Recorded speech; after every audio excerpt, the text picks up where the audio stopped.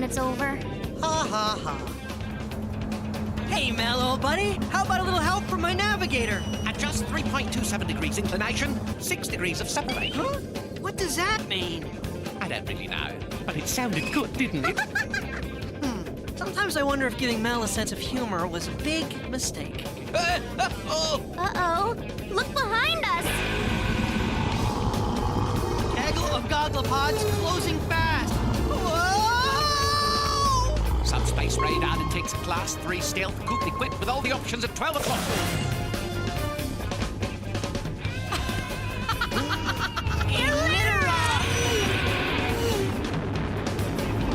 Munch them, my pretties. This will be the last of that blasted blaster, the commander's daughter, and the computerized flea bag! Flea bag? Buckle up, space fans. This ain't gonna be pretty.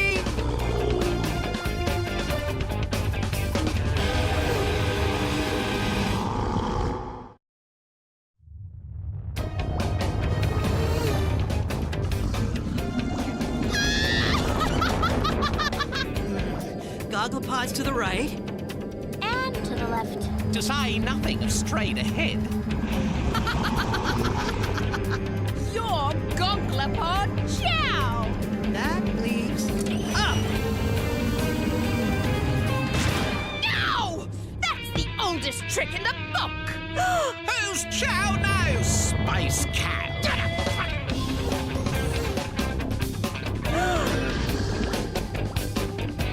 Won this round, but next time we meet, your history blaster. History! History! History!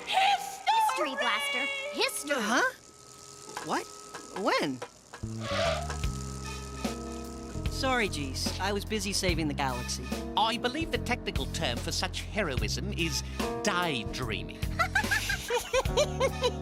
Blaster, did you remember to bring home your history assignment? Yeah, but I'm trying to forget it. That's not advisable, Blaster. Those who forget history are doomed to repeat it. Or at least doomed to repeat history class. Ugh. Stop scaring me, Geese. I'd rather be gargled by gogglepods. Why?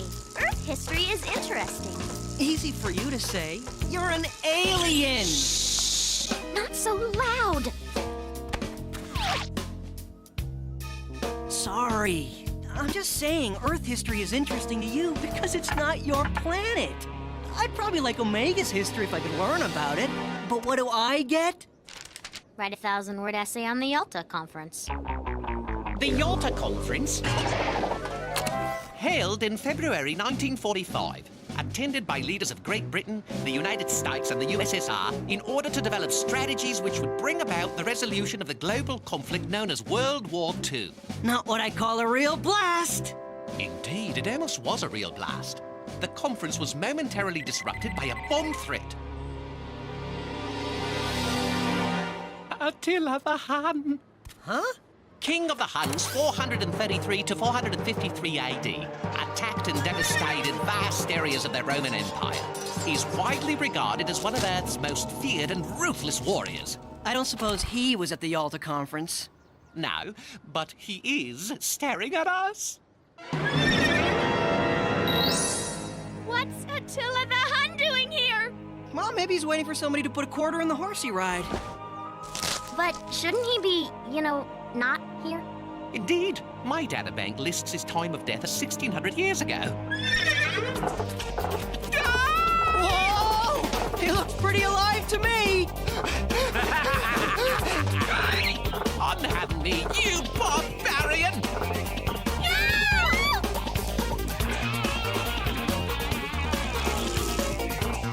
I'll have you know, I can take myself for a walk in the pack. Thank you very much! Hold on, Mel! It is not I that is doing the holding.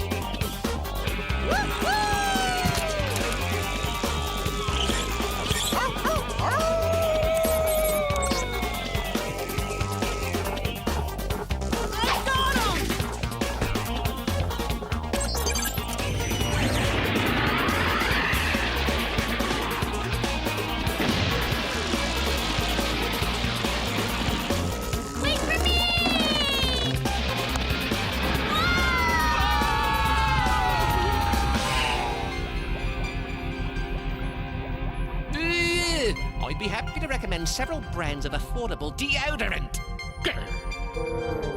Hey, geez. Who's your potato pirate thingy friend? That's Glormax the Powerful. He was Omega's most ruthless pirate. And Squidly here? Ichbrist. Gesundheit. That's its name, Blaster. Ichbrist, the unpronounceable. Buka 32's most all-time wanted criminal and fast food chef. These fiends are all from the past. Your knowledge of history is most impressive, GC. Wouldn't you agree? Blaster! Oh, Blaster! You, know us? You are dangling before the most historically knowledgeable being in the entire galaxy. I know everything that's ever happened anywhere, anytime. You two have quite a mystery. Oh, history of peddling, middling in perfectly reasonable plots to overthrow the galaxy. You're welcome. But nobody meddles with me. Thanks to my time interlocutor, I am able to reach into the very depths of the past and snatch history's most deadly mercenaries to do my bidding.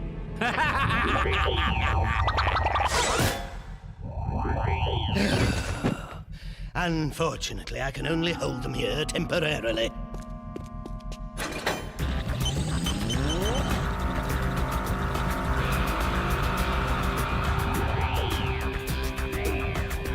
It's like a bungee jump through history, huh?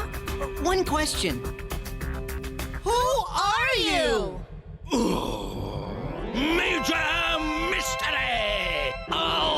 Major history! Major history? That's my name. Feel free to wear it out. Whatever it is you're up to, you'll never get away with it. I think history will prove you wrong. And you two.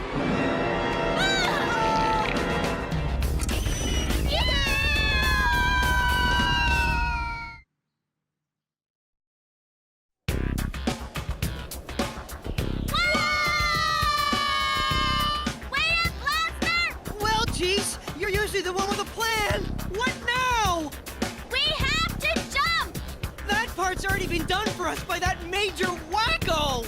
Blaster! I don't mean jump, I mean jump! Oh, a galaxy jump!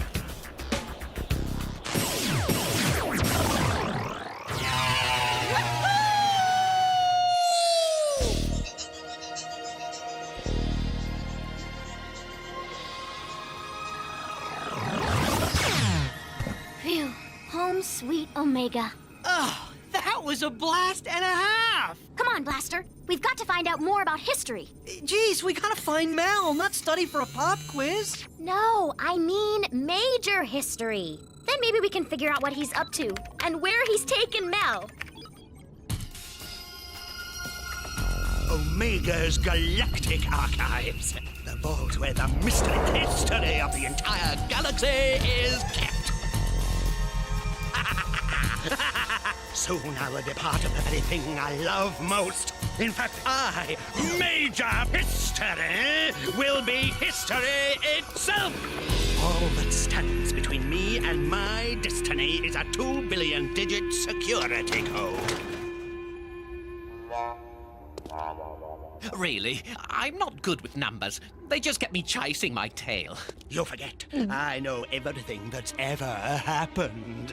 For instance, I know who cracked the combo to Blaster's locker last month. Oh, dumb luck, really. And I know you have a history of being very, very ticklish.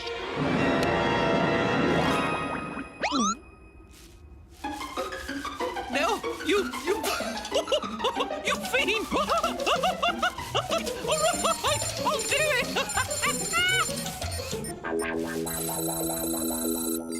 There's 0 hits on the photo search. Birth date unknown. Home planet unknown. Not much history for a guy who's so into it. Hey, wait. Something's coming up. Major history. Attended Omega University. Majored in history. That's a surprise. He discovered America in 1492, and he invented the light bulb. That is a surprise. I always thought that was Thomas Edison. Conquered Blatugi Prime during the clone succession. First premier of Omega Planet. Invented gravity. Whoa, hey, that's a lie. Major history is rewriting history. And I discover uranium, and I get elected to the Galactic Congress. Oh, my aching circuit. I get all the Nobel Peace Prizes ever awarded.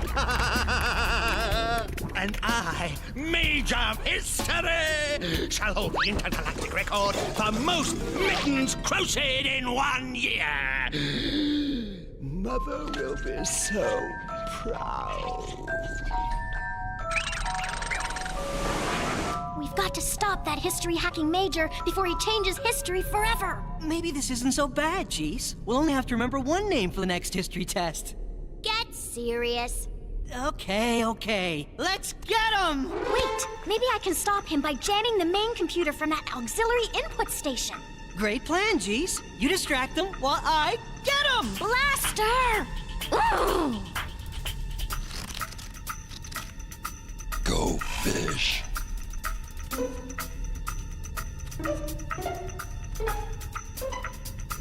I invent Velcro, I cure the common cold, and Balboa discovered the Pacific Ocean in 1513, and... Balboa? No, that was me! I discovered it, me! And I discovered the Atlantic and the Mediterranean, and all the oceans. Put this in your ocean and drink it, Major. I, Jacques Cousteau, invented the aqualung in order to see the large grouper fish. No! I did! That was me! I did it! No! What's happening? Major, your plan is a thing of the past. We'll see about that, Blast Boy! Don't just sit there. I command you to...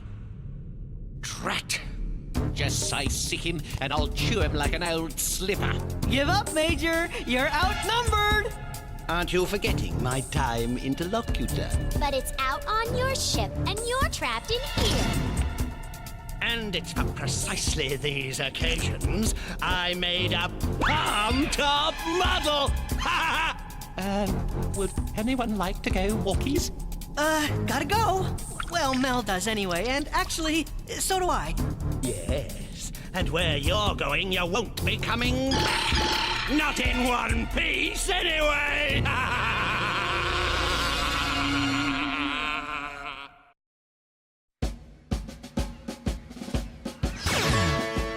Whoa! It's raining cannonballs! Why can't history be this exciting? This is History Blaster. July 1588, actually. We are in the middle of the invasion of England by the Spanish Armada. I say, look what the Spanish are firing out of their cannons now. Cheeky blighters are lobbing children and pets at us.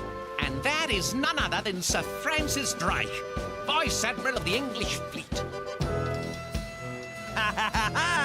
We will smash your puny little ships to smithereens. sheeps? I don't recall bringing any sheeps aboard. Perfectly harmless ungulates. Ships, sir? He's going to blow your ships to smithereens? That's a jolly good one. It's no joke, Sir Francis. Those Spanish galleons are huge. Oh, rather. And your English fleet is, well, kind of puny. Quite. The advantage goes to the home side. What? Full speed ahead! What advantage? We're gonna get blasted. Sir Francis is doomed. And so are we! Actually, the English Navy will score a decisive victory by taking advantage of their much smaller size and faster speed. We're under their line of fire. Hence, they can't hit us, and we can't miss. A very daring and effective tactic. Abandon ship! Yeah! What a blast! Quite. Heads up, what? What? Heads up! He means stop! Me and my brother Pre were the first to fly a catwalk. Oh, Kitty Hawk! And back on. Ready? Oh, well. You know, for history, that was pretty, interesting.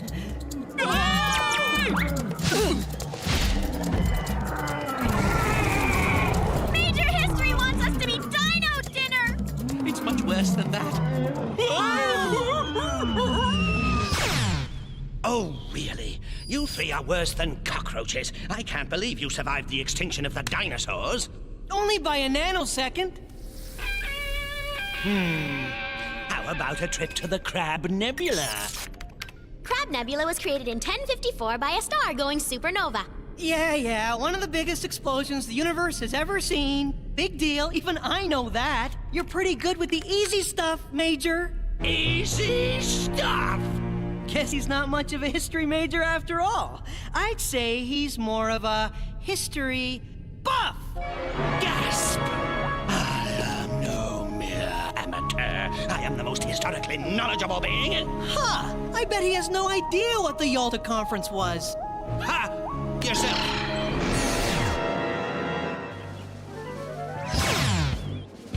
All right, the Yalta Conference, February 1945, interrupted by... A bomb!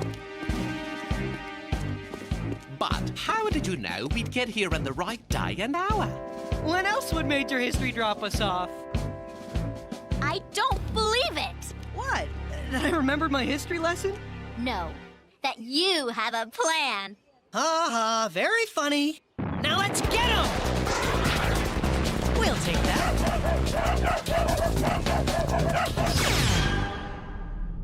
Nah, told you I know everything. Do terrible, nasty things to them. Use your demented imaginations. Wait, we brought you a souvenir, Major. Oh, for me? What is it? I thought you'd know, Major. The Yalta Conference was interrupted. Oh, of course. It was interrupted by a bomb!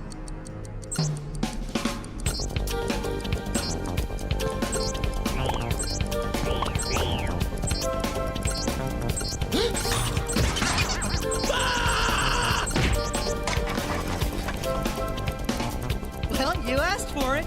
Your history, Major History. Let's see if we can rig this thing so the Major doesn't bounce back for a while. Later, Blaster. Where'd you send it? To a place where it won't even be noticed. The Big Bang at the beginning of the universe. Now that must have been a real blast!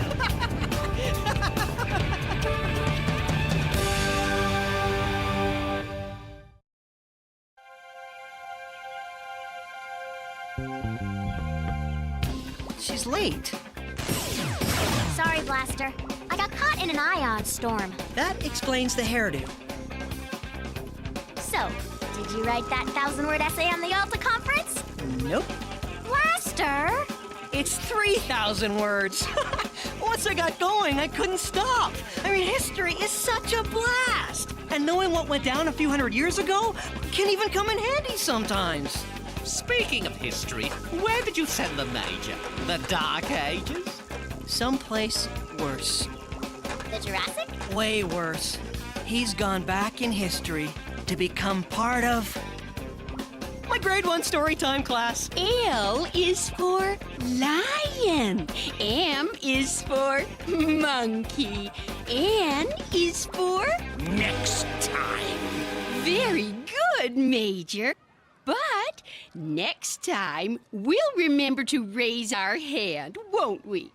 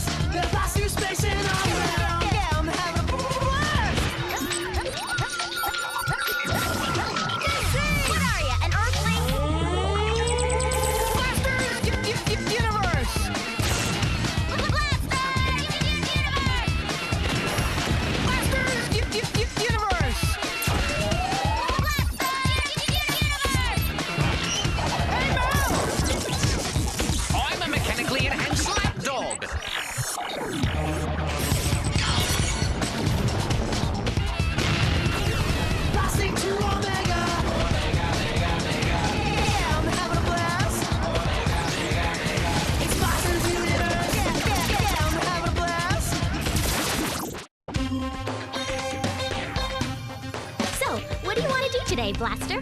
Oh, the same thing we do every day, GC. Stop some supervillain's plan to take over the universe!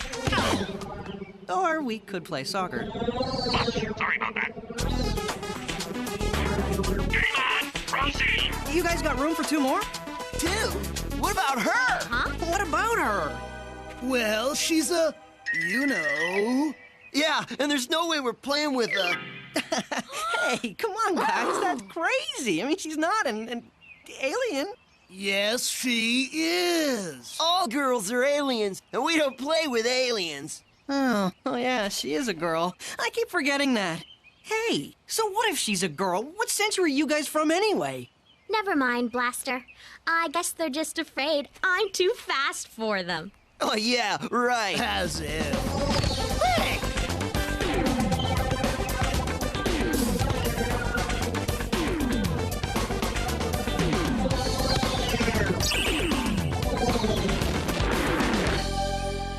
Nice shot. Game ball. Wow, where did you learn to play soccer like that? It's a lot like a sport I grew up playing on Omega. Omega? Where's that? It's the capital of Nebraska. Big soccer town. Well, you can play with us anytime, GC. Maybe you can teach us some of those moves. Well, she already taught you that you shouldn't underestimate somebody just because she's a girl. And I guess I shouldn't think all boys are klutzes, but you guys are making it awful hard.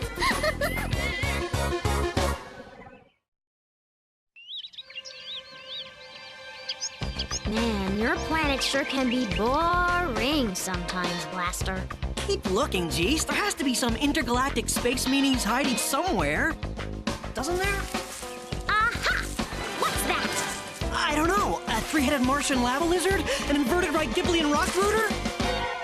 Oh, it's only Mel burying a bone. Huh.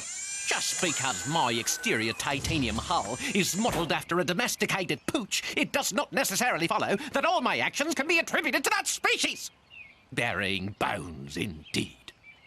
Why don't we jump to Omega and see what my dad is up to? Well, it's gotta be more of a blast than this.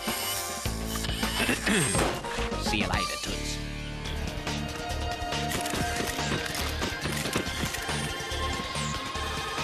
Hi, kids. Oh, so, how are you doing?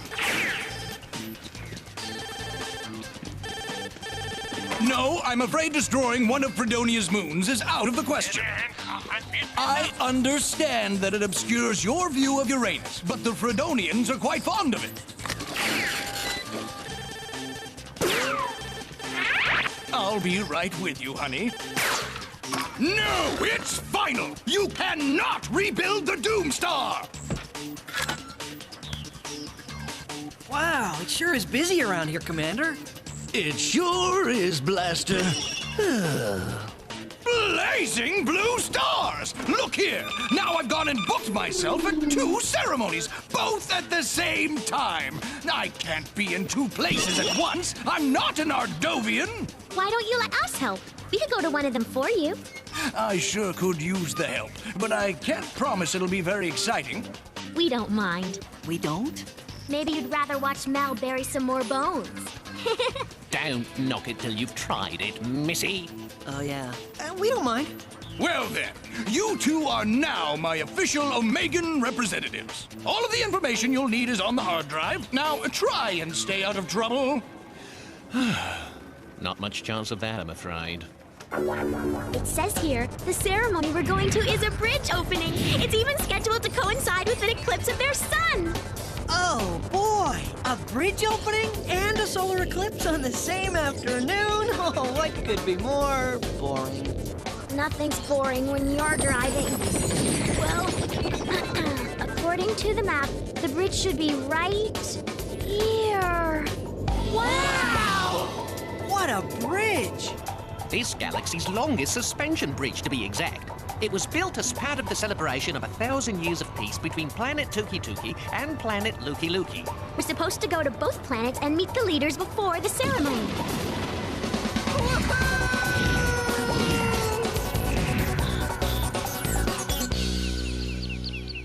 Wow, everything seems so perfect here on Luki Luki. And the whole planet smells like freshly baked bread. Welcome to Luki Luki. We're honored to have you visit our beautiful planet. Love your hair, Your Highness. Who doesn't? And if you need any shampoo, conditioner, or any hair-related products, just let my people know and we'll hook you up. Oh, come on, GC. Let's check out the Tuki Tuki planet. Maybe it's pretty and exciting.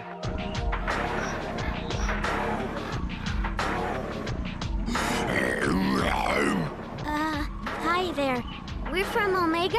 We're here for the ceremony. Welcome to planet Tuki Tuki. We had hoped to speak with the commander of Omega about the bridge. Well, he sends his regrets, but he, Please don't eat us. Very smooth, a born diplomat. Quiet, Sparky. Now, about the bridge. We're afraid. So are we. Don't be afraid. We'll go check on it right now. No use hanging around here when there's bridge checking to do. Bye.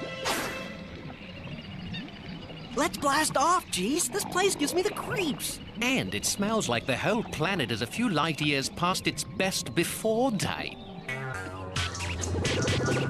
It looks like the most important leaders from all the big solar systems are here for the ceremony. And that can only mean one thing. There's got to be a galactic supervillain or 2 lurking around here somewhere.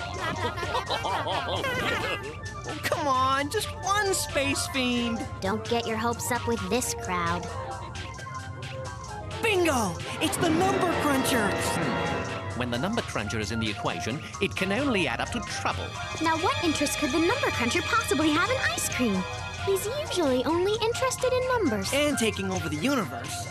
Actually, the ice cream manufacturing process is right up the number cruncher's abacus. Ice cream is the result of a specific mix of milk products, sugar, corn syrup, and flavoring.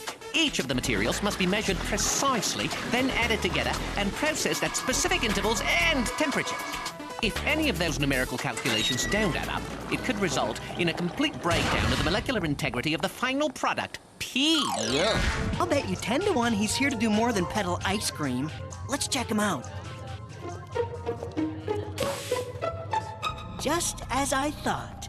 It's an ice cream truck evil space headquarters. It looks a lot smaller from the outside. There's Number Cruncher. Thanks to your help in obtaining these blueprints for the suspension bridge, I shall soon have infinite power here. Who's he talking to? The equation is perfect. Once all the assembled dignitaries gather for the ceremony at the midpoint of the bridge, their combined weight, plus the weight of the platinum-plated ceremonial scissors, minus one key element from the bridge's support structure, will equal one very unfortunate accident! I don't know exactly what he's up to, but I'll bet it's no laughing matter. Except to him, of course. Plus, those asteroid-butted bureaucrats are buying tons of my frozen rainbow bridge bars. I love a good plus, especially when it adds up to my domination of the galaxy. Oh, ice cream headache. Ooh, brain freeze. No.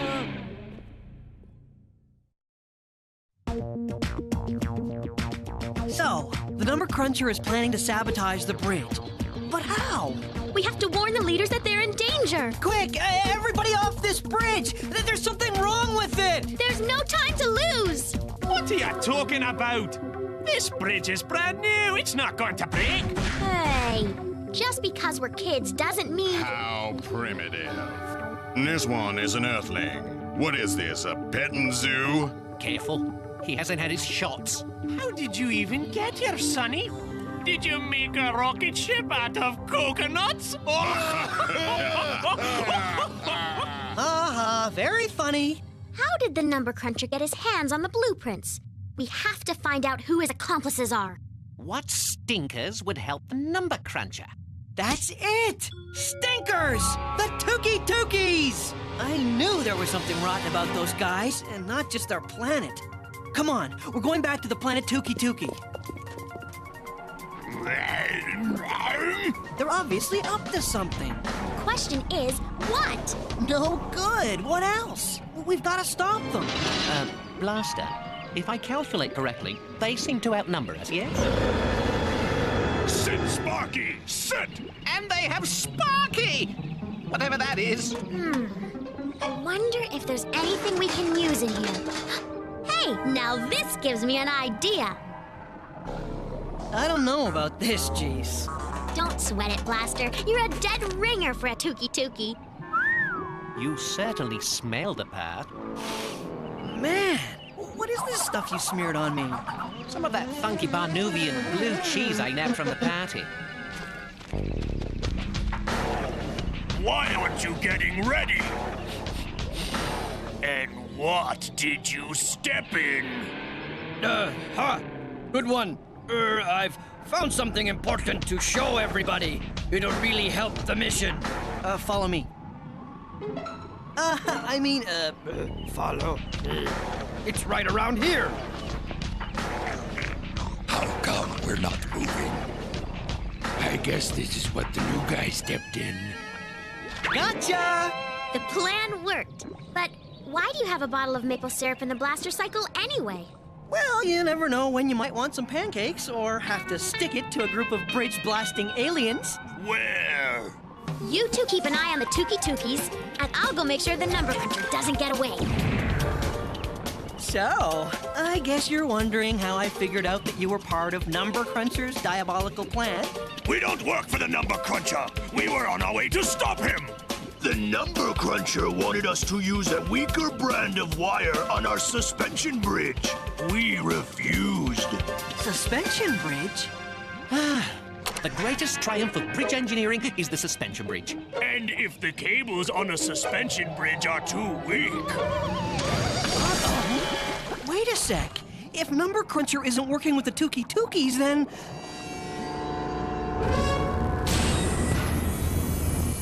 This might be a good time to reevaluate our plan. Well, that's too bad. They seemed like such nice folks. The Earthling needed a bath, though.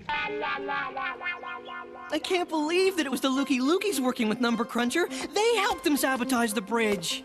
Ironic, isn't it? It turns out that the evil-looking creatures are the good guys, while the nice-looking creatures are the bad guys. My, it almost makes one think that it's a mistake to judge people by their outward appearance. Still. Okay, I made a mistake. The problem is that there's not much time left. We have to stop the bridge from collapsing and sending all the leaders to their doom! And GC as well. No sign of the number cruncher. I guess he gave up his plan after we captured the Tuki Tukis. Soon the leaders will be gone, and my empire will multiply! Man, these are good! Whoa! Filling!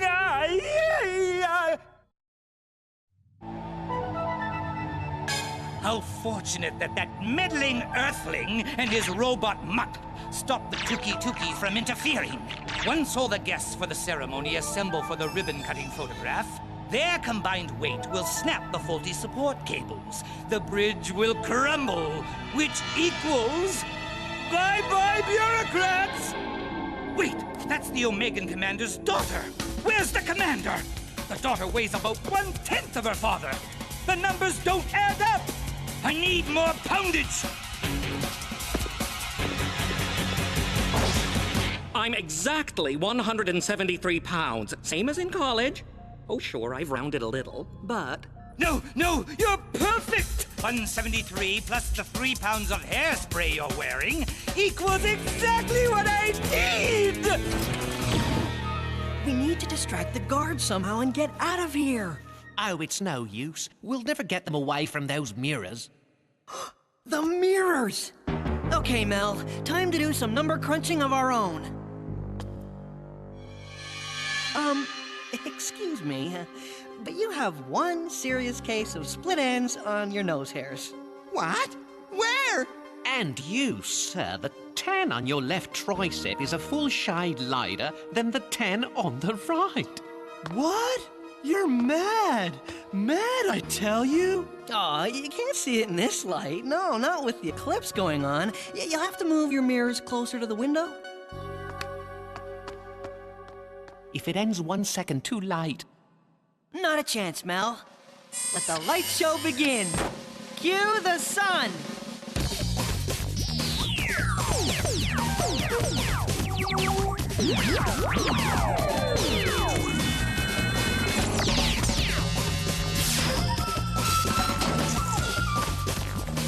At least your 10 is evened out. Here we are, the leaders group photo. Hey, what are the number cruncher and the Looky King doing together? It would be a shame if the best-looking leader was left out. A shame? More like a crime! Yoo-hoo! Wait for me! Uh-oh, I think we maple syrup the wrong aliens! I can't find GC anywhere! The ribbon is about to be cut. We don't have much time! Quickly! We have to get off the bridge! It's gonna collapse! Ugh, no, not you again. Is this thing on? Hello? Well, without further delay, I hereby declare the Tuki Looky Bridge officially open. You were saying, Mr. Alien Genius type guy? Ha-ha! Blaster's weight plus the mutts is equal to GC's and the blaster cycle. What a swell coincidence! It all still adds up to a perfect caper! The great big bridge is falling down, falling down, falling down. The great big bridge is falling down, and I'm an evil genius. Whoa! Hang on, guys! It's GC with the Tuki Tukis! They're applying some sort of solidifying agent to the cables to strengthen them.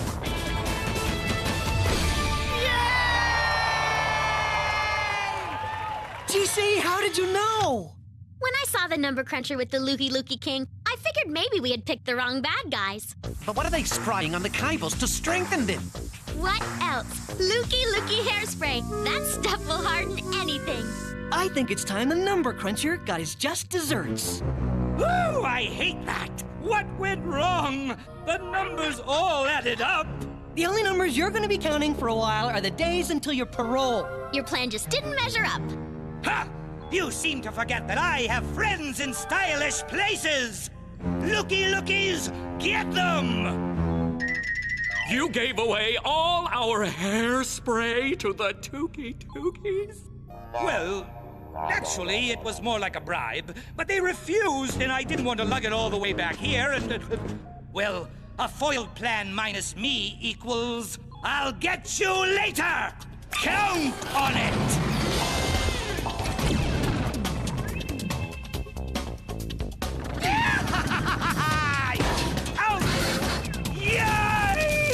I guess he didn't have all the angles figured out after all. Well, that's because he didn't count on us to be here to save the day.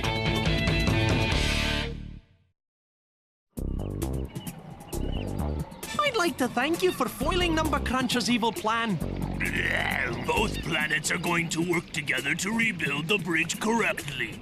And the looky-lookies who helped Number Cruncher are going to be punished by having their hairspray taken away for an entire year. He promised us solar-powered hair dryers, and then they failed during the eclipse. We were such fools.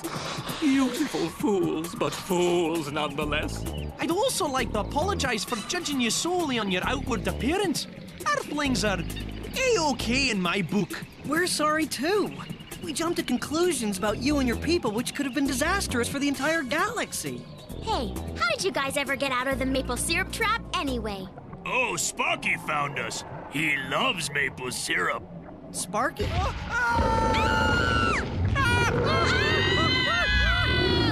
Oh, don't let his looks scare you. Sparky's a sweetheart, but he's not house-trained yet. Sorry about the smell. Smell you later, Sparky!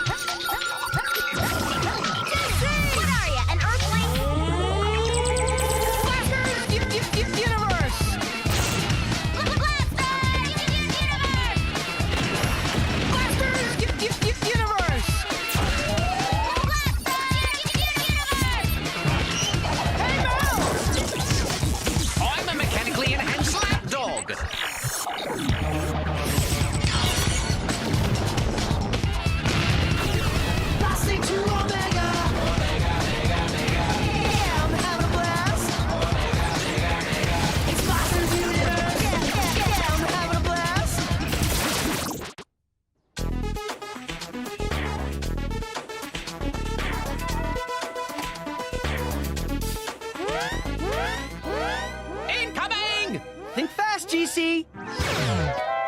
Nice catch! But not the catch of the day, Blaster. That would be my school report on the development of the calendar. Want to hear a bit?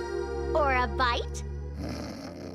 Very funny, Master Blaster. Whoa! Now go ahead, GC. I'm all ears.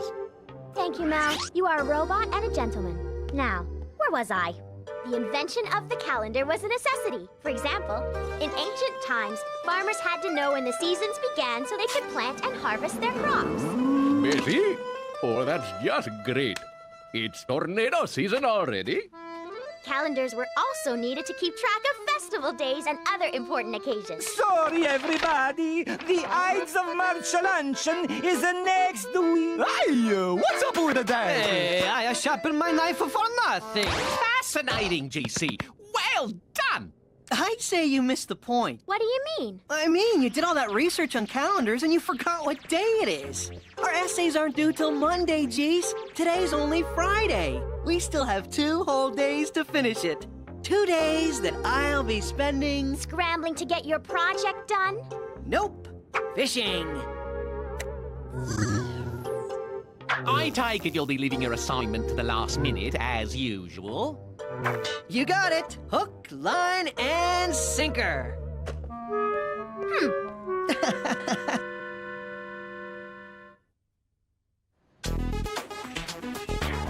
Hurry and eat your breakfast, Max. Oh, come on, honey, or you'd be late for school. Sports, please. School? Come on, Mom, I'm early. 2 days early. It's Saturday. And Saturdays are for fishing. We'd all like to go fishing, son, but not on a school day, and Monday is a school day.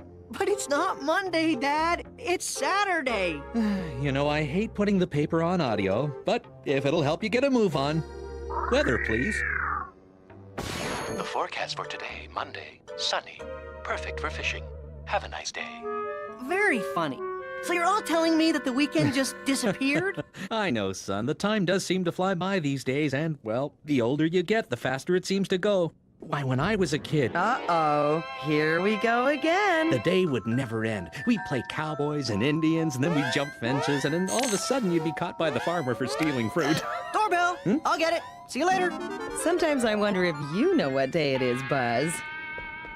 Good morning, Blaster. Man, I gotta remember to put on my shades when you drop by. Pick up the pace, Blaster. We'll be late for school. I'm not going to school. Let me guess. Did you finish your report? Nope. Then I hope you caught a really big one this weekend. I didn't go fishing either. You didn't do your homework or go fishing?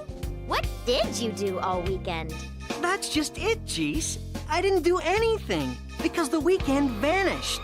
Come on, Blaster. You can do better than that. Hang on. I'll prove it to you. Come on. Check it out, Jeez. I can't believe I didn't mow my lawn this weekend. And I can't believe I didn't wash my car. So one guy didn't cut his grass and the other didn't wash his car this weekend. Big deal. In the suburbs? What are the chances? Wow, 2 days late. I've never been this slow delivering pizzas before. So much for my college fund. And a pizza guy took a few wrong turns. It happens. All right. Then what did you do this weekend? That's easy. I can't seem to remember doing anything this weekend. Of course. That doesn't mean the weekend disappeared. Wait a minute. I know what happened this weekend. Uh-huh. Come on, we're jumping to Omega. How did I miss the biggest game of the year? There's nothing but talk shows on. What happened to the Super Cosmos Bowl? Well, that's weird. No kidding. What's with that face paint? Not that. The Super Cosmos Bowl. My dad never misses that game. The weekend really did disappear. We gotta get it back. No kidding, Jeez. I didn't even get a chance to use my new fishing rod. Now, who in the galaxy would have the power to take 2 whole days off the calendar? Someone with a devious mind. Someone who can alter both time and space. Dr. Dabble! He fits the profile, all right. Mel, what data do you have on him? You will recall the time he turned all the water on planet Ocean's 11 into rubber. And it was Dr. Dabble who played ring toss with Saturn's rings. But we beat him at his own devious dabbling every time. Oops. How did that get in there? How do we find Dabble? He could be hiding anywhere in the universe. Well, since Dabble loves to alter the way things look and act, he's bound to leave a trail of anomalies. Better yet, if we follow the weird stuff he leaves behind in space, that'll lead us to his hideout. That's what I said. My sensors are picking up the presence of a subspace anomaly in Sector 7G. A comet chasing its tail. We're on Dr. Dabble's trail, all right. A black hole spitting things out instead of sucking them in? Cool. I mean, the Fiend. Blaster, look! That must be Dabble's laboratory. Either that or someone has the heat up way too high. Let's blast in and have a look.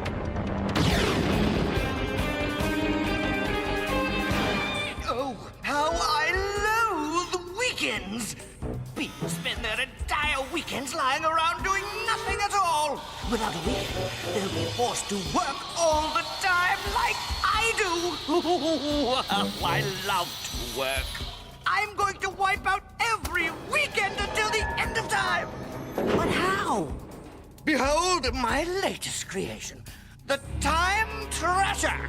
Disposer of days, trasher of time, and pretty impressive wallpaper. Sheesh, I had to ask.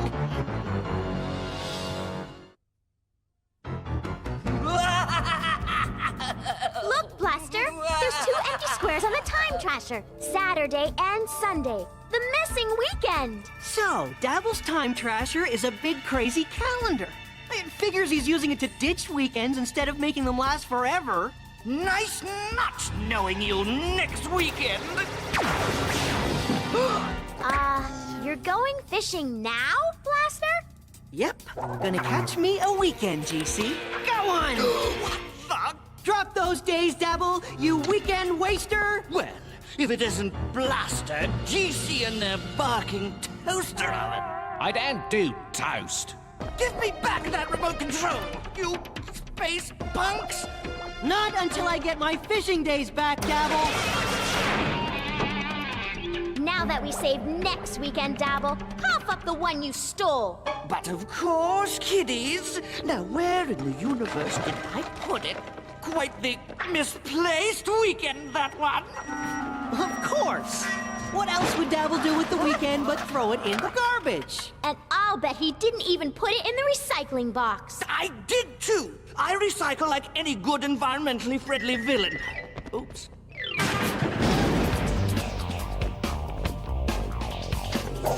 Yikes! That should keep you from playing hide and seek with any weekends for a while. See ya, Doc. Don't dabble in anything we wouldn't. Time to dabble! Thank goodness you installed that recycling port on Mel. Yep, he's a regular flying trash compactor.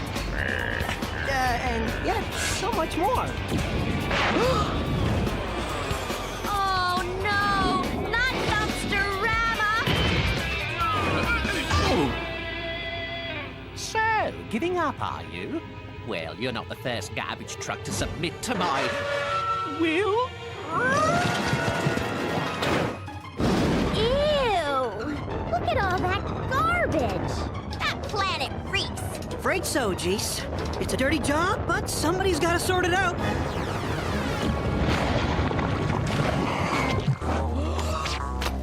Ah! Hey, you! What a dump! Are you okay, Mel? Yes. Serves me right for tailgating. Man, maybe we should just give up. I'm ready to just lose my weekend after all. But it's not your weekend, Blaster. It's everybody's, and we've got to fix the Dabbler's twisted calendar. GC's right, Blaster. We can't let a fiend like Dr. Devil ruin what has taken centuries to perfect. Most early calendars were lunar, meaning they tracked time based on the moon's phases. Unfortunately, these phases weren't always the same length due to the effect of Earth's gravity on the moon. So, a change was made to solar calendars, which track the Earth's rotation around the sun. Its cycle was more regular, so it became the basis for the 365-day calendar we use today. But even it needed one big change. Because the Earth's rotation around the sun is actually 365 1/4 days, a leap year day had to be added to the calendar every 4 years to fix the problem. Ouch! Julius Caesar, that hurts! These changes were beneficial because they helped make calendars more accurate. Okay, so we'll keep looking for the lost weekend. Any luck, GC? I'm trying, but all I'm finding is junk from the 90s. What's the Makalema? Or a beanhead baby. Man, they couldn't have sold many of these things. Well, I suppose I could program my sensors to locate the missing weekend squares. Why didn't you say that in the first place? We could have been out of here hours ago. Why? Aren't you guys having fun? Oh, so you don't like being locked in a garbage can either? Well, if you feel you can't have fun here, at least I can arrange to keep you busy.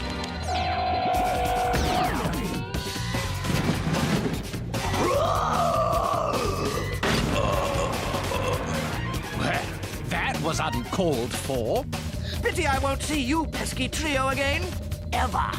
So, I'll just take something to remember you by. Oh no! The blaster cycle! We'll be trapped here without it! Now, once I return to my lab and wasted the other weekends, I'll do the same with holidays and birthdays as well. Starting with yours, Blaster. Just for that, you're not invited to my party. I hate to be a wet dog blanket, but I think things are about to get even worse! Dabble can't get rid of my birthday, jeez. I gotta turn 16 to get my Starship license. I don't think any of us are gonna see 16, Blaster. We've got company. Company? I don't remember inviting him.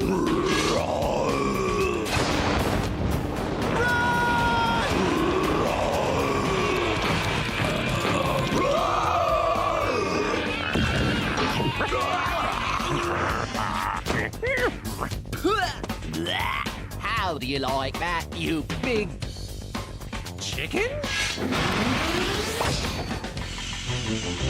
No! We gotta do something!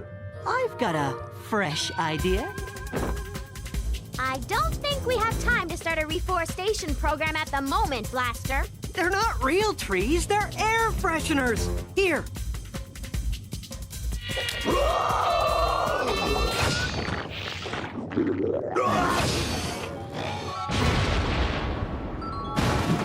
Oh no! Mel!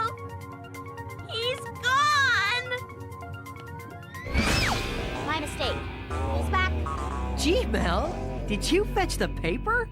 Good dog, but I don't really have time to read it at the moment. That's no newspaper! It's the missing weekend squares! Good work, Mel. That's getting to the bottom of the problem. You don't know the half of it. Looks like the explosion did a number on these. Not to mention the dog drool. Some people are never satisfied. Wait, Blaster! If we piece the day squares back together and return them to the time trasher... We might still have a chance to restore the weekend! Yes! And how, may I ask, do you expect to even leave this planet without the blaster cycle? Blaster rocket, on! Oh. Cosmic flight rings, on! Time to go to Plan B. Mush, Mel! Mush! Whoa!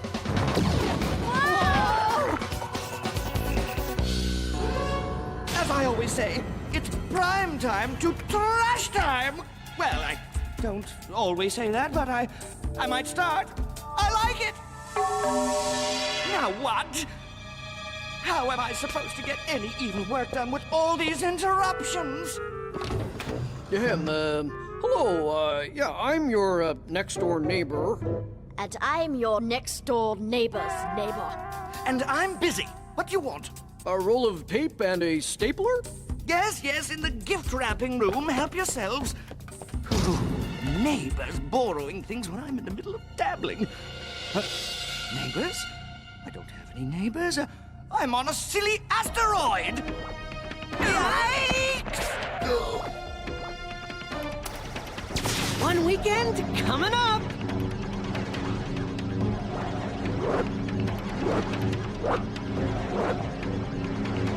Blaster, look! The Super Cosmos Bowl! The weekend's back! All right! A triple housinger! What a move! Let go, you troublemakers! This device is for dabbling, not meddling. Forget it, Doctor. We're revoking your license to dabble.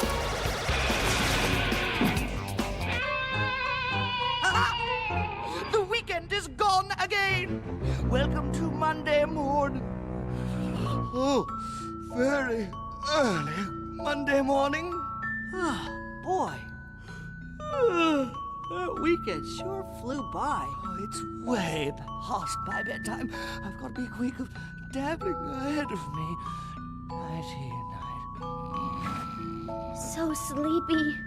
Must switch Mel to nocturnal mode. Go fix the calendar, Mel.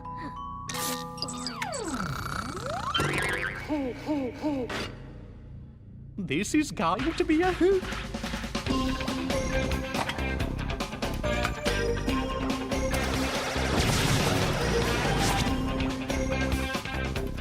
Huh? Yay, Mel! It's Saturday again! This weekend is really starting to wear me out. I'm the dabbler here. Time to dabble with your molecular structures. Since you're so interested in time, you can surround yourselves with it. Now, when you run out of it, just turn yourselves over. Both of you combined can't stop me now. Maybe not both of us, Dabble, but what about 3 of us? You combined Mel with us, too!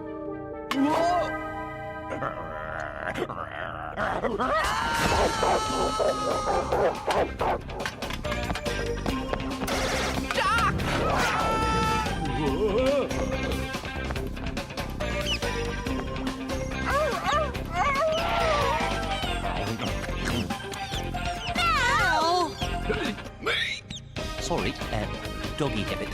Now it's time to dabble all of you out of this galaxy forever. Not before we flip our lid.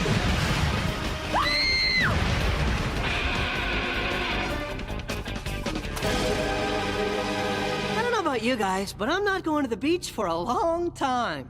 Hey, what are you doing? No, no! Not my time, treasure! Since you're such a big fan of weekends, Dabble, we're giving you a personal organizer filled entirely with weekends. Maybe then you'll chill out. I know this place. Ocean's 11. Fishing! I hate fishing. It's such a colossal waste of... Oh! Fish on.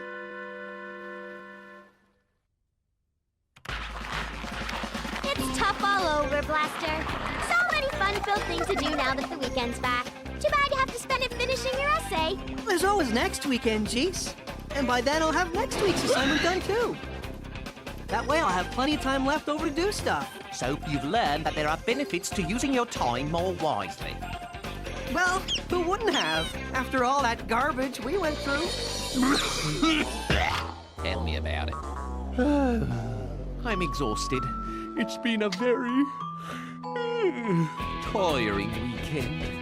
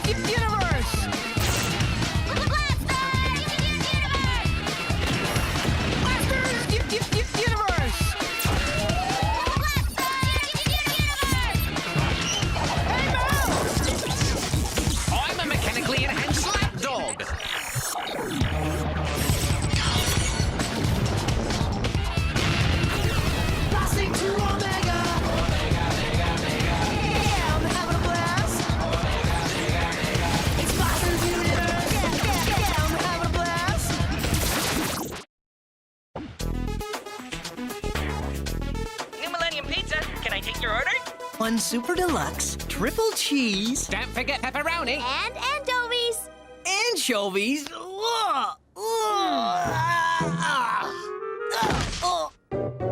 Have you ever tried anchovies, Blaster? No. So how do you know you don't like them? Okay, I'll try them next time. But this one's gonna have chili peppers. No way! Anchovies! Chili peppers. Anchovies! Chili peppers.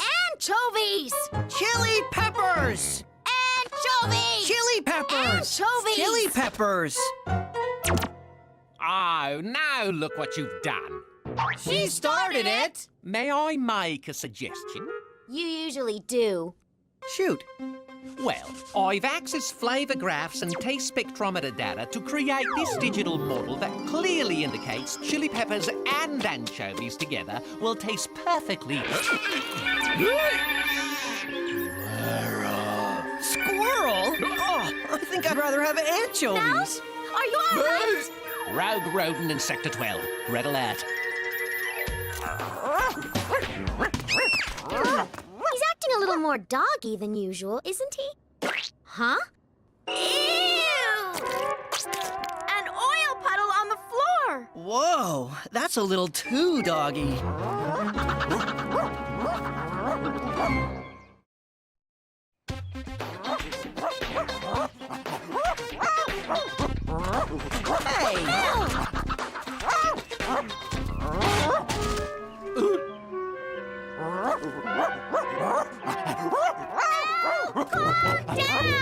Heel, boy! Heel? Now see here, that's no way to be talking to somebody with a jillion gigabyte memory chip. I am not an animal. Mellow, buddy. You just treat a squirrel. Well, switch my circuits. It must have been the Call of the Wild. Call of the Wild? We were calling for a pizza. Back in the days when you humans were shivering in your caves, you needed the noble wolf to help with hunting for food and protecting the cave from other hungry beasties.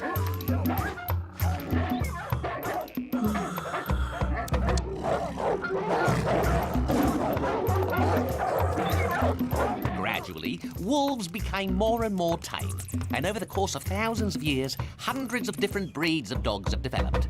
But no matter how tiny, no matter how tame, each dog still has a bit of the wolf in him. And the sight of a full moon or a scampering varmint will get his blood boiling. That's what's known as the Call of the Wild.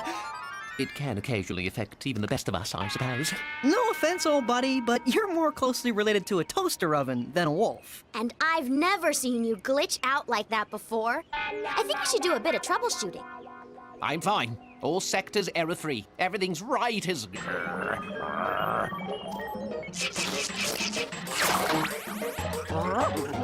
There he goes again! He chewed up Dad's slippers. I think this used to be your mom's bathrobe. And there goes the sofa!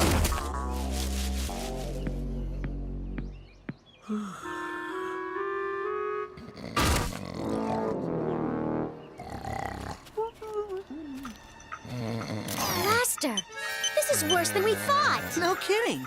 Mel knows he's not programmed to be allowed up on the furniture, let alone bury it in the backyard. His hard disk is full, and he has 0 bytes free memory. He's headed for a crash. We better get him up on the hoist. Hey, geez. While we're at it, why don't we install a few upgrades? I was thinking the same thing. Great. I can't wait to install this 101 Circus Trick software. What a blast! What a waste of disk space, you mean.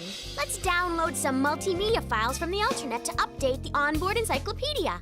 No way! That will hog up all the high memory. He won't be able to play 3 blind mice on bicycle horns. That's the goofiest idea I've ever heard. Second goofiest. Getting a pizza with anchovies is goofier. Oh. Maybe I should just jump home. Maybe you should jump in a lake. If you're lucky, it'll be full of anchovies. Oh, fine. We'll show her, won't we, Mel? And another thing. Blaster? We'll show him, won't we, Mel? Jeez, what you doing? Oh, nothing? You? Nothing.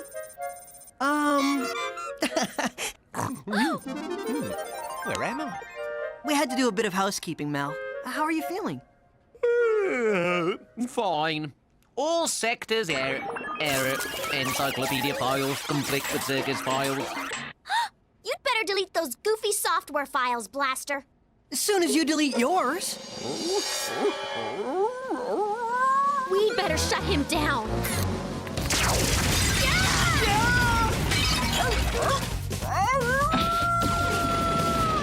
Blaster, since when does Mel have a laser cannon? I thought it might come in handy. He's gone subspace. Since when can he do that? I thought it might come in handy. Way to go, Jeez. Way to go yourself, Blaster. We better get the blaster cycle. I call Pilot C. No way!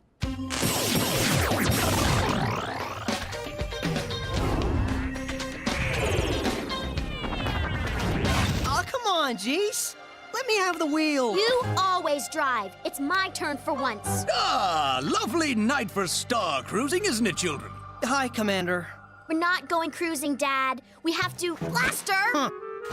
I'm driving! Too bad, I called it. Too bad. I got the keys. Great, hand them over. Forget it! You remind me of the Phlugian and Beaglese ambassadors at today's United Universes debate. She started it! And now, I think it takes two to start an argument, doesn't it?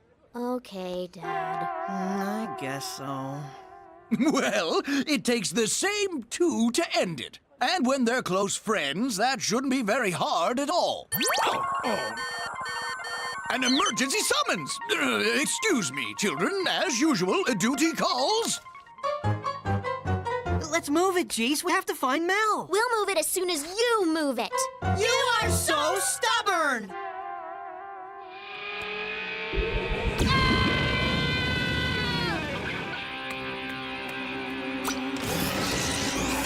Damaged satellites, holes in moons, shredded space telescopes? What could be causing such destruction?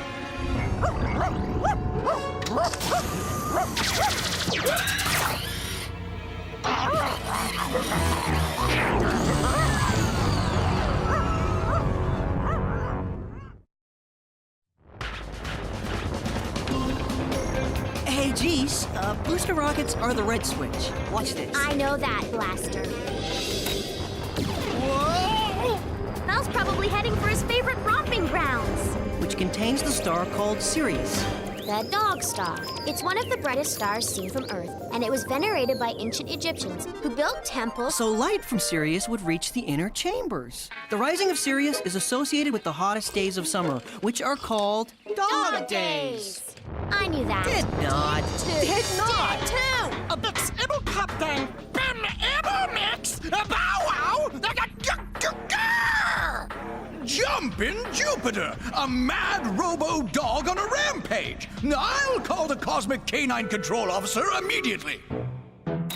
Fritz von Stupenscooper at your service.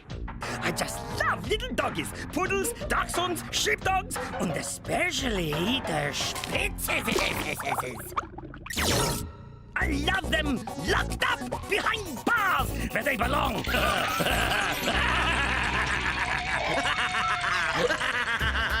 Look at all that space trash. It's shocking what some uncaring beings will do to the space environment. Not as shocking as that. No? He thinks he's a junkyard cyber dog, and he's making his own junkyard. Out of my way! What was that? It's Fritz von Stupenscooper, Omega's top gun dog catcher. Come here, doggy, doggy. No! Ach, you spoiled mein shot.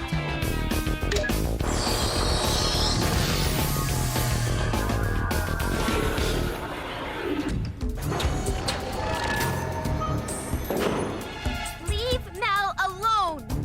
Mel? Oh, that's an original name. We've known him ever since he was a little basket of spare computer parts. Oh, thinks he's a clever little doggy, eh? We'll see about that!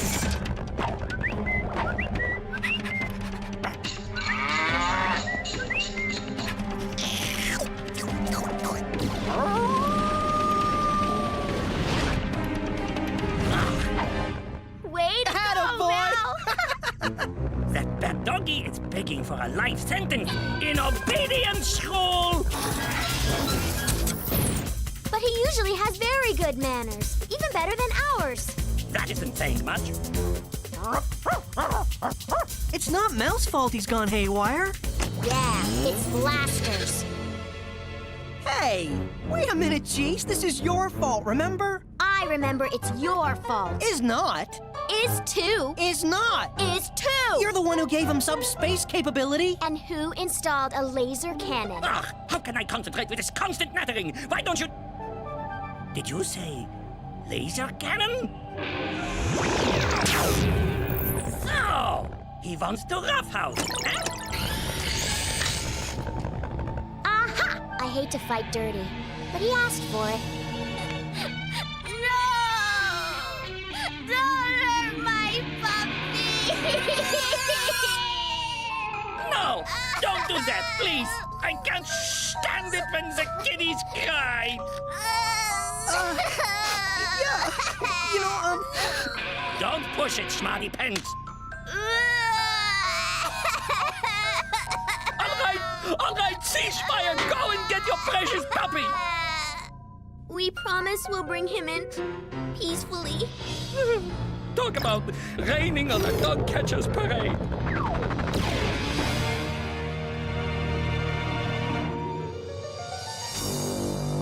I wonder what he's up to. Well, whatever it is, it's your fault. Is not. Is too. Is not. Is too.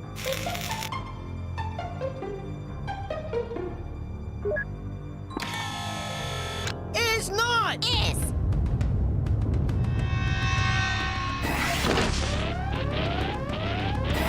Uh-oh. Our old Mel has learned some new tricks.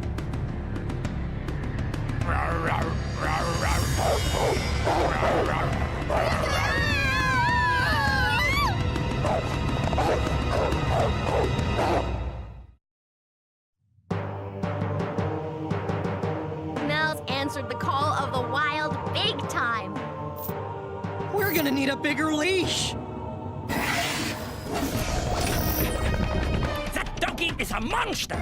It's an abomination! It's a trophy! I'm gonna get this one stuffed and mounted! He looked great hanging in the den, and the living room, and the dining room, and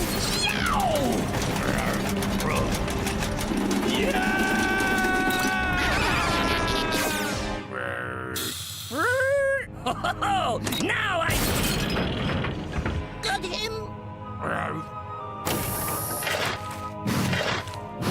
Mel's gonna bury him.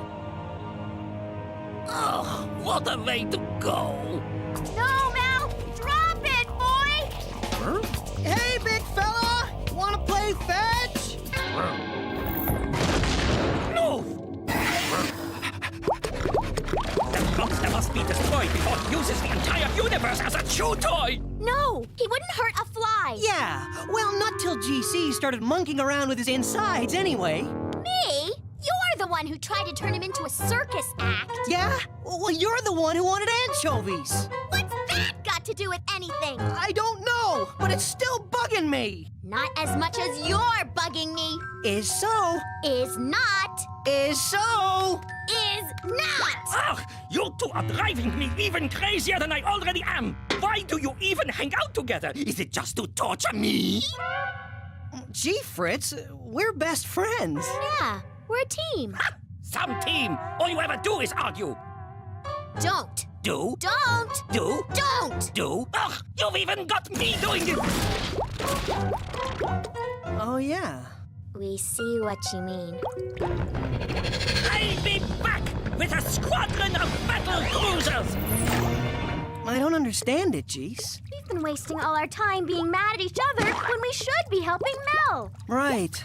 I'm with you, Jeez. But actually, I was really wondering, where'd he get the drool?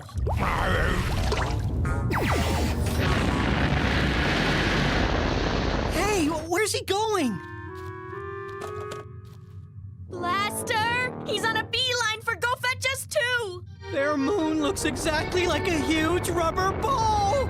And Mel wants to play fetch. Jeez, if Mel fetches that moon, tides on Go Fetch Us too will go haywire. If they have tides, dogs will have nothing to howl at. If they have dogs, and poets won't have anything to rhyme with spoon. If they have spoons. The whole planet is doomed! Mel's the one who's doomed. He won't stand a chance against all that firepower. It's up to us, Blaster. We have to stop arguing and get back to what we do best. We'll have to really blast it. You drive. Gee, thanks, Geese.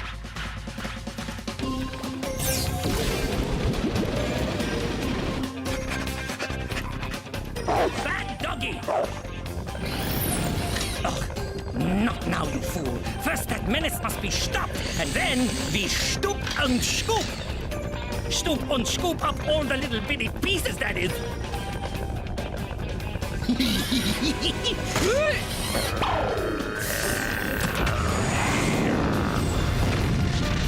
This puppy needs more than a little tap on the snout. Let's see how he likes a 20 megaton nuclear doggy treat. Yoo-hoo! Look what I've got! Who wants a crunchy treat? Sit. All over. Hold your treat, Fritz! Oh, great. It's the dickering duo. We're all done dickering. We're here to help our pal Mel. Please, Mr. Von Stupen-Scooper, you have to let us reformat him. Reformat him? Isn't that kind of harsh? It's the only way to get him under control. You're right, Geese, as usual. Gee, thanks, Blaster. I'll reformat him into 1 billion pieces. Prepare for the countdown. 5, 4, 3, 2. Now what's the plan, Geese? No plan, Blaster. This calls for action. Hey, that's my department. Here, Mel. Here, boy. Wanna play Chase the Blaster Cycle? Don't let him get away! Whoa! Whoa!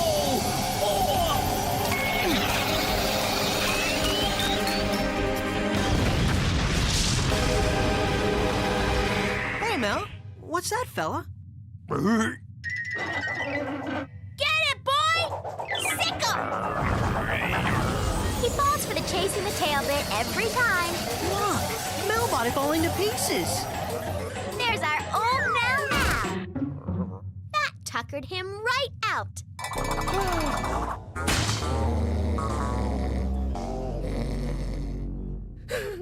The situation has been resolved peacefully, Commander. The runaway doggy's owners have claimed him. Well done, Fritz. I love a happy ending. Foiled again. Sometimes being a dog catcher is such a dog's life.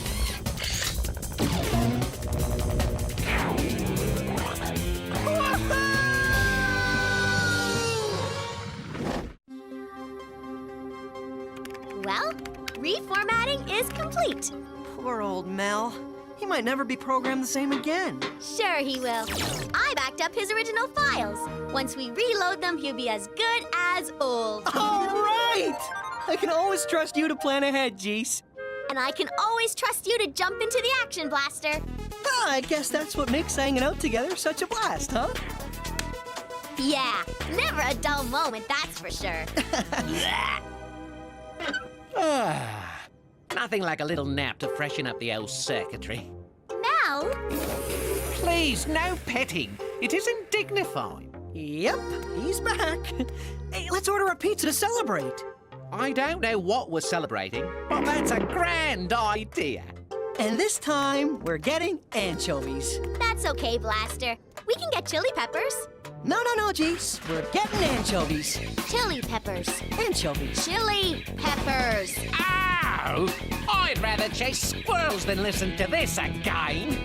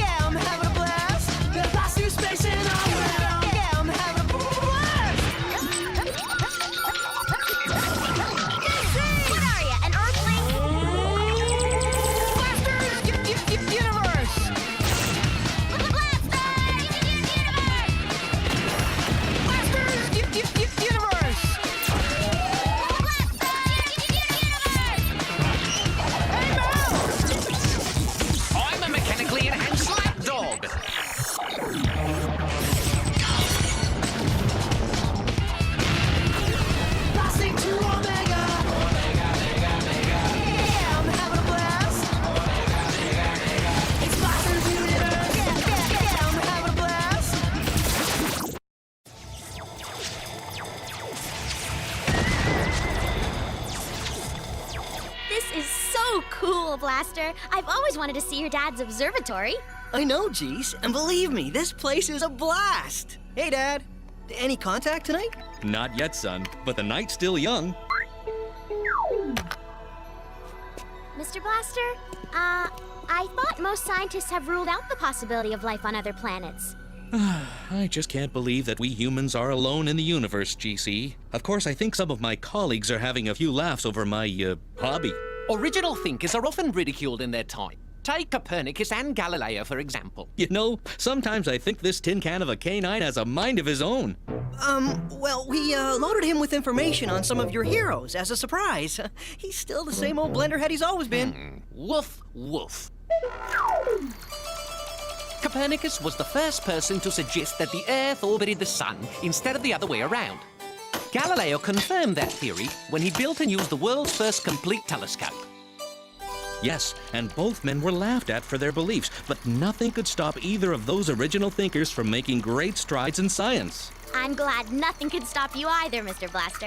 I think your research is fascinating. Well, thank you, GC. Are you interested in extraterrestrial life, too? Interested? Interested? Dad, you'd be surprised at how much GC knows about alien life. Shocked, even. Why, she's... What are you trying to do, Blaster? Get me grounded on Omega forever? Sorry, Geese. I just wish I could tell my dad about you being an Omegan. He'd get such a blast out of knowing you're from another planet. Come on, with your dad's dedication and original thinking, he'll succeed sooner or later, so... Oh, very funny, Blaster. If you're gonna play zombie on me, I won't waste my breath. What's the matter, son? You look like you've just seen an alien.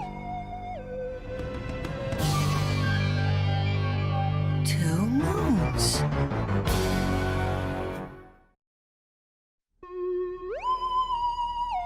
Son, are you feeling okay? Look! 2 moons! Hey, what happened? There were 2 moons there just a second ago. Well, Blaster, maybe it was just a gas cloud, causing interference in the upper atmosphere. Or maybe you just weren't thinking straight again. Huh? Woof, woof. Thanks for calling a truce, Mel. Dad, let's check it out with the telescope. That second moon has to be out there somewhere. Sorry, son. It'd take 3 hours to swing the telescope into a position to look at the moon, and whatever you saw, it's gone now. But I'm sure I saw it.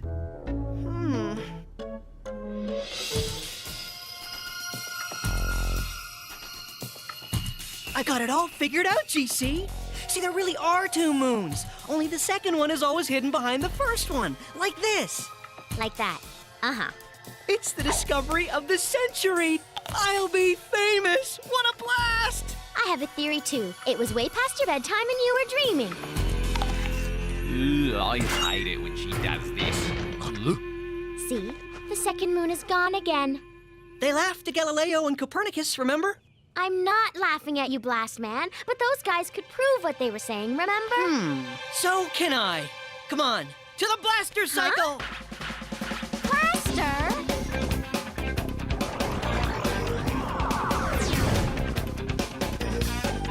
Everything looks normal so far. Normal is not what I'm looking for. Let's take a closer look. What's that? Now you're in trouble. You broke the moon. Oh well, not to worry. There's another one dead ahead.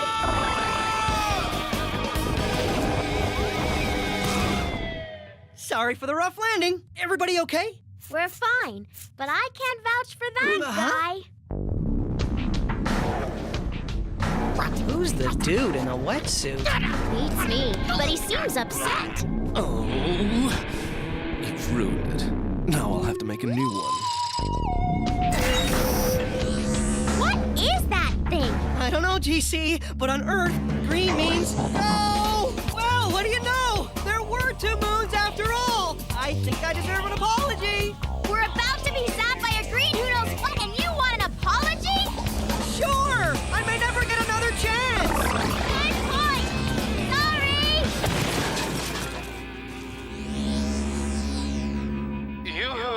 Excuse me, you space people in the crater.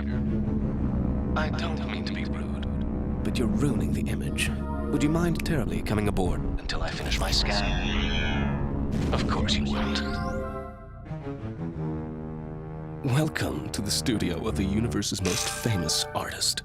Me, Deja Vu. Nice to meet you, Mr. Deja Vu. Please call me Deja. That's funny. I thought I just did. Interesting. There doesn't appear to be any mention of an artist named Deja Vu in my databanks. Okay. The universe's soon-to-be most famous artist. Prepare yourselves to witness artistic history in the making. Is it not magnificent? It's just a great big copy. Great and big. Oh, you are too kind. Would you care to see the rest of my gallery? Of course you would. I think you will recognize this piece known as Still Life with Green Flamingos playing schmozzle. Sure! That painting is one of the greatest Schleptonian art treasures. Was. It is now a Deja Vu copy. Please, have a seat. I have not just copied art, but many other things. Wait until you see my copy of Niagara Falls. You have a copy of Niagara Falls in your filing cabinet? Well, I had to fold it up, of course. Hey! Whoa, I'm not past the rapids yet. Not. Now that's a realistic copy. Thank you. And now for my masterpiece. But that's Sunflowers by Vincent van Gogh. Close. It is Sunflowers by Deja Vu. Another perfect reproduction. But everything you've shown us is a copy. There's nothing original in what you've done at all. Yes. They are perfect copies. But you say it like it's a bad thing. You see, Mr. Deja Vu, there is a difference between creating something and merely copying it. Vincent van Gogh is an excellent example of this principle. Van Gogh believed in the originality of his work, even if few others did. But that was precisely because he didn't copy anything. He invented his own style of painting. The list of original thinkers in history is as long as it is inspiring. Charles Darwin and his revolutionary ideas on evolution. Madame Curie's genius in the fields of physics and chemistry. Ernest Hemingway's unique writing style. Yes, very interesting. I've always wanted my very own doggy, and I quite like this one. I regret to say there is only one of me, although I agree it isn't enough. Plus, he's ours. No problem. I'll just copy him with my new Porto 3D copy maker. Say cheese. My profile is much better. Hey!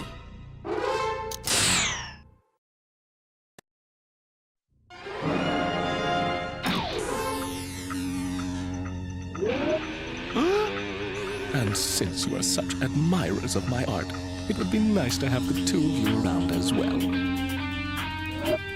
One can never have too many admirers, can one? Hey, you can't do that! Hey, you can't do that. It's copying you! It's copying you. Oh, they're perfect, are they not? They're mindless! They're mindless. No, you shouldn't be so hard on the kids. They can't help it if they're not as talented as moi. Blaster, we have to get to Omega and talk to my dad. Yeah, the commander will want to know about this guy. Blaster, we have to get to Omega and talk to my dad. Yeah, the commander will want to know about this guy. Oh, the famous commander of Omega is an art lover? Well, he certainly will want to meet me. I'll bring my latest triumph with me. You're not leaving here without us. You're not leaving here without us. Well, you know best.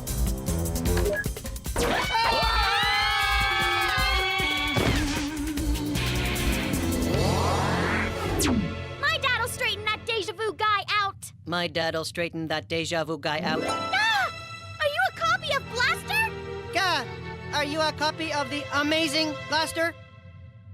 I'm a south end of a hoover bug flying north. You sure are. Very amusing, Master Blaster. But I think we may be needed on Omega. Now there's an original idea worth copying. Let's go!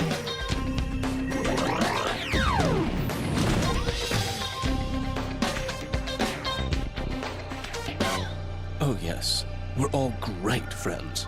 Oh, yes, we're all great friends. Well, of course, I'm always happy to spend time with a friend of my daughter's, but I have a delegation to meet. Not a problem, Commander. I'll make sure you don't miss your appointment. Say cheese. Cheese. What was that? Just a snap from my scrapbook, Commander. Now, off we go. What was that?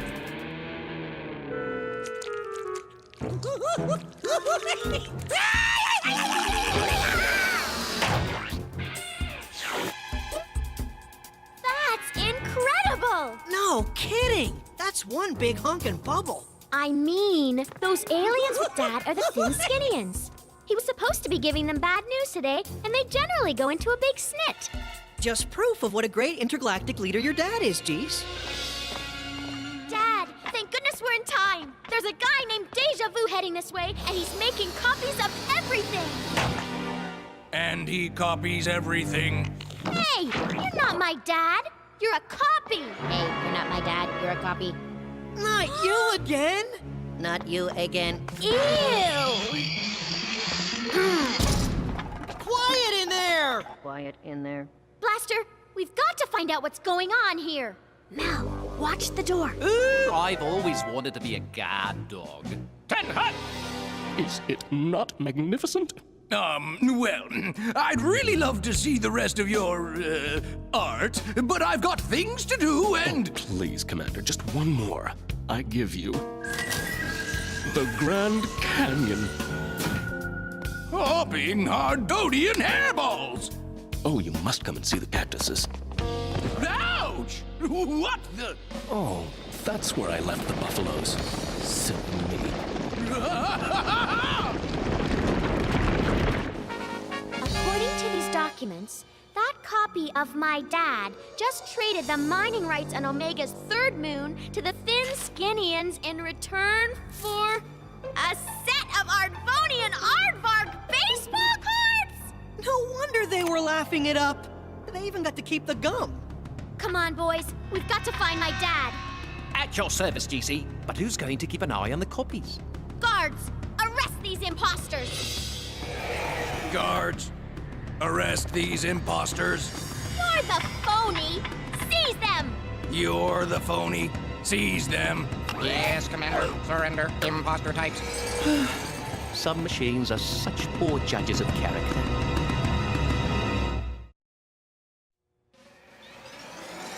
Time to blast out of here. Shit!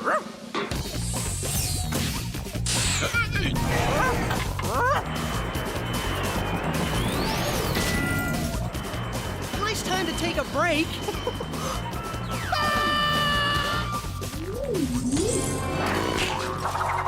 Hey, your pal seems to be all tied up.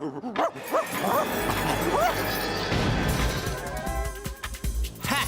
Amethyst. They'd never make it as earthling dog catchers. Look!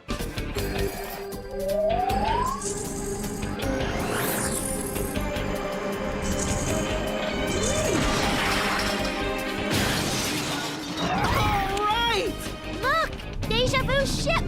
Something tells me that's where we'll find my dad. The commander appears to be in some distress.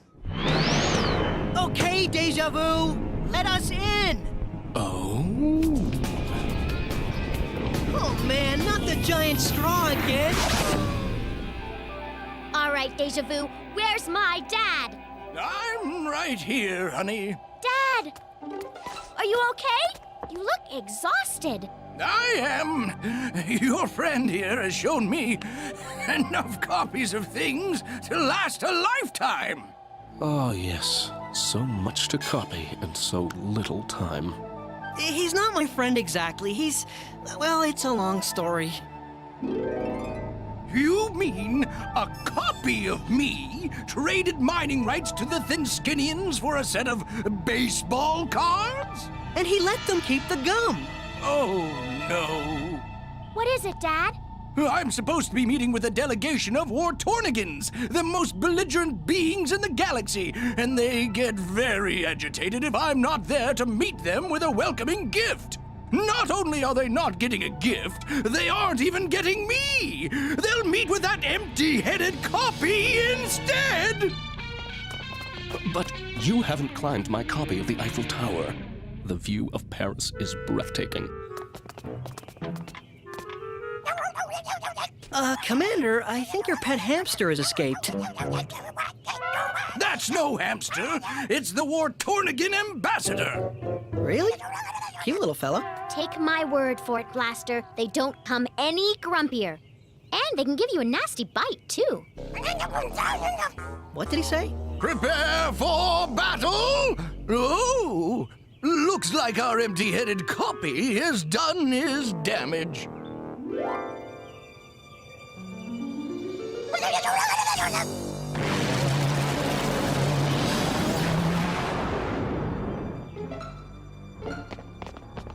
All right, time to take control of this situation.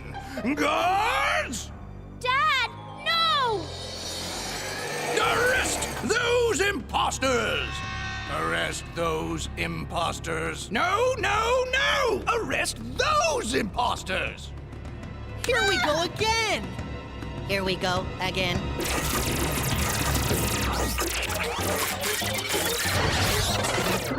Well, that was easier than last time. I've got to get up to the Wartornigan leader's ship before it's too late! I'm coming with you, Dad. I'm coming with you, Dad.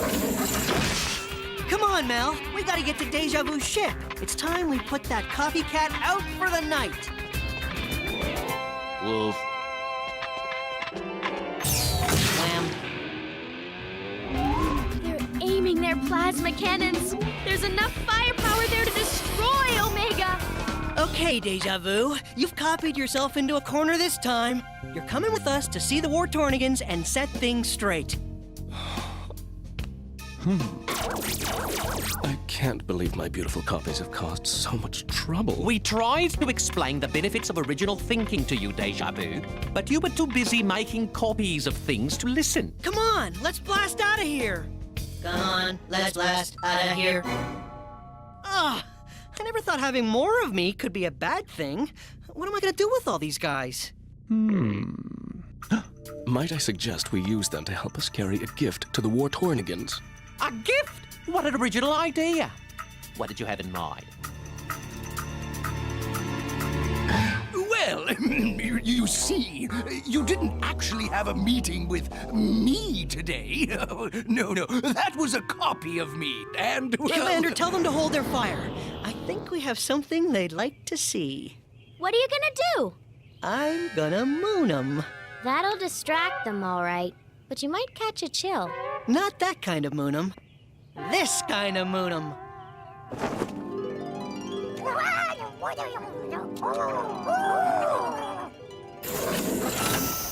My dear Wartornigans, on behalf of all Omegans, I would like to present you with this small, well, large, actually, token of our esteem and friendship.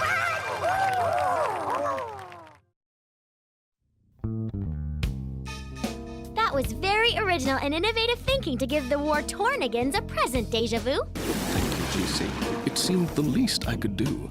Besides, I no longer need my copies. I've learned how much better it is to be original than to imitate. It is harder, but much more rewarding. And so, voila! For all of you, my first original Deja Vu. Quite a work of art, yes? Hey, Blaster! It's a painting of you, me, and Mel. Deja Vu, it's wonderful. And it doesn't talk. And it doesn't talk. Okay, boys. Blaster rules! Okay, boys. Blaster rules. Hey, how about a little enthusiasm? Hey! How about a little enthusiasm? It's a little difficult to be enthusiastic about that.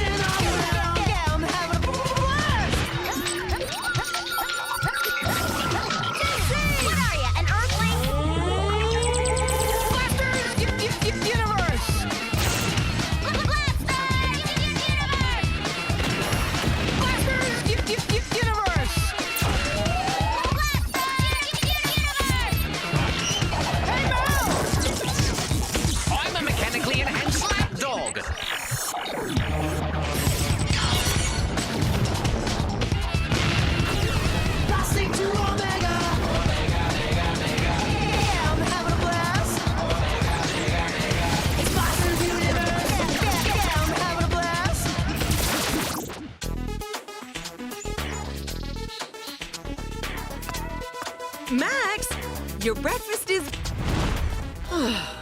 ready. Aren't you forgetting something, Max? Books? Pants are zipped, awesome fresh-baked muffin. Uh-oh. Thanks, Mom. Have a good day, sweetheart. And mind your manners. Bored. Mail. You have mail. Why do you keep delivering mail to me when you know I can't read? Why do you think my name's Illitera? I'm a mail chute. It's what I do. Have a nice day. I guess I'll just check my spy satellite and decide which readers and writers' lives I shall make miserable today. Should I set off the sprinkler system at the Great Library of Papyria? Or shut down the presses of the Tatleronian Gazette? Or maybe I can just disrupt that rotten blaster school day! Your mother is quite correct to remind you of your manners, Blaster. Do I have to have a lecture from my dog before I even get to school? Apparently. Uh-huh. Why, without politeness, communication between people could very well cease altogether. Civilization as we know it could break down completely. What a good idea! Thank you! Oh, I hate saying those words, so I'll just get rid of them! Now, where did I put that? Ah, here it is! The massive manner manipulator! It's not just for ruining dinner parties anymore!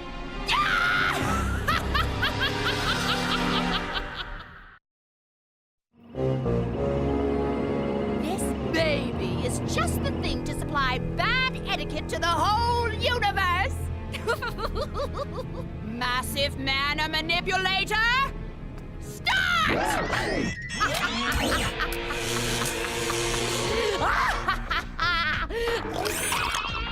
Let's see.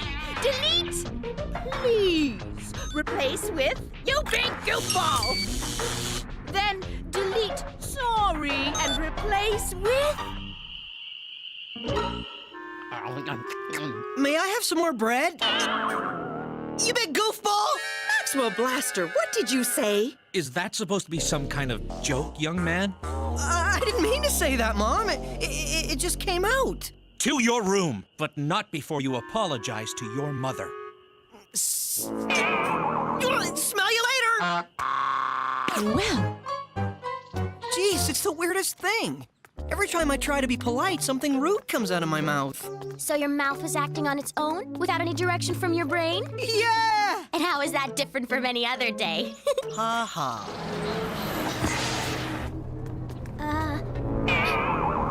Move it or sell it, Grandpa. This thing must be shorting out again.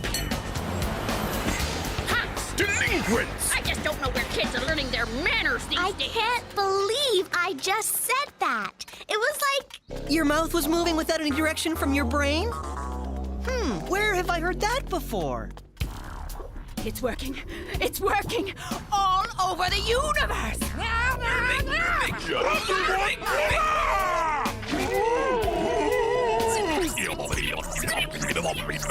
In no time at all, everyone will be squabbling and fighting. There will be no more communication, no more reading, no more writing. The universe will be mine! There's definitely something weird going on. You can say that again. Take a look at this. And as a token of friendship from our country to yours, I'd like to present you with this sculpture. Well, thanks for nothing, cheapskate. How dare you!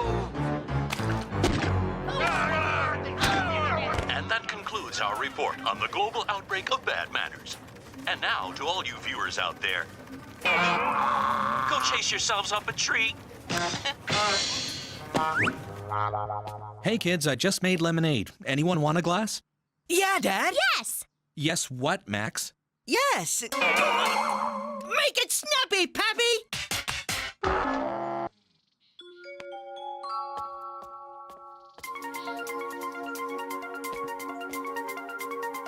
We've got to figure this thing out quick or I'm going to end up grounded till I'm 85. something or someone is making us say things we don't mean to. But who? And why? Let's jump to Omega. Maybe my dad will know what to do.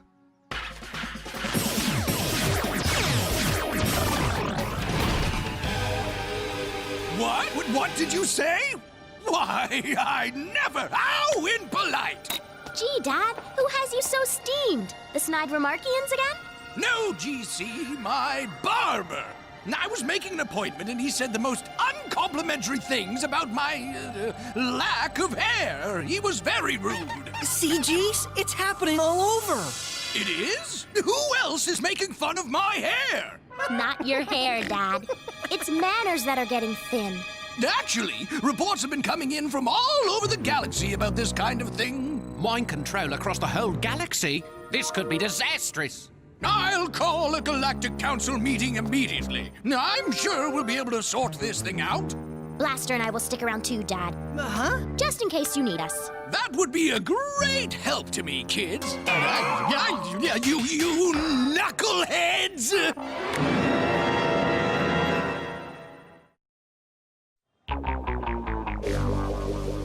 Alien Central. You'll like this, Max. That's the ambassador from Aqueous. The one carrying the glass? No, that's Zortex, the premier of Stuffshirtia. The one in the glass is the ambassador. Cool! And who's that? Empress Shimialong. Smooth. Oh, I like that guy. Yeah, I figured you would. Lord Eyeball of Delusia. Oh no, not the president of Screecharonia. What's the matter? You'll see. I mean, here. Oh, the translator! Where's the translator? Oh. The president says, "Hey, Zortex, who beat you with an ugly stick?" He also says he moves that Princess Shimialong be declared a member of the Eel family and must change her name to Shimmy Lamprey. Huh?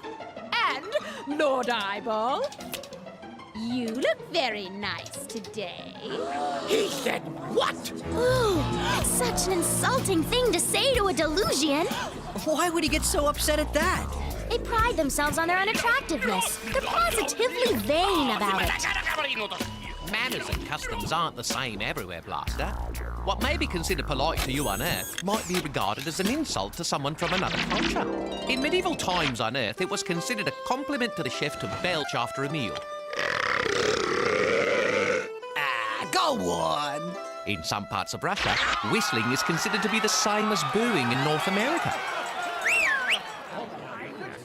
Hey, I was just whistling for the sausage guy. Fresh sausage. In France, a very civilized place in my humble opinion, it is acceptable for dogs to sit at the table even in restaurants.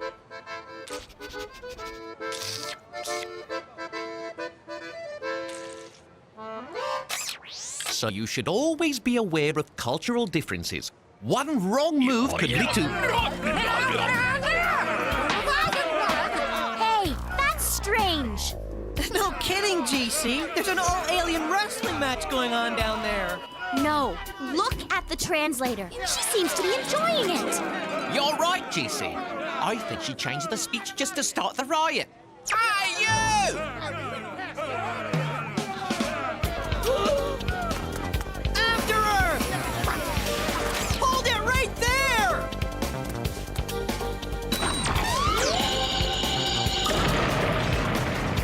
Why would she do that? The sign over the door said push. Perhaps she couldn't read without these.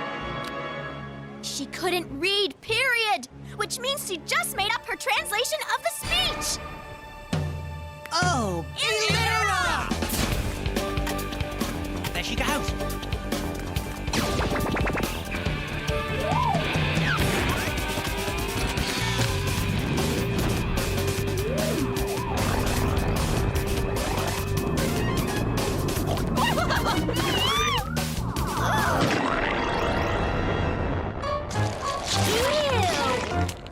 You are so lucky that was a cream cheese asteroid and not one of the rock ones. Yuck. I hate cream cheese. Hey! Sorry, doggy instinct. I'm leaving. Consider yourself at war. Fine. We cannot maintain relations with people who would accuse me delusions of staring. The very idea! Look, everyone! We know who's behind all this. Just look at this. Black wig! How dare you show a shimmy along a black wig on a Tuesday before the Pathethian equinox? We declare war on Omega as well. You can take our lives, but you'll never take our planet! Wait, what about me? I want to declare war too! Oh, be quiet! Wait! Let's talk this over calmly and politely! If we can't restore manners and politeness to the universe soon, I'm afraid we're in for big trouble. Dad, I didn't know about the shimmy-alongs and the black wig thing. I can't explain it now, GC. I have to convene the Security Council and try to avert a universal Armageddon. This is all my fault. No, it isn't, GC. It's Allitera's. We gotta find her and put a stop to this. But how will we find her? This wig ought to help us. Take a good whiff, boy. Come on, attaboy. This is too degrading. I'm certainly not about to go chasing around like some... Good boy, Mel. Good robo-hound.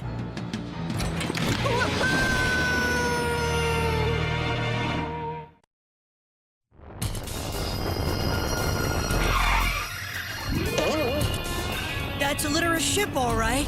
Good boy. Good doggy. Oh, spare me. GC, give me a hand, would you? My senses indicate that they're in for a bit of a dirty ride.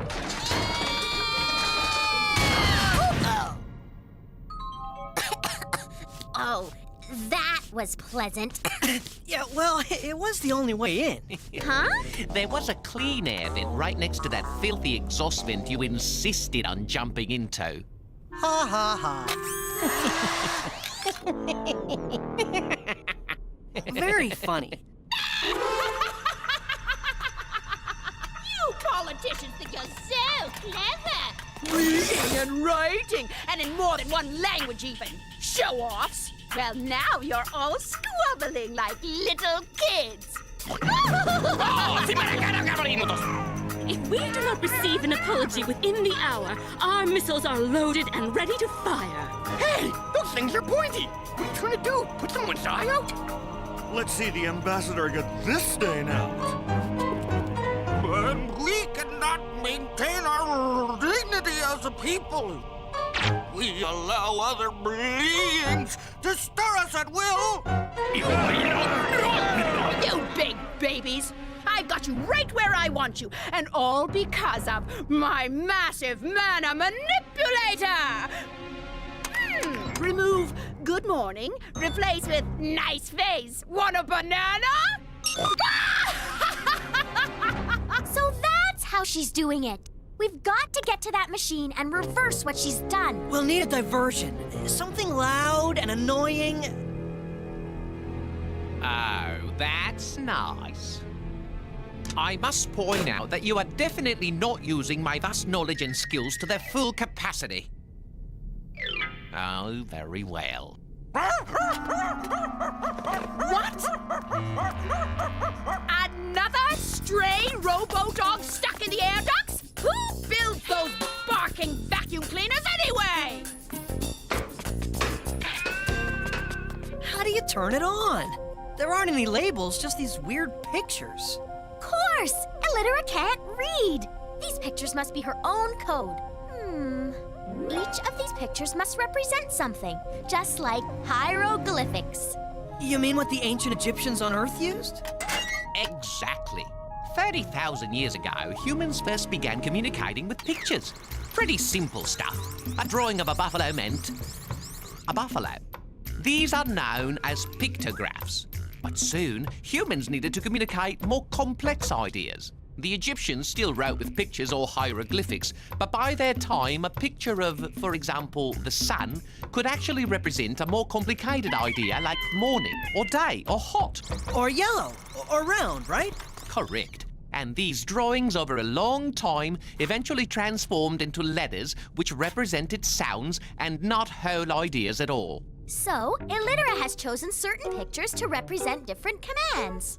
Exactly. Well, one of these must mean on. The horse! Definitely! Because it's running. That's how to get the machine running. Nah, I think it's the boot. To boot up. Or boot us out! Ah! How was I to know that boot meant boot? Nice going, zipperhead. I guess the man or manipulator must have made you say that, huh, Jeez? No, that was all me. I didn't think so. Let's take Mel's route back this time, okay? Oh, come on, you stupid thing! Start! Voice activated! Brilliant! Massive man or manipulator, put back the word Oh no, we can't even say any polite words. They've all been replaced with insults. Arf, arf, arf, arf. No, no, no! You must calm down! Ruff, ruff! Calm down! Ruff, ruff, ruff, ruff! Well, I think it's an improvement. Aha! What have we here? See? There, and there, and there. The Maroonians are taunting the nasturtiums. The Goombahruvians are teasing the Mambos. The biggest war the cosmos has ever seen is about to start! My dad will stop it! Is that so? Arf! Ruff, ruff, ruff, ruff, ruff. All that just from cutting out politeness. Amazing! My mom was right. I believe I told you that as well. I know, Mel. I'd apologize, but I can't say sardine breath. Apology accepted. I know you meant to say sorry, didn't you? Mel! Why are you still able to say polite words? I'm digital, GC. I'm much too sophisticated to be affected by that hunk of junk. Now you tell us. You've got to reprogram Illitera's machine, but we have to get rid of her first. How can we get her out of here? I don't have to go barking around the air ducts again, do I? Well, that's tempting. But swing around 5 degrees, Mel. Steady. Fire nose cone! Uh-oh. All right! Yay! Yet, Daddy died. Now, could I have my dote back, please? Thank you. Now let's get to that machine so the universe can say thank you again too. If everyone would just mind their manners, I'm sure we can resolve this. Will you both please reconsider? Hey! I said please! Why, yes, you did. Well, Commander, when you ask like that, we'd be glad to sit down to peace talks. Wonderful! So would we. Thank you, Empress Shimmy-along. You're very welcome. And did I mention how hideous you look today? Oh, shucks. You're too kind. I can't believe those rotten do-gooders restored politeness to the universe and stopped a perfectly good war! Thanks for nothing! Oh, I hate when I say thanks! No, I just did it again!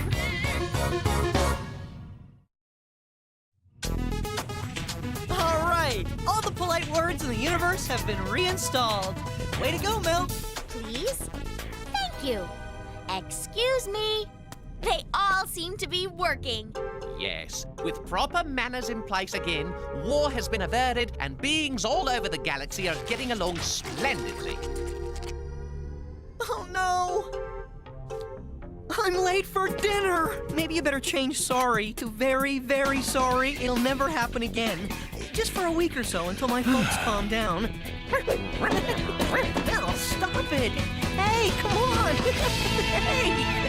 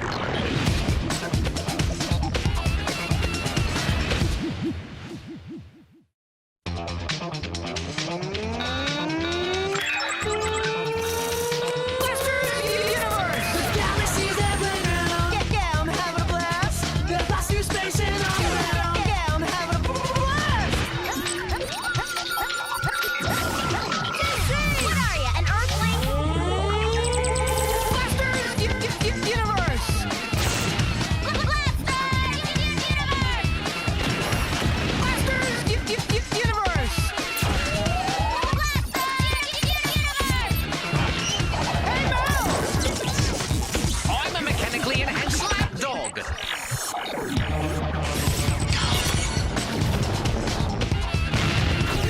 Blasting to Omega!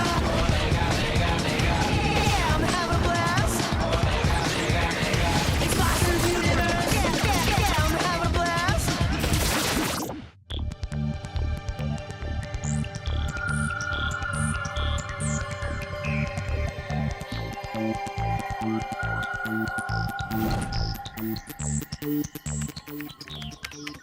Hey, Mel. Are you ready to see our latest invention? But of course, GC. You two have been working on it for weeks. My circuits are overloading with anticipation. Okay, but you gotta close your eyes. Bring her out, Blaster! Okay, Mel. Well, unless my databanks are corrupted, they indicate that the skateboard was invented on Earth in the 1950s. Oh, it's much more than a skateboard, Mel, old boy. It's a blaster board! Watch this. It can go from turbo skateboard to an inboard-outboard windsurfer, or a rocket-assisted hang glider. Wow! Or a hovercraft. It can go anywhere on air, land, or water with or without power. We even rigged the jets to work underwater. Hey, Jeez, where's your dad rushing off to in a hover taxi? Oh, Bizork! I forgot he was going to an awards dinner tonight. I wanted to tell him how proud I am of him. No problem. Let's follow him on the blaster board. Yeah! Wait, we left my jump ring and your jump watch on the workbench. We don't even need them with this baby, Jeez. Have a little faith.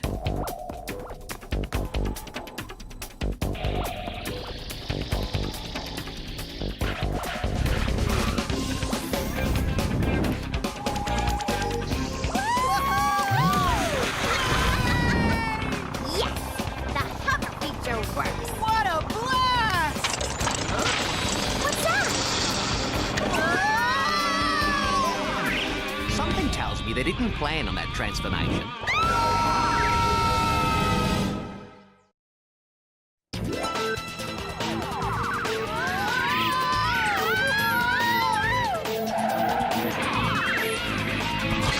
Gotcha!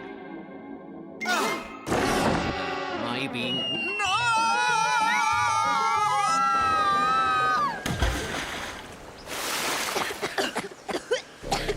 I think that statue's trying to tell us something, Blaster. Yeah, this invention is all wet.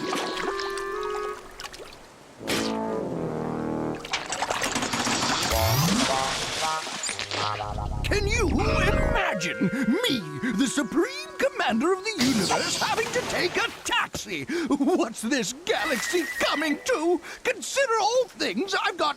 Kids? What are you doing here? Oh, just taking the blaster board for a little spin, Dad. Or was that the other way around? Oh, you finished it! More like it's finished as far as we're concerned. The blaster board is Glitch City, Commander. I see. You know, kids, Space Station Rome 5 wasn't built in a day. Nothing of importance is ever achieved without a lot of hard work. Qualities the commander is being honored for tonight by the Weasel Puddlians for his lifetime achievements in diplomatic service. That's right. I'm so proud of you, Dad. Same here, Commander. You the alien. Oh, thanks, kids. And keep working on that board. You'll get it going. That's right, you know. We should probably try it again. I don't mind trying again, GC, but how about moving on to one of my other inventions? You mean like the blaster bake oven, or the blaster bat buffer, or the blaster barnacle remover? What great names, huh? Well, first, let's toss this sucker. Uh-oh.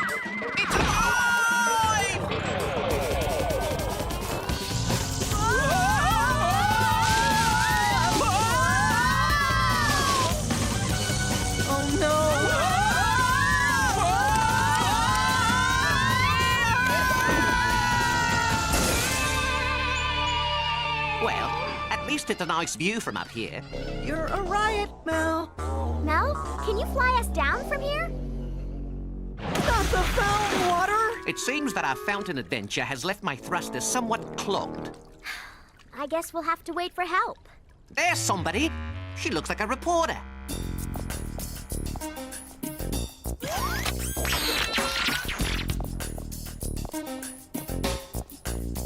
Hey, she's carrying a copy of the Omega Grade School Yearbook. My dad went there. Well, you sure were a big man on campus, weren't you, Commander? Now it's time to cut you down to size. How about wallet size? It works! It's Illitera! You're right, Blaster. But what is she up to with that shrink camera thingy? What else? No good. We gotta get down there, but how? It's too far to jump. Well, I had to ask. ready or not, here it goes. Where the blaster board goes, nobody knows. You're supposed to do that, right? All right, it's time to shrink down and go for a little dip in the Commander's water glass. Here we come, you troublemaker. 4, 3, what? No, not you 3 again. 2, 1.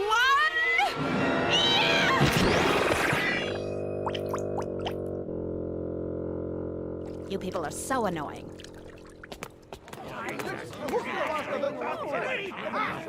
Dad! Down here! Don't drink us! Oi! No horseplay or running around the pool. Glass. Oops! My medal is crooked. Wouldn't want to embarrass myself in front of all these people.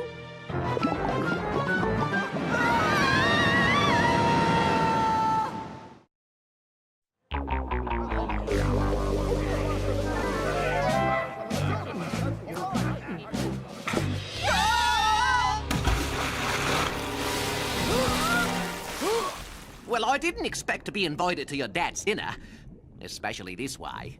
Oh, you'll be staying for dinner, all right. I think you'll all be here for quite some time. How do you like my new shrink ray kitties? Isn't it fantastic? It doesn't seem to have worked on your ego, Illitera. And just what might you be doing in my dad's body? Your dad was always showing me up when we were in school together. But now, it's payback time! I'm going to wreck his big night with the ultimate inside job! Ta-ta! We have to go after her! No good luck catching me with that thing! I'm surprised it can even float!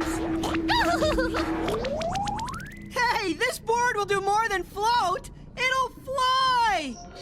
Come on, guys. Nobody makes fun of the blaster board but us. We'll show her. Let's do it! Mel, toolbox mode. That's the spirit.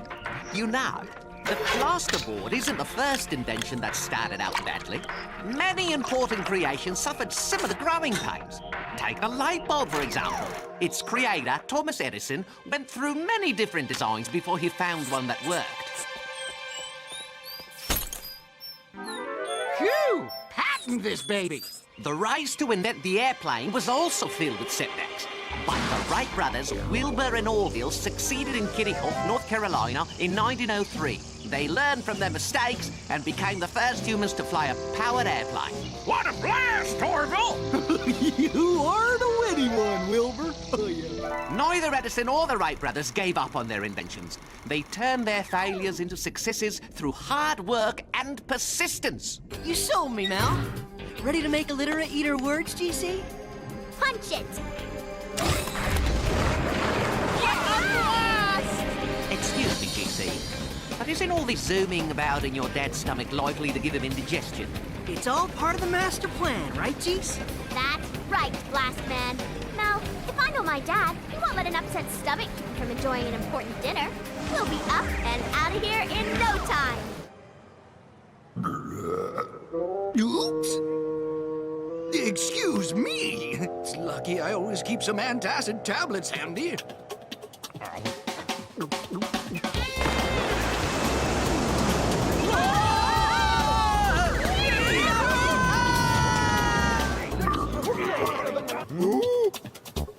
Oh, excuse me again. A fat lot of good those are.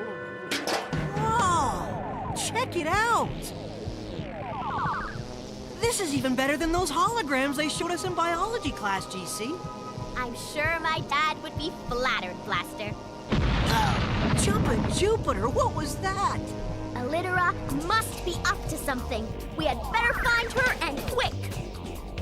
Well, Commander, who's in charge now? I've got a few strings of my own to pull. Well, your own, actually. And a 1, and a 2, and a 3. Well, I suppose one could never get too much exercise.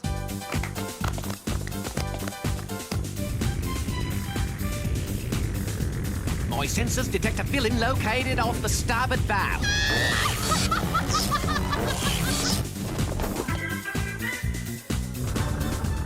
Hang on, we're going in.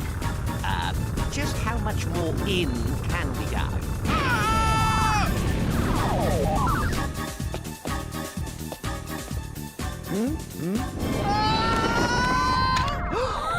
You meant to do that, right? No worries, surf's up. The Commander is going to look pretty foolish as I control his every movement through his nerves.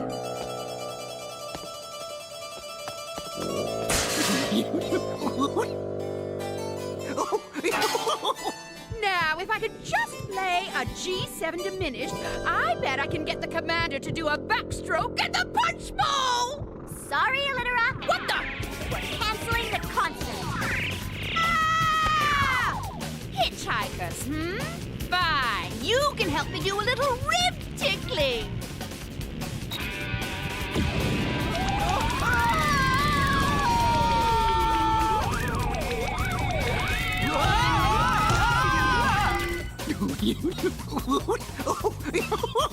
Oh, that tickles. Well, the Commander seems to be enjoying himself at any rate. Sorry, kiddies. This is where we part company. The collarbone's connected to the arm bone. The arm bone's connected to the... I'd love to hang around, but I'm on my way to the Commander's brain. I've got a little permanent rewiring to do so he can be my personal slave and biographer! Ha! Not as long as we're around, you're not. Well, we'll just have to get rid of you then.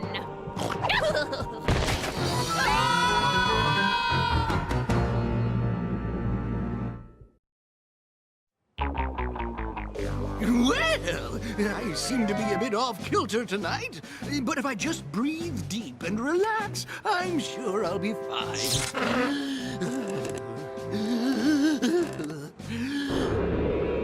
Hey, what's going on? We appear to have been caught in some sort of vacuum.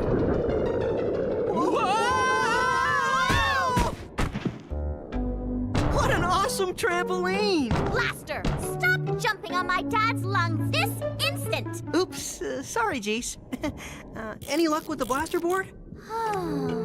No, but we can't give up now. My dad needs us. Quite right, GC. This is no time to quit. Actually, it's kind of inspirational that we ended up in one of your dad's lungs.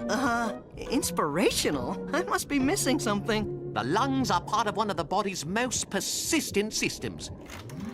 The involuntary system. Both Omegans and humans have them. Whether you're moving or at rest, asleep or awake, these systems are constantly working. Like our nervous system, sending electrical impulses back and forth to the brain. Or where we are, the respiratory system, allowing the exchange of air through the throat and lungs. And the circulatory system, pumping blood back and forth along arteries and veins. Ah, yes, the bloodstream, the river of life, an evolutionary marvel. That's it, Mel. Rivers. GC, are you thinking what I'm thinking? I think so. We're going sailing, right? Exactly, the windsurfer mode. Let's not waste any more time trying to fix the thrusters. We can use wind power. All we need is some wind.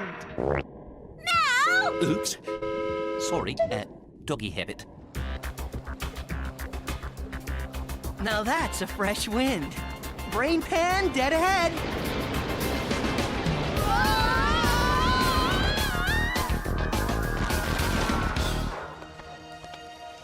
Wow! Check it out, GC. Your dad's brain.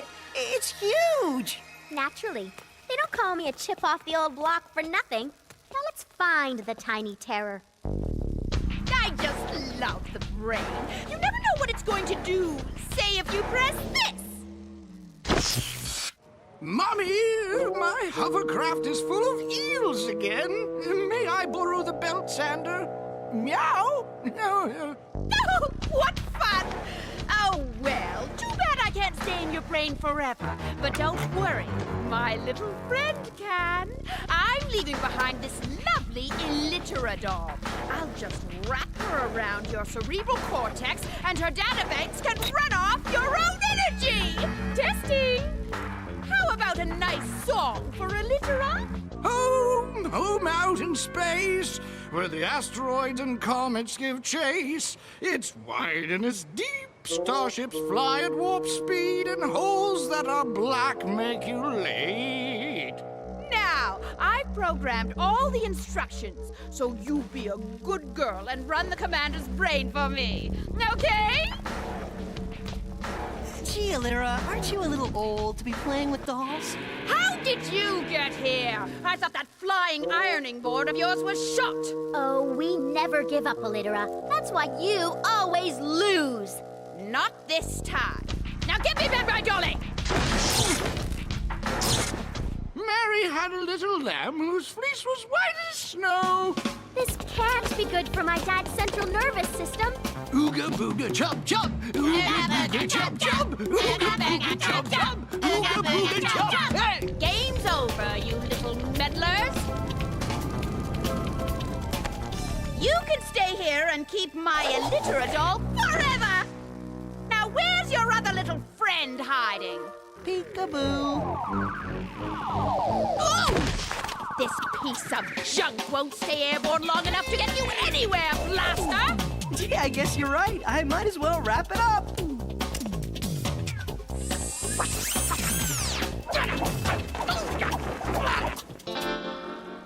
Back to basics, guys. Gravity and balance.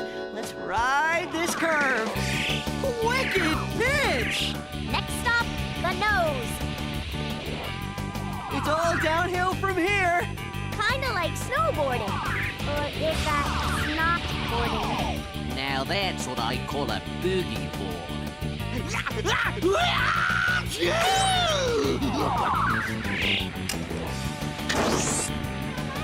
It's Illitera's shrink ray camera. Hope this works.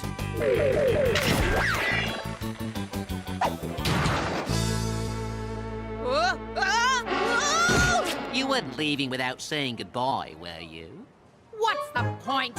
Every time I say goodbye to you stinkers, you keep showing up again.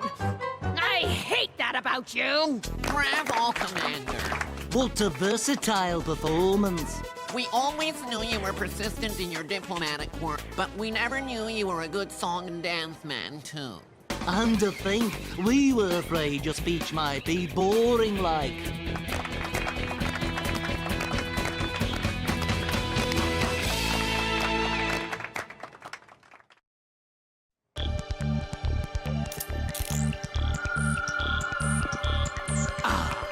Now I remember going to school with Illitera. I always used to beat her in the school-wide spelling bee. She was a real sore loser, too.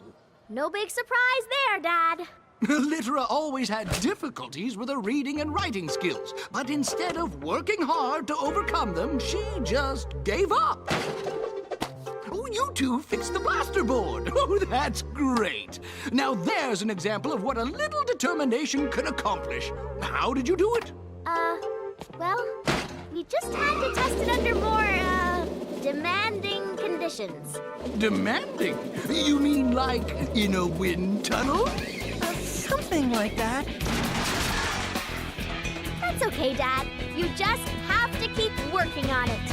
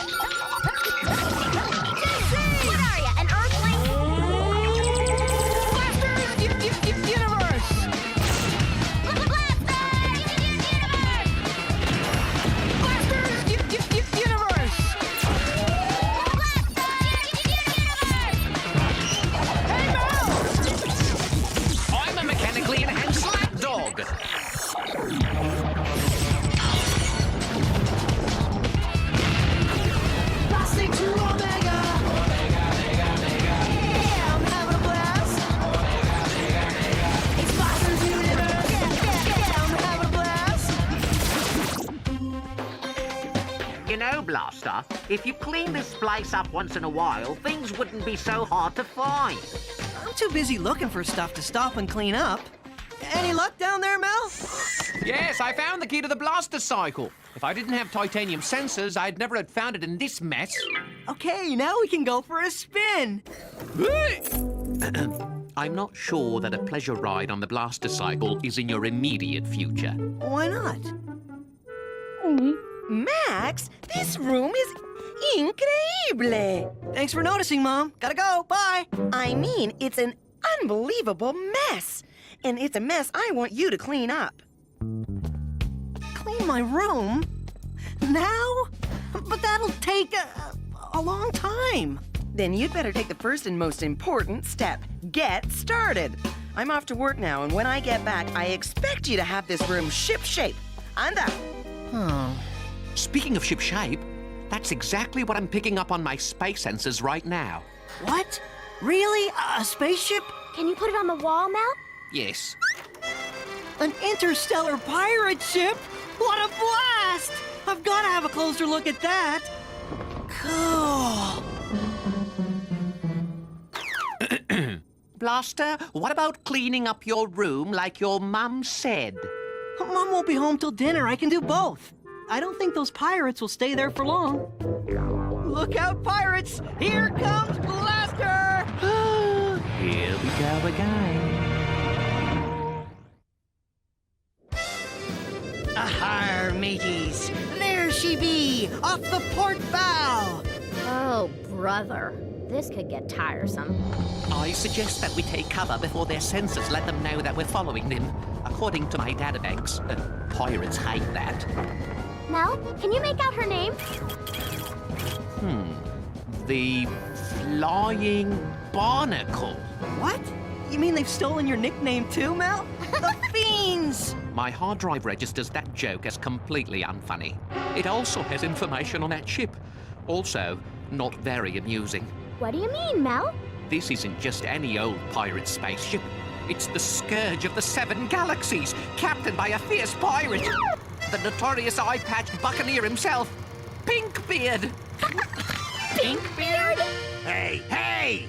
I wanted to be called Bluebeard, or Blackbeard, or even Redbeard. But all the good colors were taken. So were all the good first mates.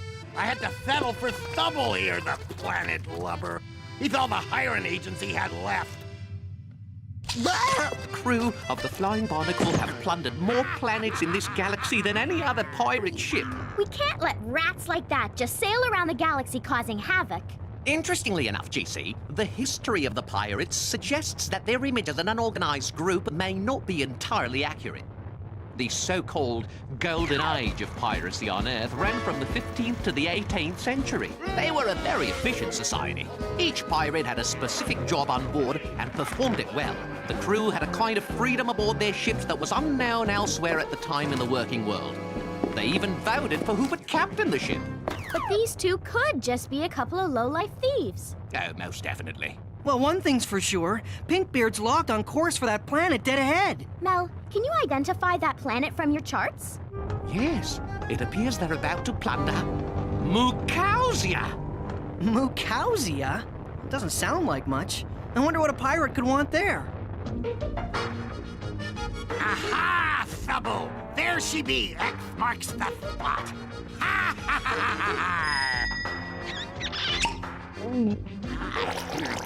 That's a fine root beer, that is.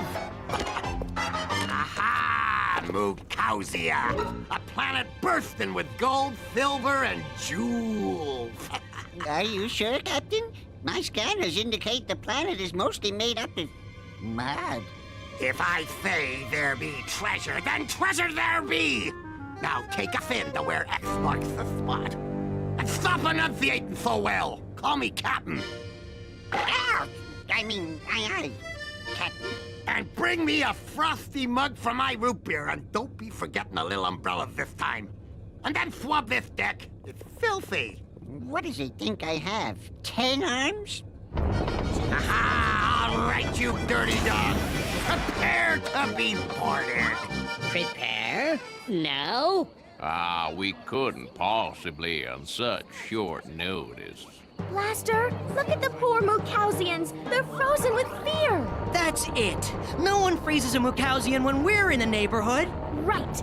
Commence Operation Anchors Away! Let's do it, GC.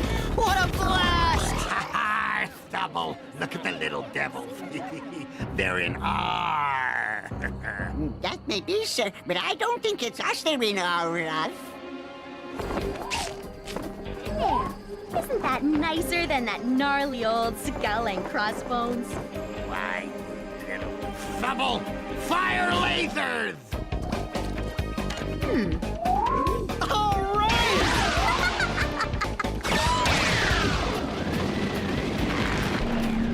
Yikes! All right, Stubble, let them have it. Sorry, Captain. The lasers are jammed with mud. Well, we're not about to get out and fight fair, are we? Get us out of here! We'll be back just as soon as Stubble swaps the lasers.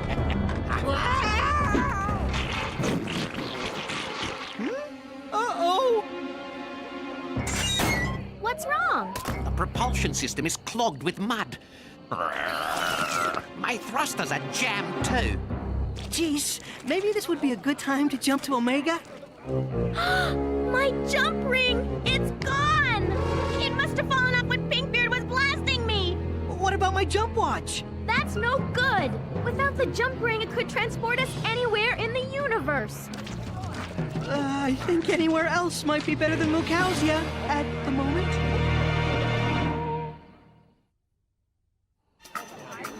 Get ready to blast off to who knows where. Wait, Blaster! Look at these guys. They don't want to hurt us. Hello, my name is Slack. As the leader of the Mookausians, I humbly request permission to give you a rousing cheer. Let's hear it for the heroes. Oh, yeah, hooray. Looks like we have some big fans here, Blaster. Naturally, Geese. After all, we did save them from mud-thirsty pirates. Thank you. Thank you very much. You're very welcome. But our tribute has just begun. Thank you for the great, honor. But we regret we must go. That's right! I've got to go clean my room. Not to mention myself. Did you hear that, friends? Clean his room. And by himself. Is there no end to what these heroes can do?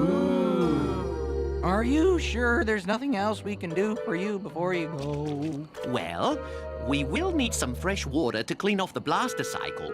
Water, you say? Oh, right this way. We would gladly give you as much water as you require from our well, but alas, it no longer works. Just a slight problem of tying a simple knot. If we only had the knowledge of you heroes. You don't know how to tie a knot? You mean you do? Oh, joy. Did you hear that, everyone? The heroes know how to fix the well. Wow. Wow.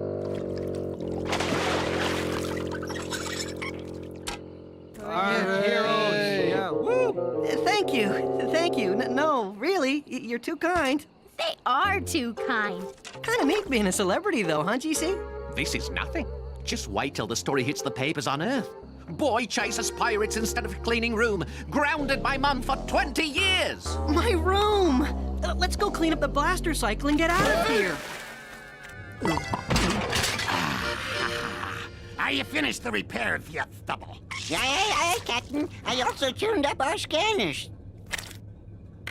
They're detecting a lot more than mud on Mookausia now, Captain.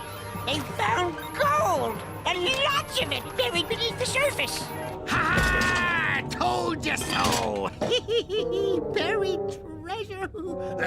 And I have the perfect plan to get it all aboard the Flying Barnacle. Really, Captain? How? I'm ordering you to figure it out, or you'll be walking the plank in 0G.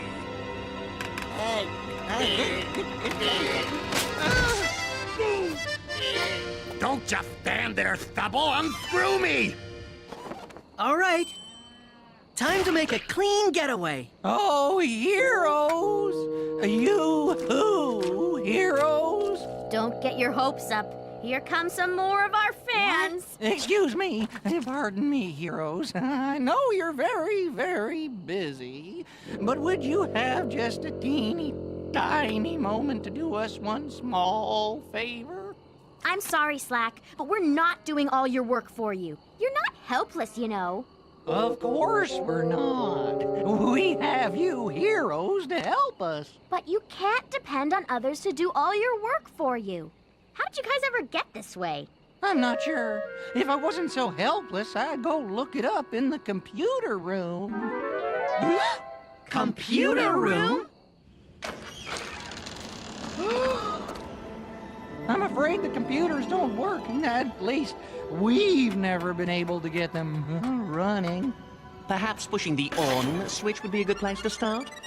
Is there no end to your knowledge? Interesting.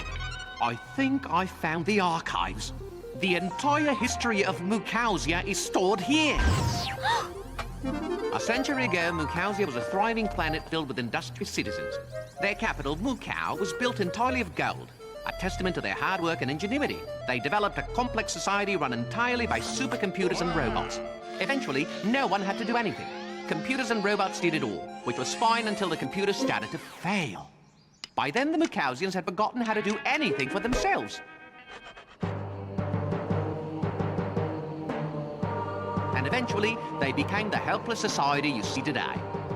But the solid gold city is still there under the mud. No wonder Pinkbeard is so interested in Mukausia. It's a good thing we scared him off. I have managed to get the computers back online, and there may be an update on that, GC. Uh-oh.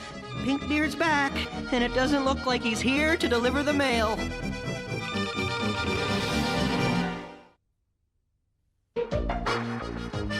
That does not look good.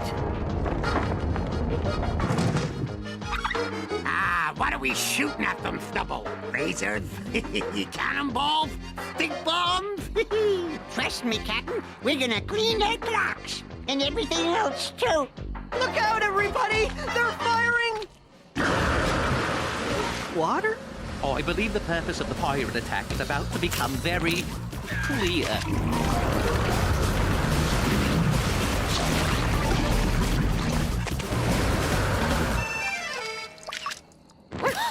It's the ancient city of Mukau. Attention, you scurvy, mud-covered landlubbers!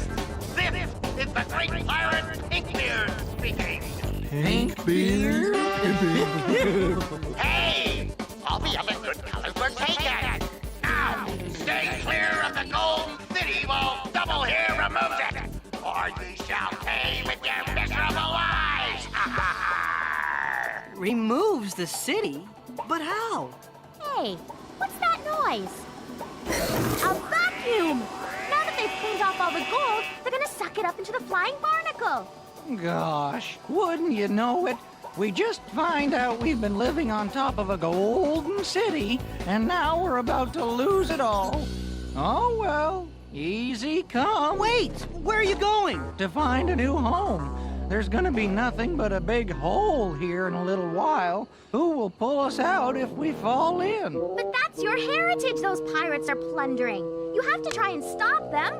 But we don't know how to do anything.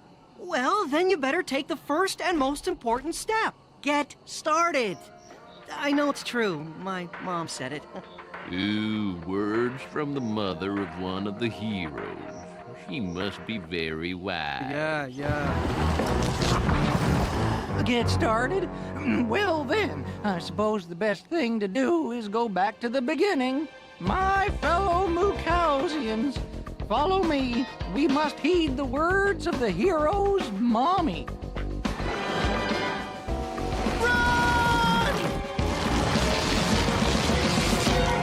I don't suppose you heroes could help us out this one last time. No, Slack. You've got to try this one by yourselves. my muddy brothers and sisters, push any button that has a robot image on it.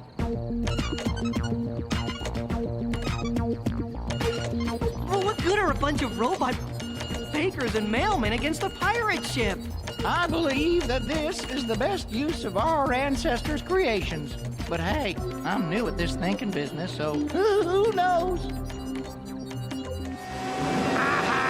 We'll suck up the golden wall first, Double. Full power! Yeah, I'm not sure the vacuum will take that kind of pressure, Captain. I'm the captain here, Double, and I say vacuum that wall!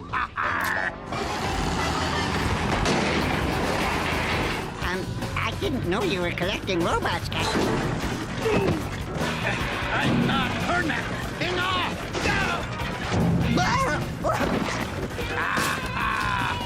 That wouldn't be a good thing now, would it, Double? She's gonna blow!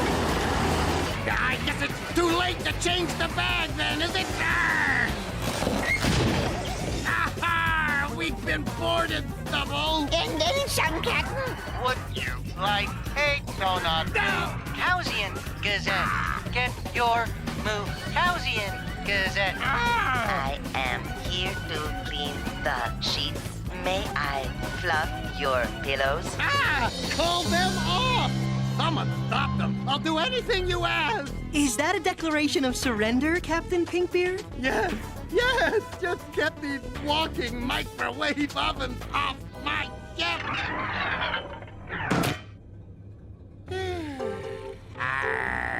Nuts.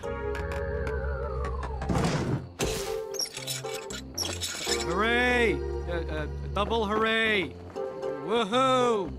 Wow! What a great idea to clog up the vacuum tube with the robots! How did you ever think of that?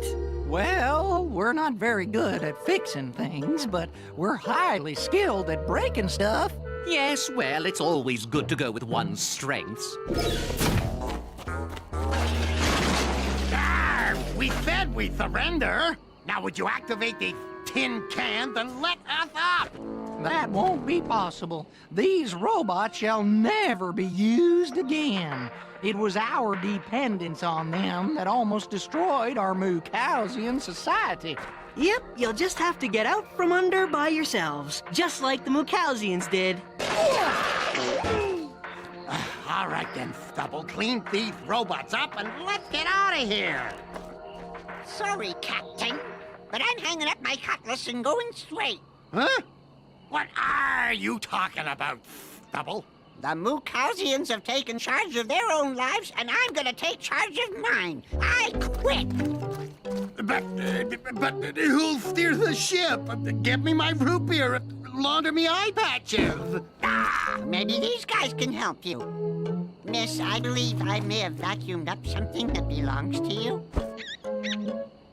My jump ring! In my private days, I'd have kept it. But from now on, I'm gonna earn my money honestly. I think I'll open a cleaning operation. Well, I think you'll find plenty of customers here. Oops. Sorry about that. Cleaning? Oh no! I'll never get my room cleaned before my mom gets home. Nonsense, Blaster. Just let me give you a few tips. Now, the first step is to organize your supplies. Now, if I can just fix your wiring, you'll be a fine first mate. Now, is it black to white, or white to green, or...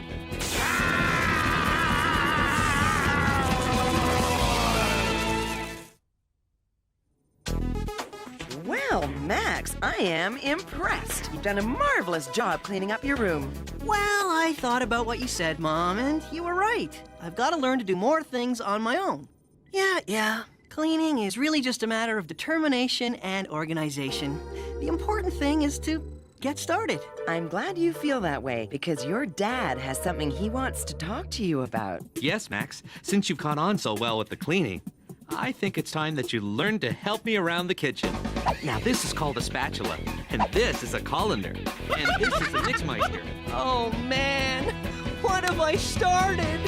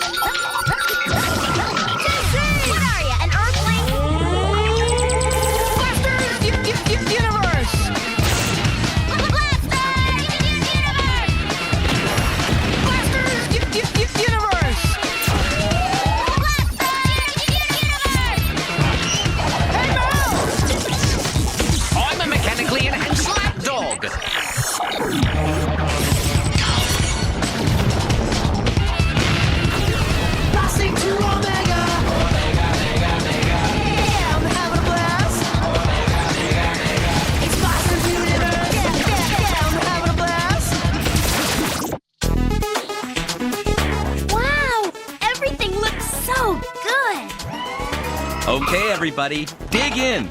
Man, I'm starved. Hey, GC, what's the matter? I've never used chopsticks before. Maybe I should ask for a fork. Oh, come on, GC. It just takes a little practice. And once you get the hang of them, chopsticks are a blast!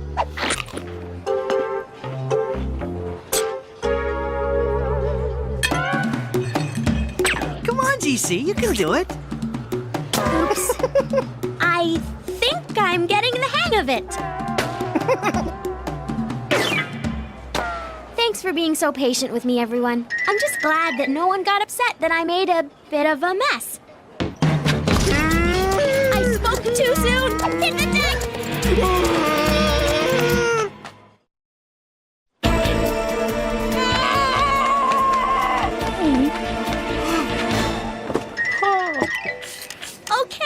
Okay, I'll use a fork! Come on out, Geese. What are you doing? I saw you struggling to use the chopstick, so I came to chop your food into smaller pieces. Sometimes it's best to start small.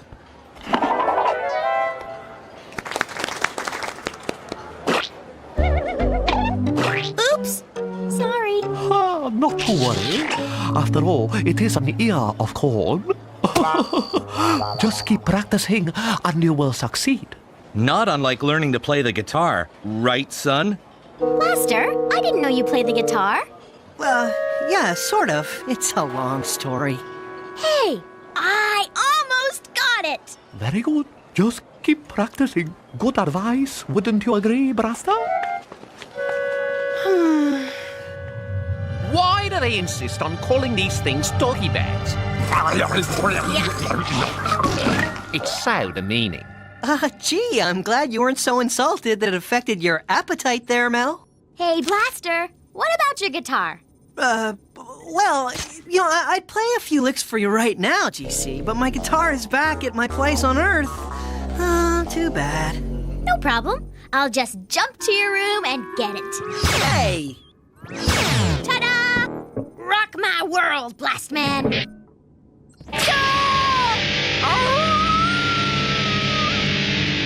Oh, nuts. Sorry, this thing is a lot harder to learn than I thought. I'm ready to pack it in, but my folks will be pretty disappointed. Especially after you pestered them for so long to get you one. I know what you mean. I've been learning to play this for ages. What is that thing? It's a Zarfex. It's hard enough to keep in tune, let alone play. Play it? How do you hold it? It is kinda tricky. I even have to take my jump ring off to play it.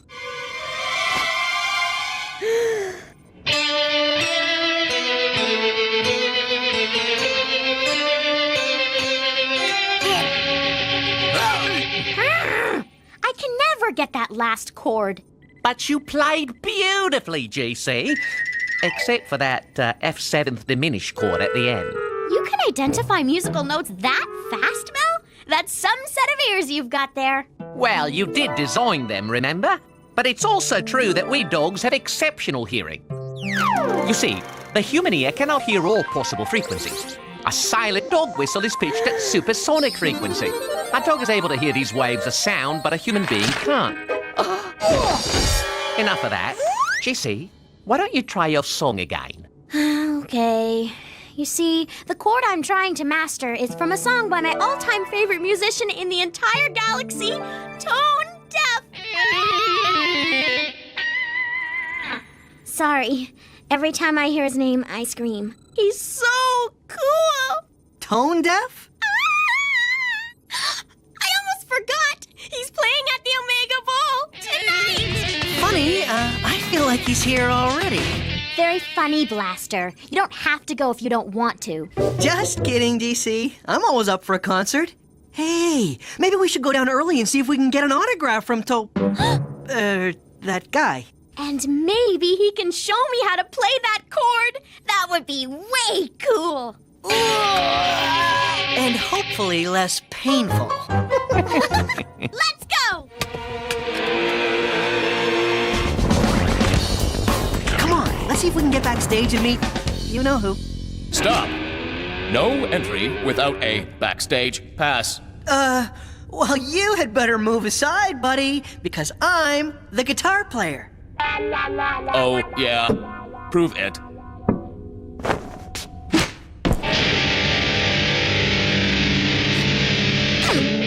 I guess I failed the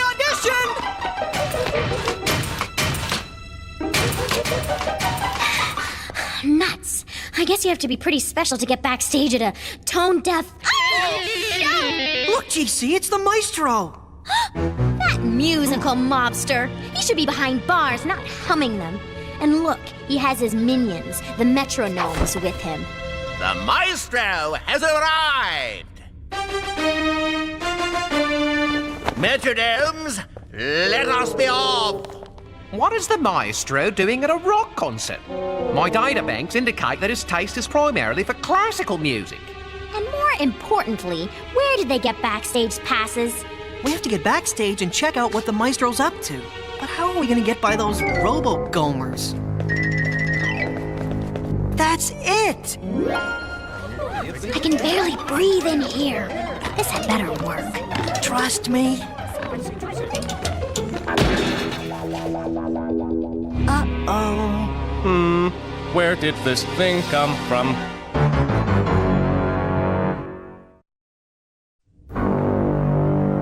Well, what are you going to do about that overgrown electric can opener out there?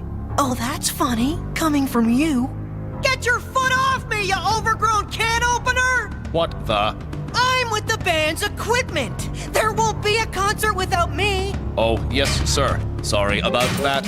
I did not know they had invented talking ants. Modern technology. What will they think of next? We made it backstage! Chalk one up for the Trojan amplifier. Look, here comes the maestro. Make it higher! Higher! Higher! I want the loudest sound system in the universe! I want everyone to hear the music of the great... Here is Tone Deaf.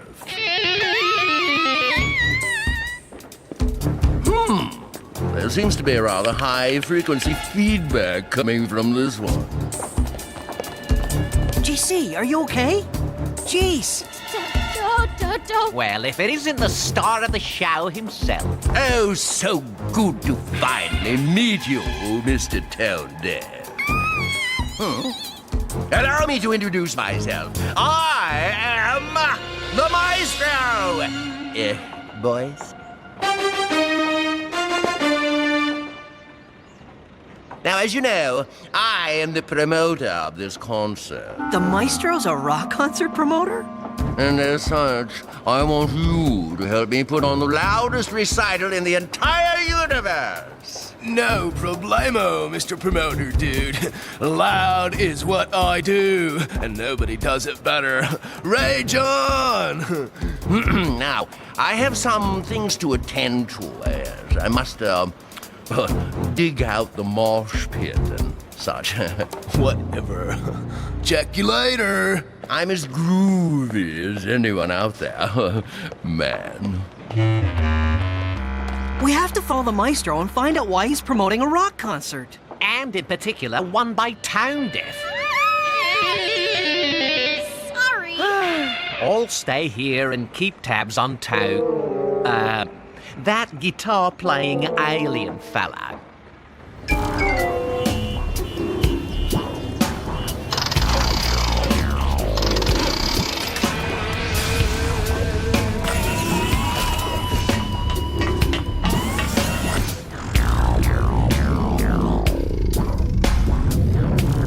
I've got the maestro's ship, the music box, locked on. There's no way he can get away from me.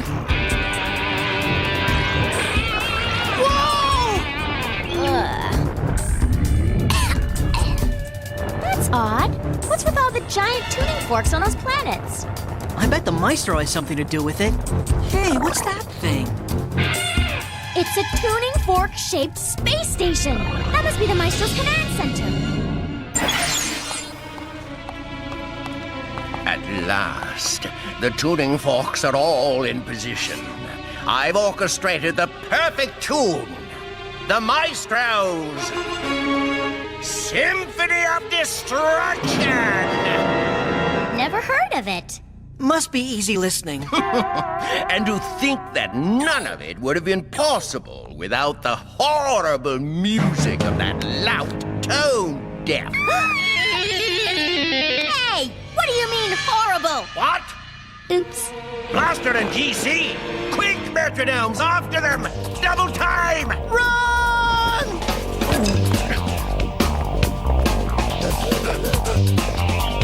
Quick, GC, in here!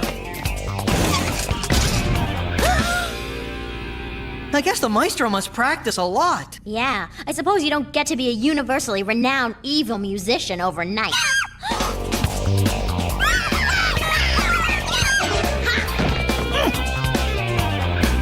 Hey, half note!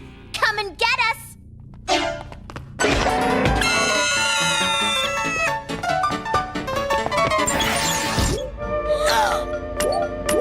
This doesn't look or sound good. I think we're trapped. You pesky do-gooders are clearly no match for... Wait for it. The Maestro! I really wish you would stop doing that.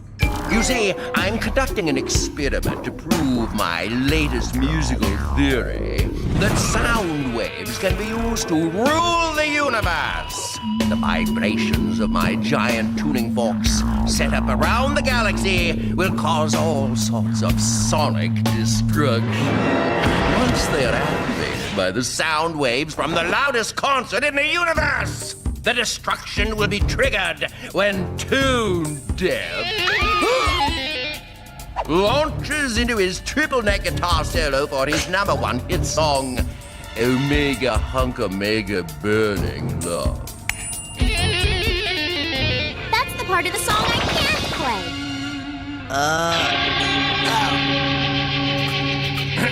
Yes. Anyway, soon the only music that will be left in the galaxy will be my music. The melodious music of the Maestro. You'll notice that I'm piping some of it in now. It seems to have a particularly annoying effect on people in elevators. Oh no! More music! We should have known you were responsible for it. Oh, yes, it was composed by yours truly. Oh, I'm such an evil prodigy. Oh, well, now, toodaloo. I've got a concert to produce and a galaxy to destroy. Metronomes, let us be off. We've got to get out of here soon. Before this mall music drives the whole universe batty!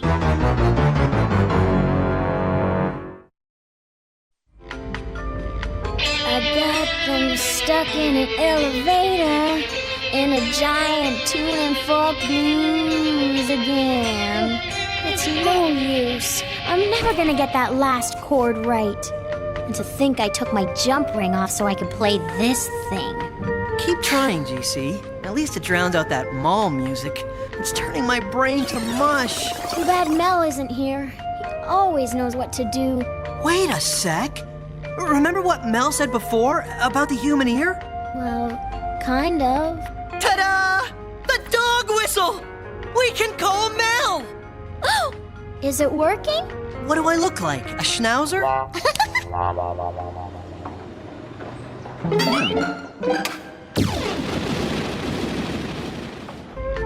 We're doomed.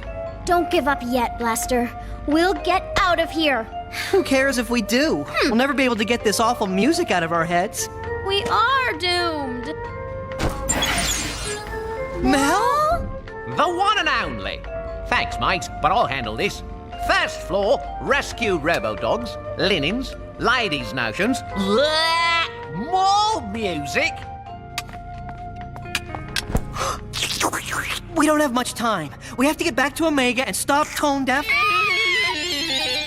from playing his guitar solo. It's going to destroy the entire universe. Surely he can't be that bad a musician. After all, even your guitar playing didn't destroy the entire universe. Ha ha, Mel. Listen, we'll explain along the way.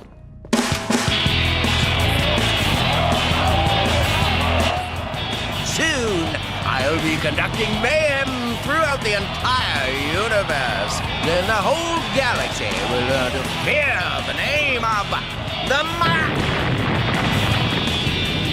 Well, there goes the element of surprise. Now, how did those infernal brats escape my perfect trap? Security, get them! Here we go again! Oh, yeah. We have to unplug these suckers before the maestro can use them to destroy the universe! Mel, can we hitch a ride, please? Where are those robo-gods? It's so hard to get good hydraulic henchmen these days.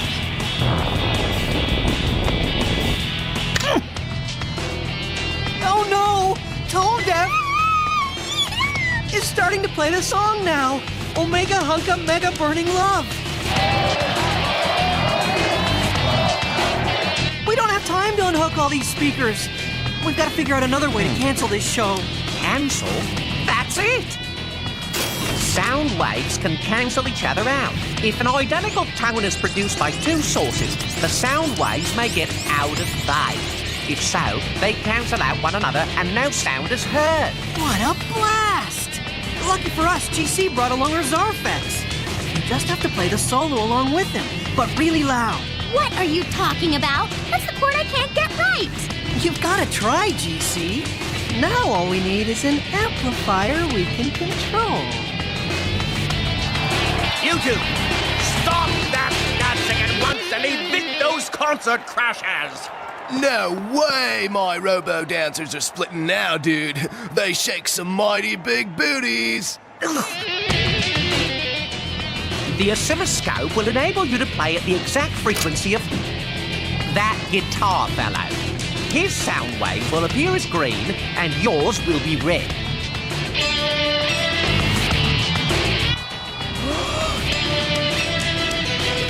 Wait a minute. She's trying to duplicate the notes he's playing. Well, they could cancel each other out. Well, here goes.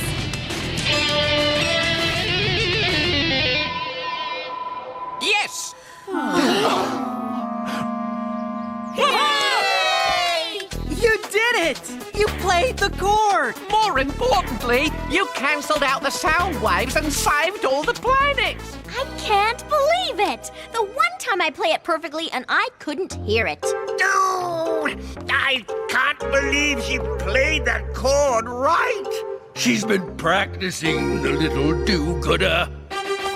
Not now, you tiny fools! We have to flee this concert hall! Whoa, cowboy. These dudes said you tried to destroy the galaxy and stuff. That's way not cool. Me? Destroy the galaxy? Oh, I think you're mistaken, dude. I'm down with the homeboys. Gnarly? Oh, you haven't had the last of the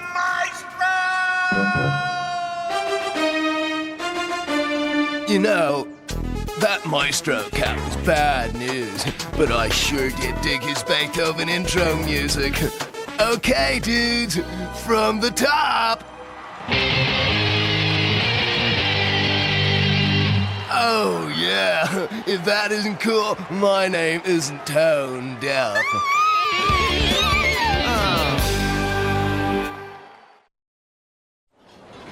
Whoa, girl. You totally shred on those pipes. You're good. And even better, you're loud, man. That's very flattering, but I don't just want to be loud. I want to become an accomplished musician, and that means practice. Radical. I know what you mean. Practicing my 3 chords has made me what I am today. Dinner is served. And I'm gonna have to practice using these, or else I'll starve. Oh. Don't worry, Blaster. All it takes is practice.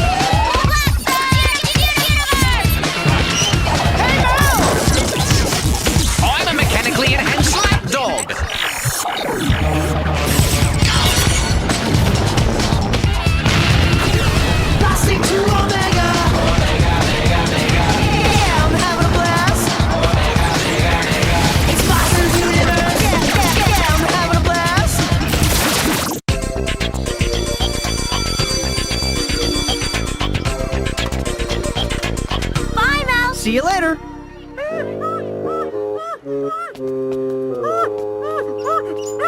That's one loyal robo-mutt. Gee, Mel, I didn't know you were so attached to us. Actually, it's the ground I'm attached to. Glued to be exact. Of all the nasty tricks! Zach, drop that glue stick! See ya, Blister! Hey! Oh, I can't stand that kid! Here are your math tests back, class. Maxwell and GC, excellent work. 100%! Hey, me too! Perfectamundo! All right! What?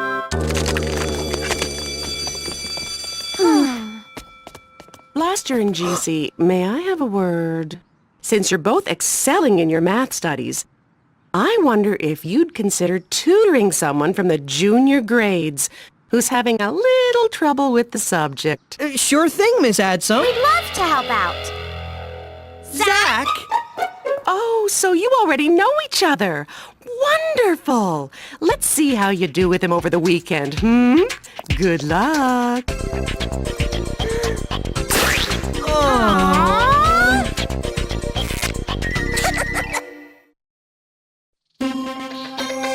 So the square of 2 is 2 times itself. Which is? Huh? Were you talking to me? The square of 2. What is it? That would be you guys. They don't come any squarer than you. Come on, Blaster. Try a little patience. Don't even think it.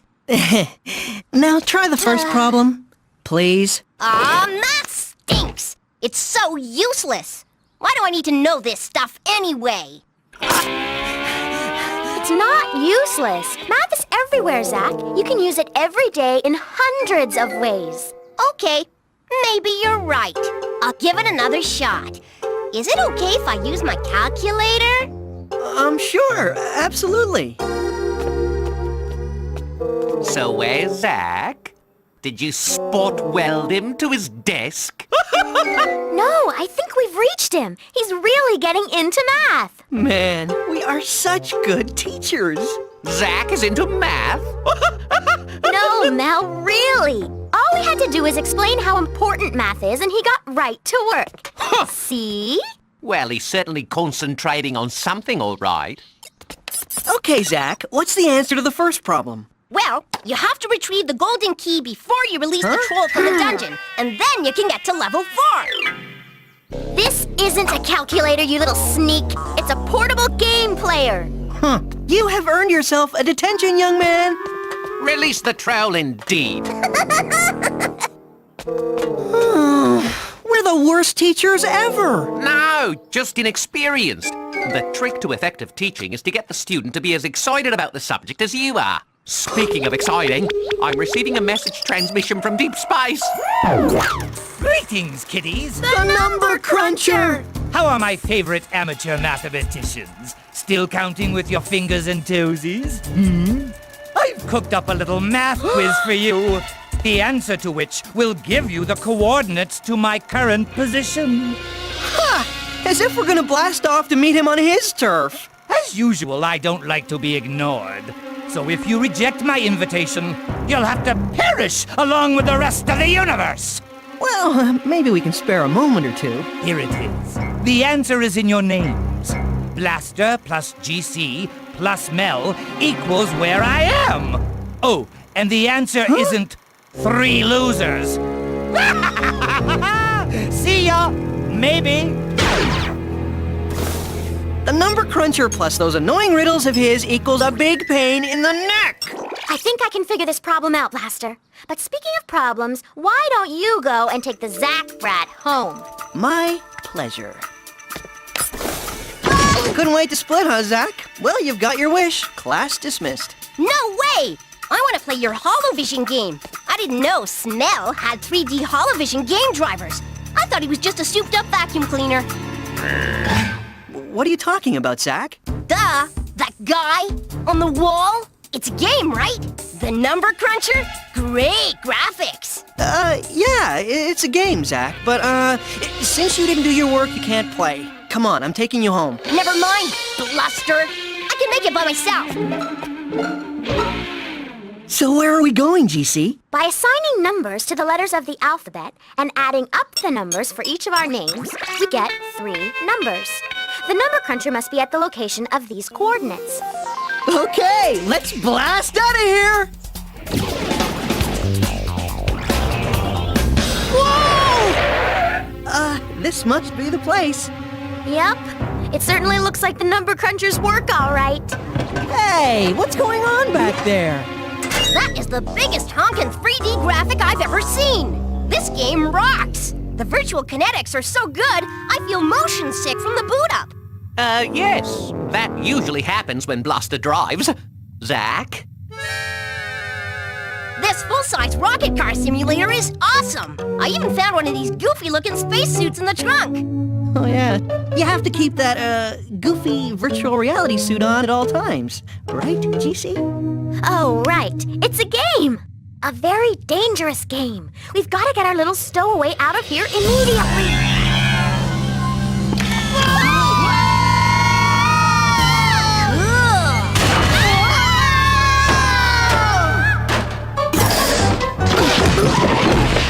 Okay, bring on the zombies. Ta-da! Well, if it isn't my favorite math rookies. Oh my, so you needed reinforcements to figure out my riddles, huh? Tactile qualities in this game are first rate. This is one ugly zombie. Yes, well, as I was saying, welcome to your doom. You have meddled in my numeric affairs for the last time. You are going to spend the rest of your days here in the Math Star.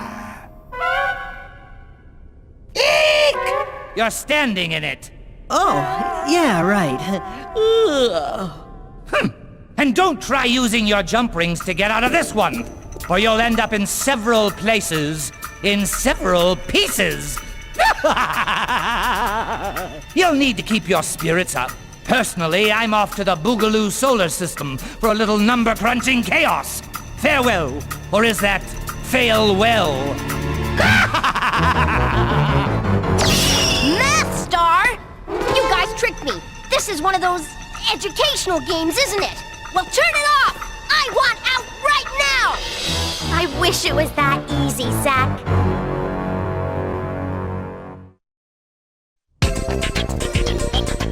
Math Star, Schmath Star. How do you turn the stupid game off anyway? Listen, Zach, you're the one who tagged along. You can't back out now. Yeah, so just stick with it. You might learn something. That's what I'm afraid of, Teach. First puzzle. How many months have 28 days? I know this one. The answer is 1. February. What's the matter with you guys? Was that too fast for you? No, my friends. All the months have 28 days. Some have more than that, but they all have 28. Let's see. 3 dim kids, plus 1 barking food processor. Very funny. Plus 1 wrong answer equals goodbye!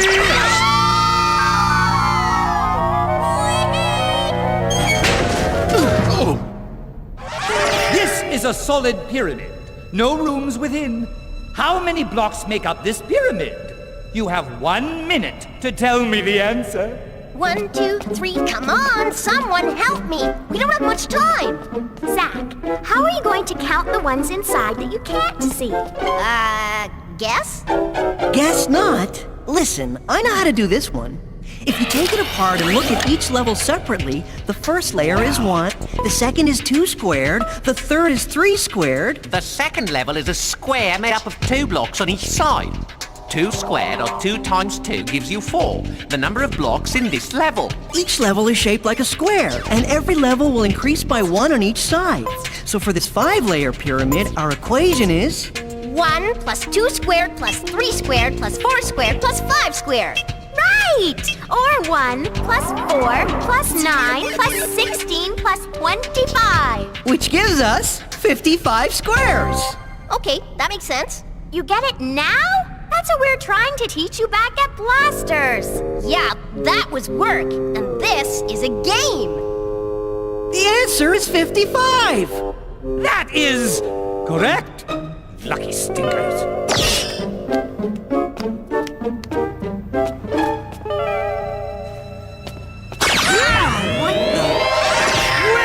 Welcome! You are the next contestants on The Price is Nice. I love hologram technology. Behind door A is $10,000 every day for 30 days. Oh. And behind door B is 1 penny on the first day, then doubling it every day for 30 days. That's 2 cents on the second day, 4 cents on the third, 8 cents on the fourth, etc. Which is the bigger prize? Think it over. Why bother with the calculator? This is a cinch. Door A. Not so fast, Zach. The B prize may start small, Still only $5.12 on day 10. but it's doubling, so the increases will get bigger and bigger. Over $5,000 by day 20. But that's still less than 10,000 times 30 days. Just wait! On day 30, we'd get $5,368,709.12. That'd buy a whole lot of stink bombs. Time's up! What'll it be, chuckleheads? We'll take door B. You are stinking correct! Run! There's the exit. And the blaster cycle. We win! Let's blast out of here! Hold up, Professor. It's a trap. We would have been crushed by those asteroids. How did you know, Zach? The villains in these things always do that. Duh. It must be another quiz for us to solve. How? There's no question, no numbers, nothing. They seem to be in a pattern. So, forget it. Dumb idea. What? Come again? Well, the asteroids are going by in a pattern. So, if we figure out the sequence, we can predict when the next gap between asteroids will be and zoom out through the gap. Good thinking, Zach. I do believe you are right. Miss Adsum taught us about patterns the other day. So you do pay attention in class sometimes, huh? Hey, it happens. Anyway, the pattern seems to be 4, then 2, then 3. Then there's a 3-second pause, and it repeats all over again. Buckle up, kids. We're going asteroid dodging. Just make sure you don't stall in this pretend flying saucer, Maxwell. Maxwell? That does it. You're right. That's 3 asteroids. 1, 2, 3, go! We did it! Thanks, Zach! No biggie. So how do we get to the next level, huh? like this. Onto the Boogaloo system!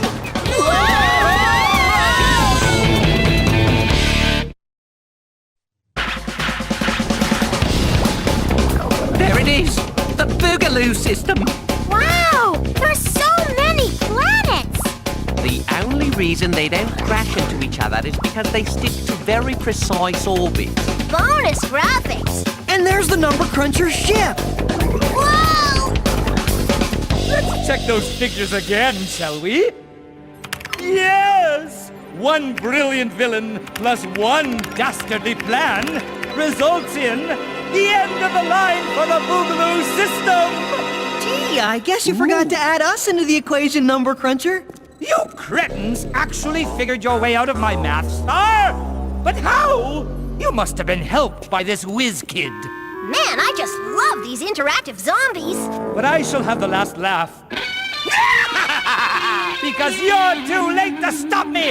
I don't know. You're right, Jeez. With this guy doing the calculating, it should be stable for another millennium or two. I think I'll take a nap.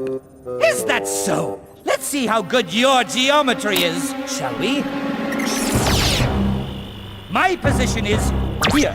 I happen to have a very large cannon aimed at a very specific point on this billboard. Now, you figure out the rest. So this is the path of the cannonball. Accounting for the weight of the cannonball and the speed it will travel at. This is going to start a chain reaction. And all those flying planets are going to careen into neighboring systems. So the entire universe is in complete chaos. Well done, children. I'd give you all an A, but unfortunately you won't be staying that long. Oops, did I do that? Why, that's the countdown for the firing mechanism. Say, would you like to help me test the cannon's accuracy? Sure you would. Whoa!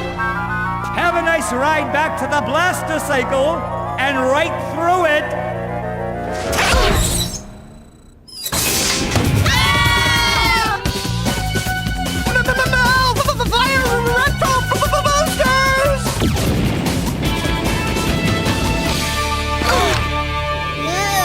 That's a pretty severe shuttle service. Quick, we've got to get to that cannon. Whoa! What the? It must be protected by some kind of force field. Surprise! Anyway, time is almost up. So why don't you just count along? At least you'll get that right. What do we do?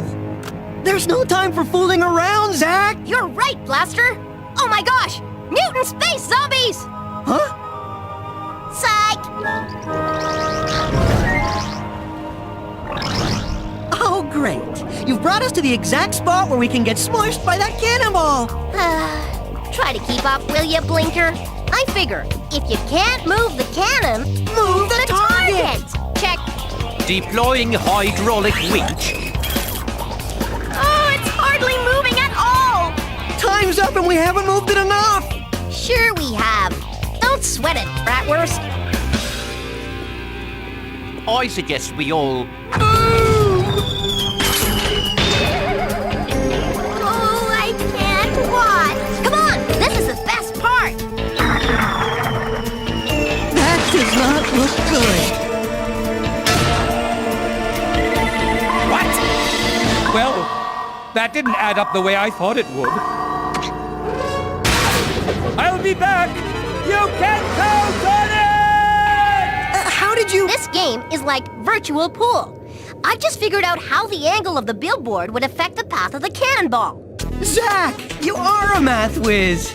Oh, that's nice. I saved the day, and you call me names. He's right, Zach.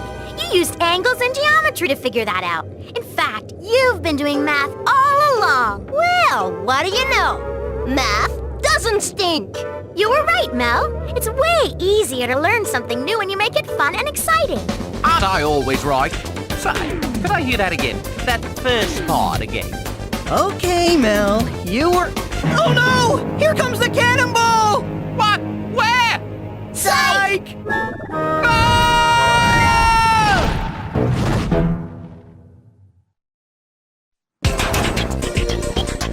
Hey, Blaster! GC! Look what I got! 83? Not bad, Zach. Well done, GC and Maxwell. You must be very good teachers. Well, once Zach realized that learning can be fun, things just sort of fell into place. Good efforts all around. You too, Zach. You must have worked very hard this weekend. It was fun doing the math with these two. Actually, it was a blast. You know, the little pest might be okay after all. So, what are you guys gonna do now? Can I come over and play Mel again? Yeah. Well, that game got erased by accident. Yeah. Mel was heating a bone in a microwave, and that game disc got corrupted. Bummer. Where is old Smell, anyway? He's my favorite appliance. Zach, when I get down from here, you'd better have your teeth-proof trousers on.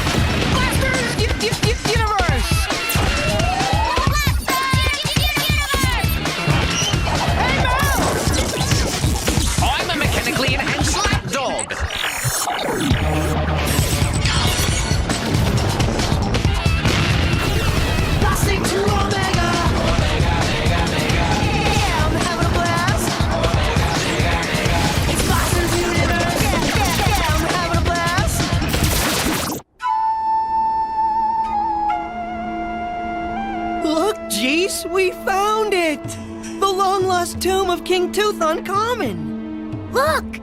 The rock blocking the entrance. It's freshly cut stone. Somebody's been here before us. But why would they seal it up again? Well, lucky for us, I have the key.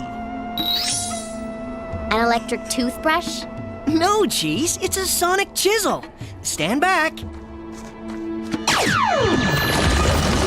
Now that was a blast! Wow! Check it out! This place is ancient. Do you remember anything about hieroglyphics from our history class on ancient Egypt? A little, Jeez. Hieroglyphics were ancient picture symbols the Egyptians used as an alphabet, right? I remember the symbols for dog, for cat, and for bird. Hey, Jeez, you're standing in the light. I am not standing in the light. And you don't have to growl at me. Sorry about that, Jeez. But I didn't growl.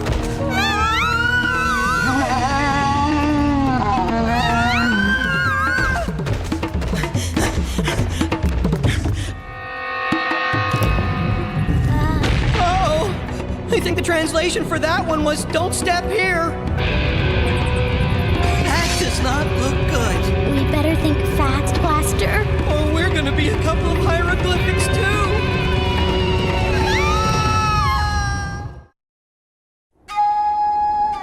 I don't know what's worse, Blaster. Being Mummy Chow out there or Swiss cheese in here. Well, the good news is we have nowhere to go but up.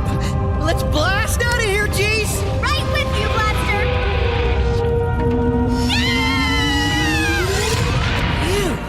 That was a close one, Jeez. Hey, what's that? Man, Tomb Raiders will leave their garbage just about anywhere, huh, Jeez?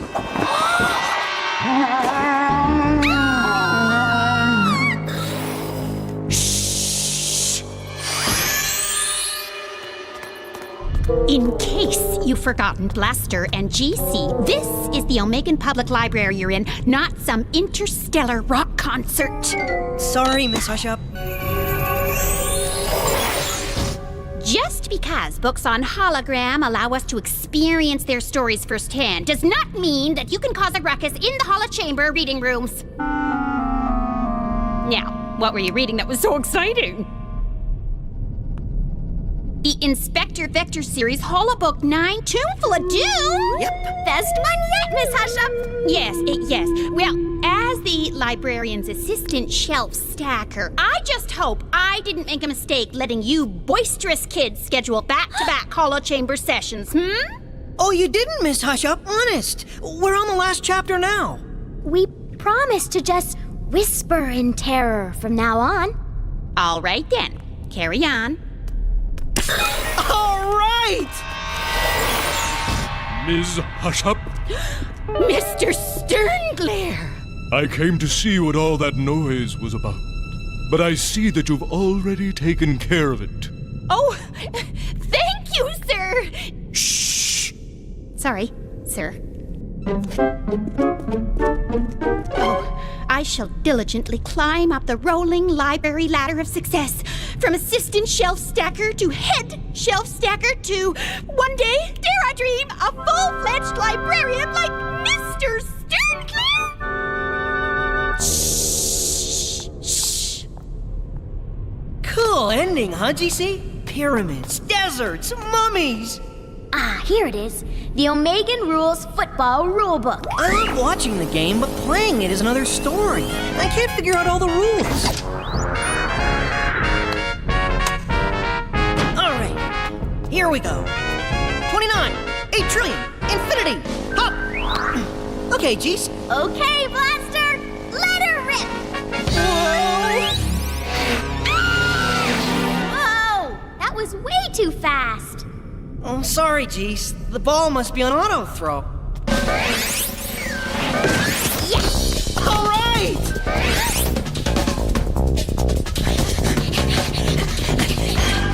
Goodness, that was a sudden storm. In the library...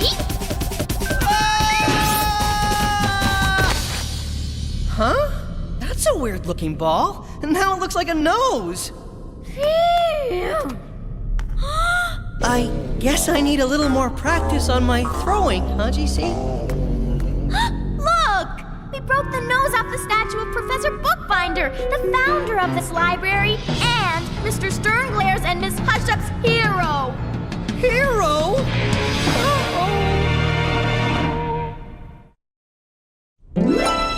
I can't believe we broke the statue of Mr. Bookbinder. What are we gonna do, Blaster?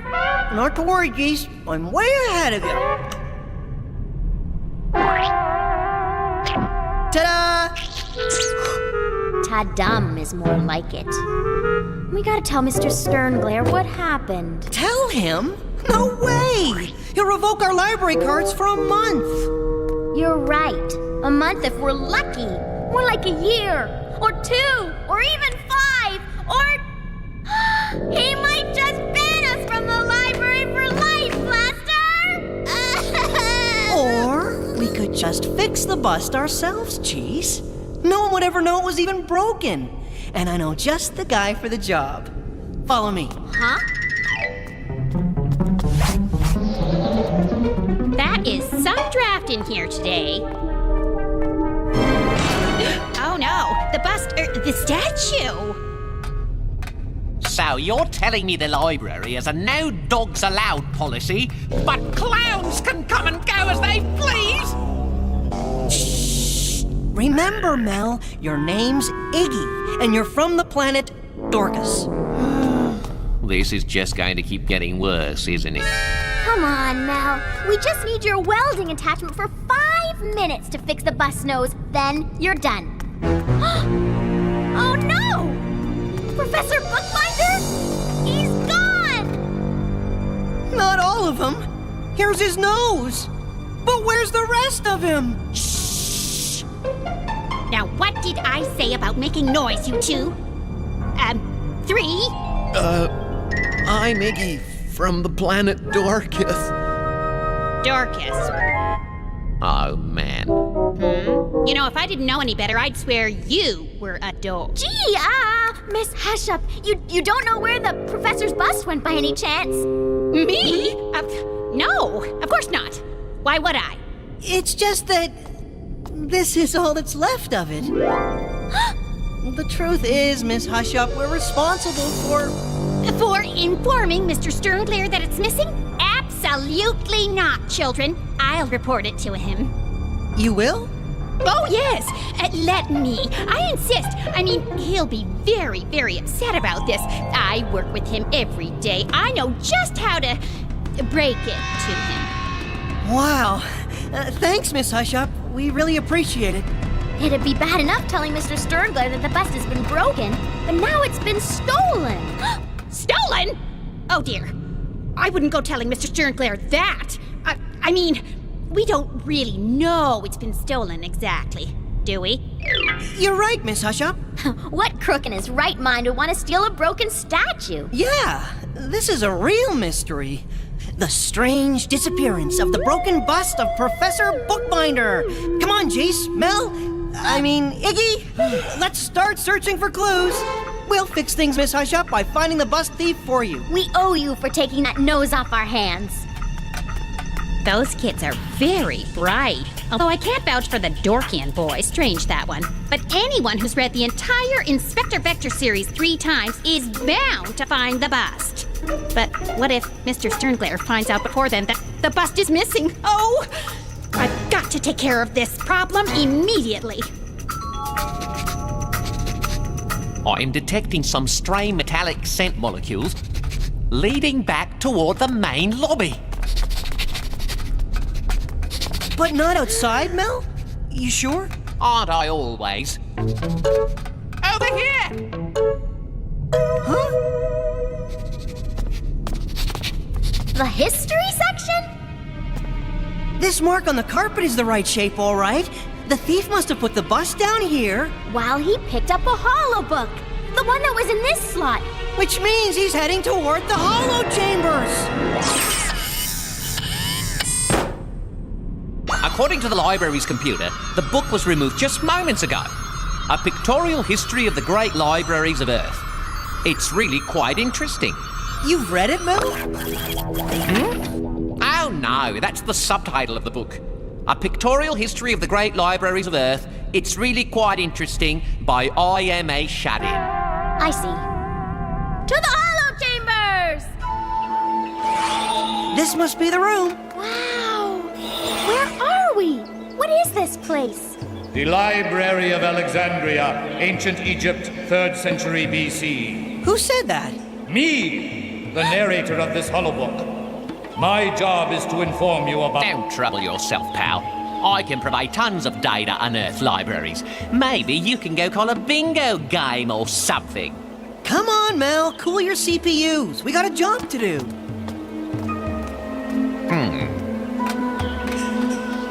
The Library of Alexandria was the first true library of ancient times.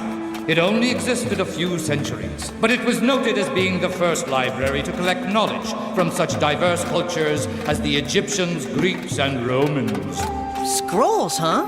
Kinda awkward, aren't they? It's a library, all right.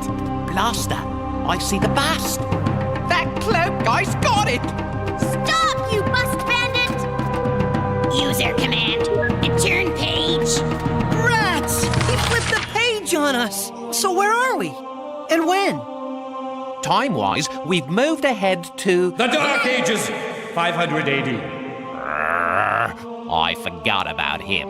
How can it be dark when it's bright as day in here? The term Dark Ages refers to the lack of intellectual development in this time period, due to lack of access for most people to knowledge. I knew that. Thanks to monks working in scriptoriums, copying texts of all kinds, knowledge was preserved for future libraries at a time when much of it was nearly lost forever due to war. You know, you guys ought to have one of these to copy stuff. Photocopier. It's way faster. Ah! Sorcery!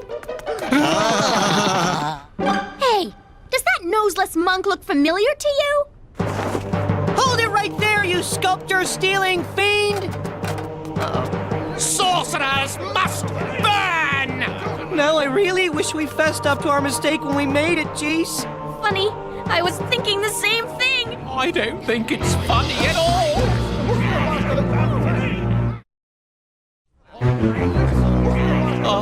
I don't think I'm enjoying this book all that much anymore. Don't worry, Mal. The story really picks up from here. You dropped this earlier? My sonic chisel! Good thinking, Jeese. We're out of here.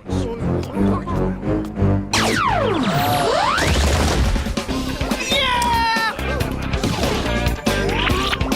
What a blast! Well, if it isn't the Professor Pincher. User command, turn page. So, where are we, oh hallowed narrator of infinite knowledge? You are too kind. We are in... Manchester, England, circa 1850 at the world's first public library. Beat you to it, smarty pants. I get it. The fact that it was public is important because it meant that anyone, whether rich or poor, educated or not, could have proper access to knowledge. How can anyone read anything with that annoying bell? It's coming from up there. And it's the thief who's doing the ringing.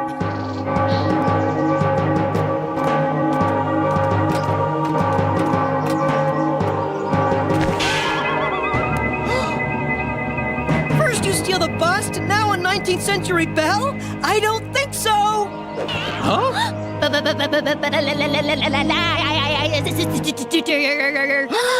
Miss Hush-Up? Oh, I thought for sure you kids would never find the bust inside this bell. What's the deal, Miss Hush-Up? Why the wild goose chase? I was only trying to hide the bust, GC, until I could think of something to tell Mr. Sternglare. I didn't want to get banned from the library for life. You? Banned from the library? For what? For breaking Professor Bookbinder's bust. You see, it was I who did it. Earlier today, I accidentally hit the bust with my hover cart. That's what caused the nose to break off. This entire mess is all my fault. No, it's not, Miss Hush-Up. We broke the nose, not you. We thought we could fix it before anyone noticed. We even snuck in our robot dog to help us do it. Yes, well, it looks like all of you were trying to cover up your mistakes today. We were, Iggy. You're right. And all it succeeded in doing was to make things worse. Jumping Jupiter! What a blast! My, this hollow book is realistic, isn't it, children? It does tend to rain a lot in merry old England.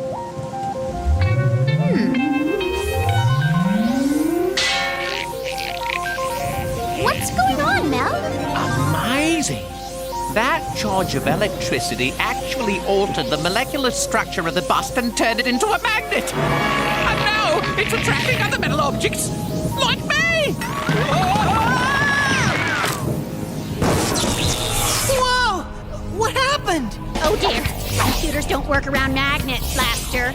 The magnetized Mr. Bookbinder wiped out the entire holobook.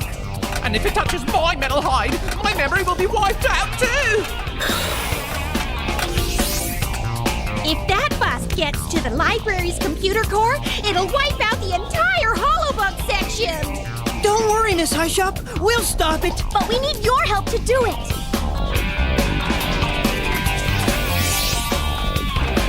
Yoi! The library's computer room! Oh no, I'm leading the bus right to it, but I can't stop now, or I'm history!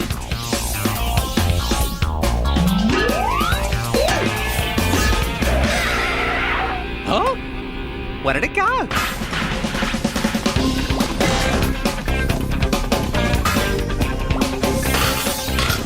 It's working!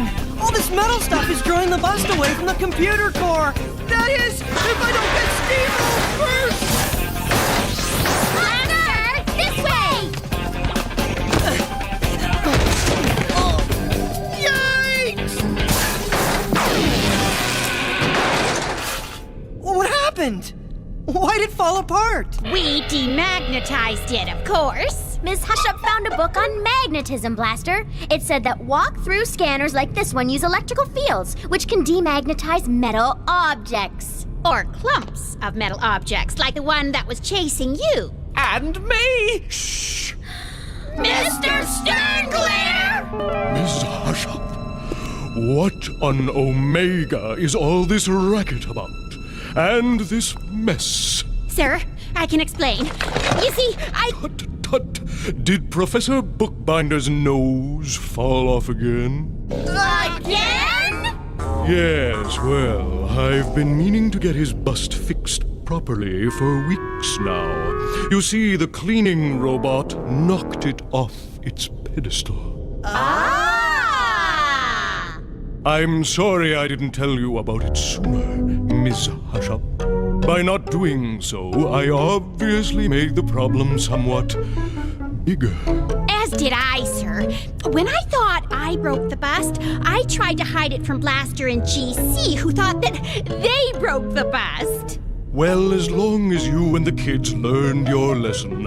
After all, the library is for learning. Oh, thank you, sir. And you too, Blaster and GC.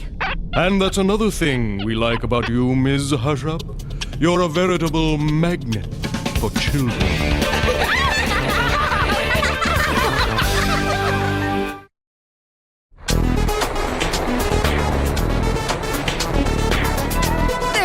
Professor Bookbinder, good as new.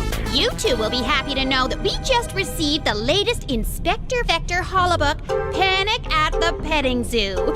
Care to take it for a spin in the holo chamber? No thanks, Miss Hush-Up. We've had quite enough of that type of excitement for a bit. We're going to the hardcover section to do some reading the old-fashioned way. Quietly.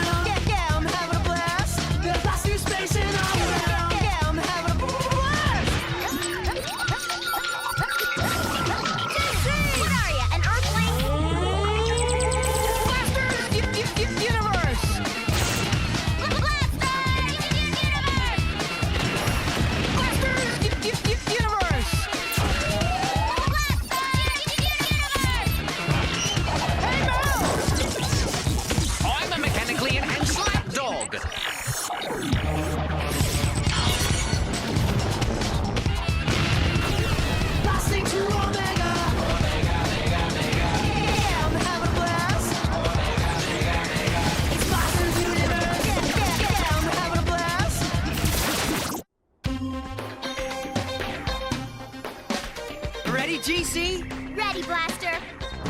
Who are we up against this time, Blastman? The Flying Ferrets. Oh, is that right? Oh, yeah? You and what herd? Well, two ferrets don't make a right. Or something. Let's do it!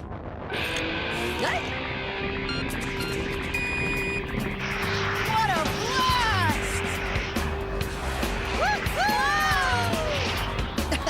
Hang on!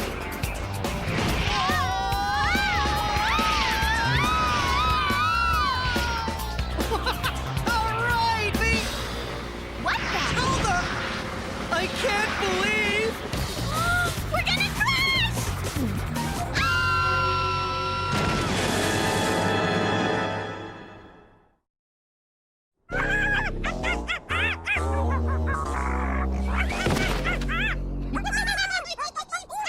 Foiled by the corkscrew again. And if we lost, guess who won? We want a rematch right now. Hey. A rematch will have to wait, kids. You two have done nothing but play this game for days. But, Dad, we almost got to level 23 and... No buts, Blaster, and no more sitting on yours. You're missing a beautiful morning. No! Sunlight! Very funny, you two. You know, if aliens ever land at our house, they're gonna think you need those goggles attached to the holovision just to survive. Look, Dad, these games are good for honing your mental sharpness and decision-making skills. It says so right on the cover, Mr. Blaster. That's true, kids, but sometimes you need more than just a sharp mind in life to succeed. You need a healthy body, too. Quite right, Mr. Blaster. Take the case of today's modern athlete, for example. A great deal of the athlete's time is spent physically training for their sport. However, sometimes athletes may find that the weather for a particular sport doesn't always cooperate. Such as trying to work on your downhill skiing technique in the summer in Vermont. One solution that was developed in the late 20th century was the use of virtual reality technology. This way, athletes can use motion simulators to mimic the conditions they would find in real-life competitive situations. This training is just part of the hours that are spent in classrooms, where the athletes learn to use their brains to develop strategies to improve their performances. That is one impressive waffle iron. You kids really should enter Mel in the science fair at school. I think you two need a new plan to get through that corkscrew section. Some fresh air and exercise may help clear your heads and help you come up with a new strategy, like drafting, for example. Drafting? What's that, Dad? Could that help us win? We'll talk about it later, Blaster. Like I said, you need brains and brawn. Now get going, you two. Outside. Science fair? I could run the science department. My dad's right. Maybe we do need to exercise more. Whatever it takes. We gotta beat those computer-generated furballs. Okay by me, Blaster. Race you to the obstacle course at the park. I mean, really, I could instruct at a university level. Hey, wait for me! Man, that takes a lot out of you. Hey, GC? You said it, Blaster. I can't wait to see you tackle the obstacle course. Let's lose the blaster pack, the ankle bracelets, and the jump ring and watch. We wouldn't want any artificially enhanced performances, now would we? Okay, Mel. Now you take off your thrusters. You could use a little unturbocharged run yourself. Me and my big titanium mouth. All your marks. Ready, set, go!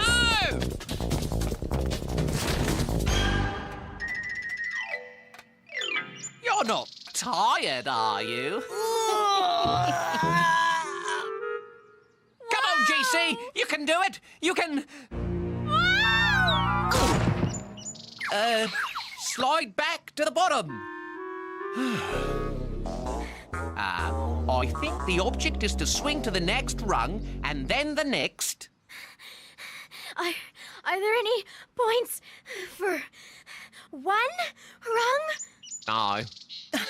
How about style points for a nice landing? Sorry. Rats. Well, congratulations! You two set a new record for the obstacle course. We did? Yep. You only lasted 8 minutes and you didn't complete one section of the course. You've never done that badly before. Well, my dad was right. We are out of shape. We're gonna have to work on that, huh, GC? Yep. Tomorrow. But, Mel, do you think you could give us a lift home? I don't think I can make it. Impressive, Mel. I didn't think you were strong enough to lift us without your thrusters. I'm not. That is... What the? It's some sort of flying galley?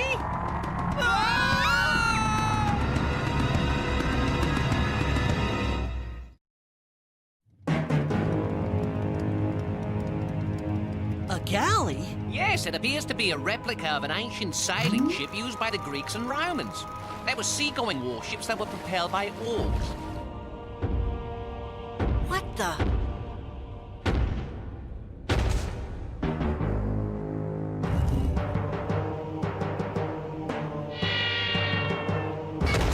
Ouch! Welcome! I am Gymnasium, and this is my ship, the Rippling Deltoid, the fastest galley in the universe. And apparently the galley comes complete with an alien replica of a gladiator. A gladiator? Gladiators were professional fighters in ancient Rome. Most were slaves or prisoners and fought for the entertainment of Romans on special holidays. They may have been some of the best conditioned athletes of all time. Any gladiator who was not at his physical peak was not likely to live to fight another day. Excellent, Robodogus. Now you know what an honor it is to serve aboard a ship with a gladiator.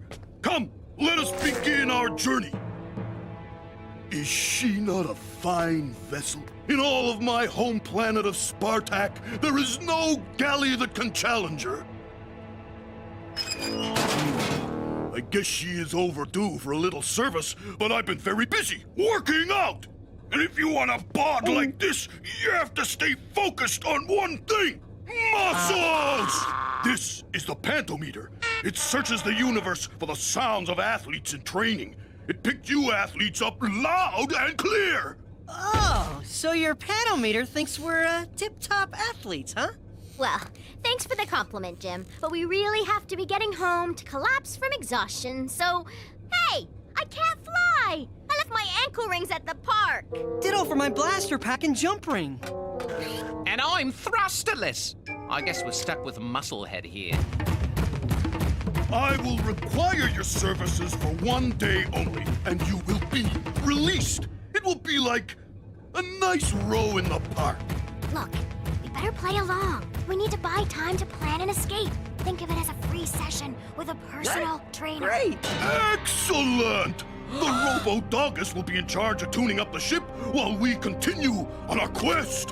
What, quest is that? That is of no concern to you, young one. Your only worry is to perform at your physical peak like true gladiators. Now let us test your fitness. I can't believe that you young ones are in such poor shape. The only reason the pantometer picked you up was that you were breathing so hard because of your poor physical condition. I must supervise your training myself. It will be a crash course, but lucky for you, I am the best conditioned athlete in the galaxy! Funny, I don't feel lucky. Let's all get to work. You too, Robodogus. Oh, no! I want this ship, ship shape. Something tells me Jimbo here isn't the sharpest gladiator in the Colosseum. Beautiful, is it not? I designed it myself. Every muscle in the body can be trained to perfection here. What else could one want? Oh, I don't know. One's freedom, say? What use is freedom if one has a puny body? Now let's get pumped! Here, catch! I guess fixing broken gym equipment is better than road jumping. Not so bad, but allow a professional to show you the ropes. The ropes, get it? Oh, great. As if we didn't get enough one-liners from Mel.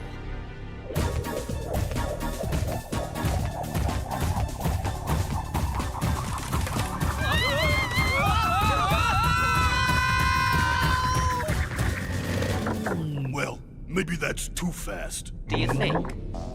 If he'd just let up on the workout for a minute, maybe we could figure a way out of this mess. Jim, I know we've been working out for a while now, and actually I feel pretty good, but... There's no way we can lift that much weight. No, young ones. I only wish to show you what is possible if you continue your physical training. Robodogus, could you calculate the weight for me? Let's see. The weights, plus the bench, plus you add up to... You taking a trip to the basement. Excellent. Now let me show you how fast these bikes can go. Jim, do you think you could go a little easier with the workout? I can't keep up with the repairs. Nonsense, Robodogus. One must work out hard. There's no time to... think. Congratulations! You are now honorary gladiators. You will serve to balance my crew perfectly for the mission ahead. Well, I do feel pumped up, GC. Jim might not be a genius, but he's a great personal trainer. I feel better too, Blaster. But don't you get bored just working out all the time, Jim? How can one be bored when you're preparing yourselves for the greatest physical challenge of a lifetime? What challenge would that be, Jim, old boy? The galley race for Emperor of Spartak, the home planet of all the universe's gladiators.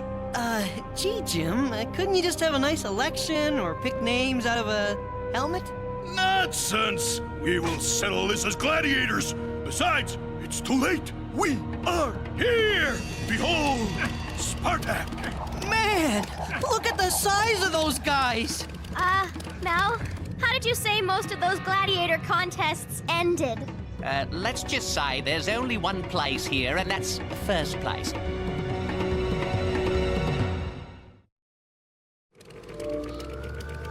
We shall race against the best ships in the galaxy, with the captain of the winning vessel becoming the new Emperor of Spartak. That is foul as odors. We must never get behind him. Man, that guy could use a good old-fashioned Roman bath. Behold, Biggest Hookus, our largest opponent. Once again, if we get behind him, it is hard to pass. His rear end has flattened the hopes of many a galley.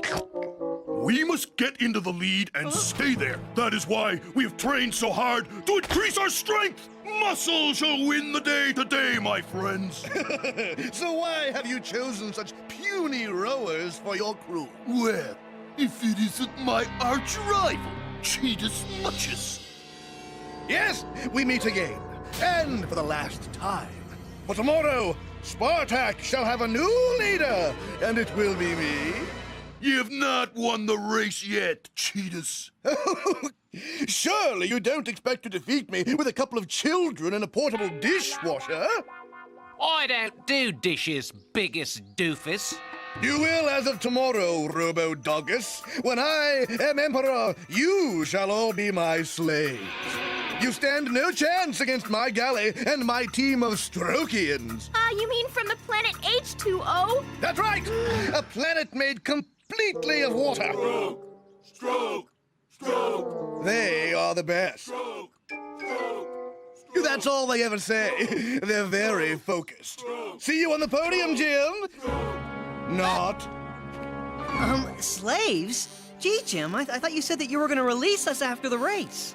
Yes. I guess I hadn't considered the possibility of losing. I've been awfully busy working out, you see, and... There's all sorts of things that you haven't thought of, Jim, and it might just cost us our freedom. Blaster's right, Jim. There's more to life than who's the strongest. You have to exercise your mind, too. Yes. Now, why don't we sit down and plan a strategy for the race? Unfortunately, there's no time for that now, Robodogus. That is the signal for the race to begin.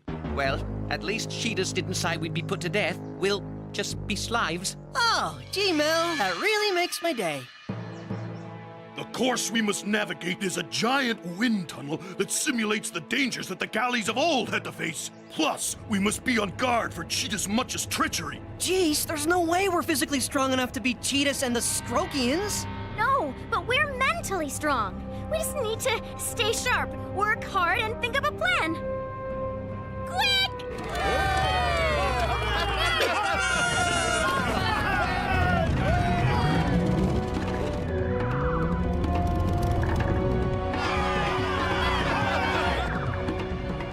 Time to thin out the competition, my friends. Stroke! Stroke! Yes, thanks for the input.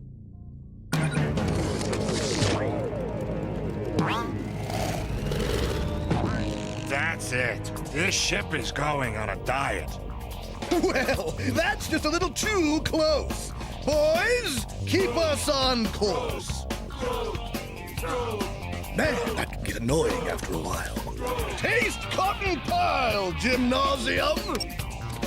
What the heck is that thing? Hey, I think they're raising the white flag. They're giving up. That's no flag. That's the Roman bath towel of doom!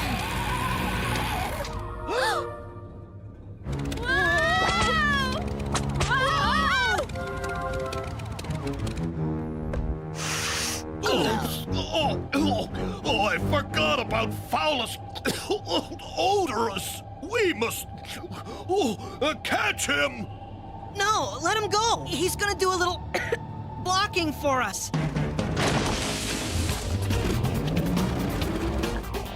Come on, let's win this thing. Put your backs into it, kids.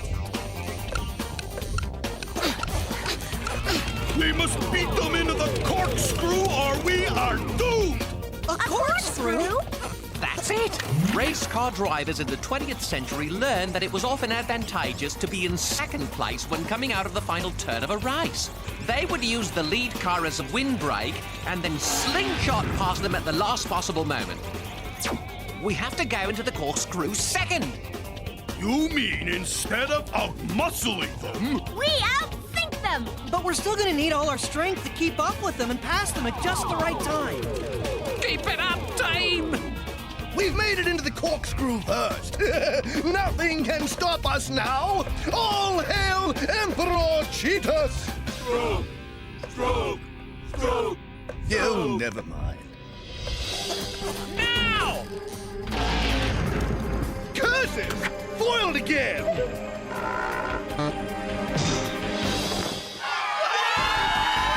We won! What a blast! You were right, my friends.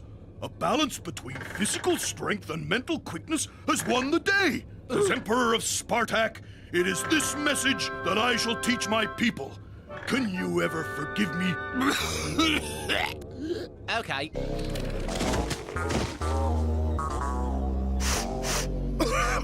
Oh no! Not foulest odorous! Stroke! Stroke! Stroke!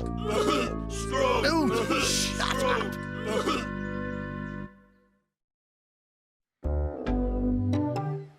More weights, Jim? You promised that you weren't going to spend all your time working out. And I'm not, Robodogus. These weights are needed for more anchors for the customers' ships. Customers? Yes, Blaster. With hard work and planning, we transformed Spartak into Gladiator Land! The galaxy's first interactive theme park. It's a huge success! Even Cheetahs has changed his ways. He now thinks up ways to alter the galley course to make it more challenging for the patrons. And the Strokians help too. Did you change the headwinds to tailwinds in turn 3? They'll never expect that. Stroke! Stroke! Now there's a brain and brawn team that's tough to beat.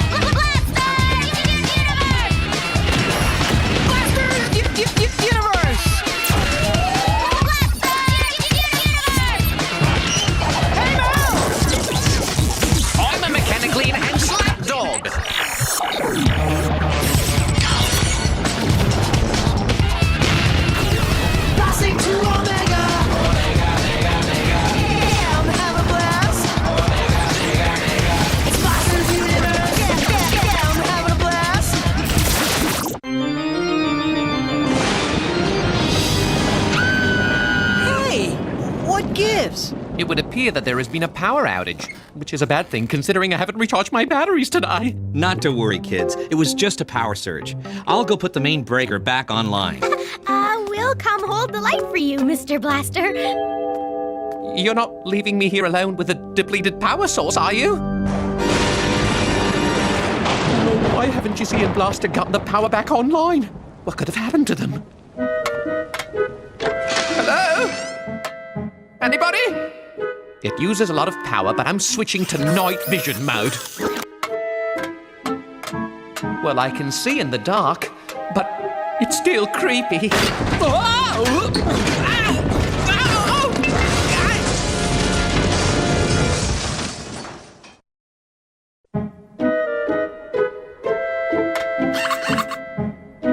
Oh, great. I lost my night vision. Lucky for me, there's no such things as robot dog-eating creatures waiting in the dark. I should really learn to keep my mouth shut. All right, you evil-smelling, power-sucking thing from the darkest, foulest corner of the galaxy! Prepare to eat concentrated ions! Whoa there! What's with the laser cannon, Robo-Doggy? Nothing.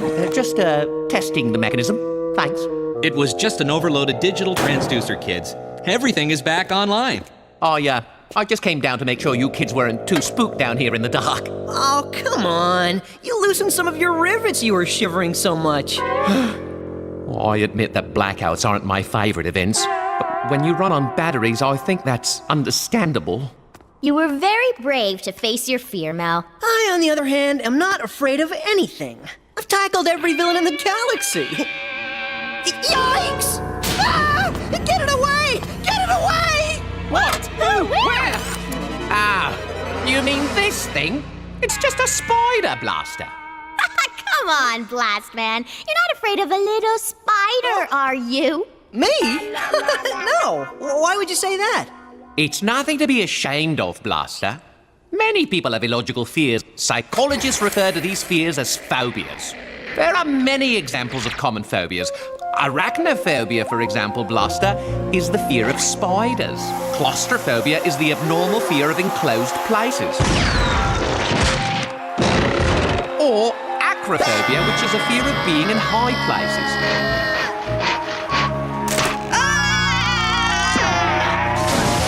Or aquaphobia, the fear of deep water. Ugh, I hate water. One possible treatment for any phobia is to face your fear and learn about it. Of course, this can apply to any anxiety, whether it be facing one's first day of school or taking the training wheels off a bike. That's interesting, Mel, but I don't know what it has to do with me, because as I said, I'm not afraid of bugs. Great! Because my hard drive indicates that a bug expert called the Exterminator is going to be on your favorite Omegan talk show tonight. We can learn all about insects. Cool! My dad knows the host and can get us tickets. We can see the show live. Sure. It's not like we're going to be on stage, touching any of their slimy, segmented, repulsive bodies. Good thinking, Mel. If Blaster can learn more about bugs, he may come to realize that not all insects are harmful or dangerous. That's the idea, GC. Now, can we survive another trip in the Blaster cycle with Blaster at the wheel? Ugh. Now that's scary. Oh, my Omega! You're back with Late Night with me, Chad Squarejaw. Now, let's find out what's up, or should I say down, in the bug world with our next guest, the Exterminator. Oh, great. He's a bug. A big, slimy, gross, creepy, rotted log-dwelling bug.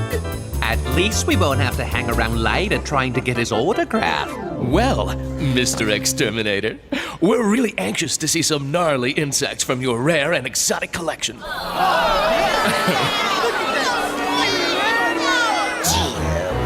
Can you, Omegan oppressors? We have feelings too, you know. Excuse me, Mr. X, but don't you mean you have feelers? Oh, come on. I think our audience wants to see some of your horrific, creepy crawlies. Am I right? So, you want to see some bugs, do you? Fine. I always keep a few friends up my sleeve. Oh, I hate it when they get in your sleeve or down your collar or up your pant leg. How about some fire-breathing plutonium dragonflies, Chet?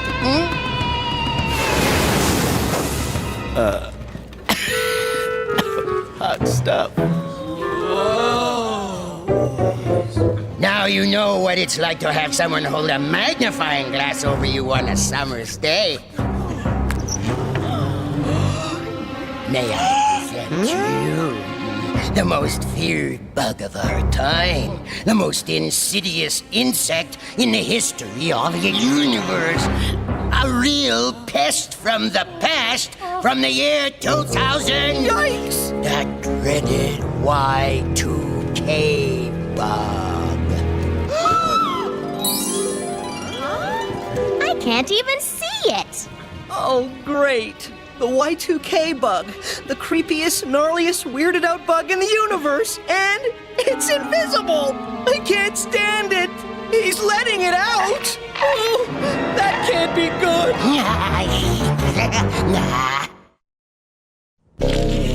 Oh, this leather's stuck. The insects are usually very strong. Oh, this is just great. A giant insect releasing the most dangerous bug in history. I'm so glad we came. Come on, Blaster, think. What did the Y2K bug do anyway? It happened on Earth, right? How should I know? That was over 30 years ago. Earth bug history isn't my favorite subject. Mal, what do you know about it? Y2K. The Y stands for year, K for kilo or 1,000. Therefore, Y2K means the year 2000. The Y2K bug occurred in computers when programmers decided to use only the last 2 digits of a year to represent the date. The problem was that on January 1st, 2000, older computers might recognize the year as 1900 and cease working or crash. Hey, did anyone fix the Y2K bug thingy? That's strange. My data ends there. Oh, great. If we don't know what the Y2K bug did, how do we hide from... defeat it. Whatever it did, we have to keep the exterminator from using it to scare people again. Come on, let's get that jar.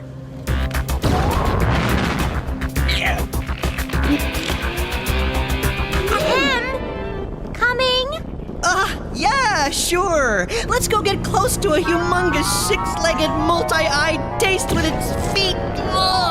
We insects shall control the cosmos through fear. So what does the Y2K bug do anyway there, Axel, buddy? Just know that it could be really, really bad. And thanks to your show, everyone in the galaxy is now in the fearful grip of the Y2K bug. Oh, I wouldn't bet on that, bug boy. Huh? Nobody heard what you said because I cut the holovision feed. Oh, I can't believe you did that! I rehearsed that speech for days. I'll take that. Hey! Come back here! If you get the lid off, remember I loosened it. Quick, Blaster, let's get out of here. Ew! I don't want it! It's a bug! A gross bug! Blaster, be careful! Don't drop it or you'll release the Y2K bug. Okay, I don't like bugs, all right? Happy? I admit it! Oh, gross! You got it! Now let's get it out of here! Oh, now that really bugs me, annoys me. I hate flying humans, Omegans, and Robodogs. We're the only ones with real wings, you copycats. After them! Oop. Sorry about that. I lose more assistance that way. We can't let the exterminator get his sticky hands on that jar. If he releases the Y2K bug, all sorts of things could happen. Like what? We don't even know what's in there. Who cares? It's a bug, and that means it's nasty. We have to get rid of this sucker. Did you kids miss me? Let's see if you like things from a bug's eye view. Prepared to be squished. Buckle up! We gotta blast out of here!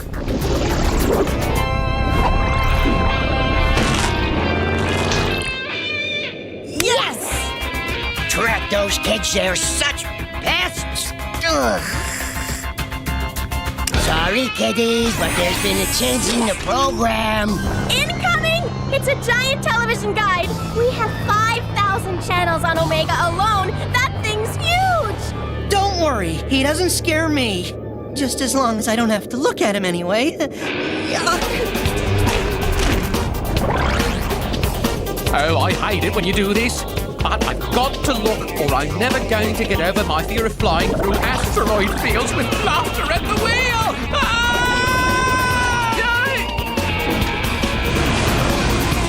Show's over, Exterminator!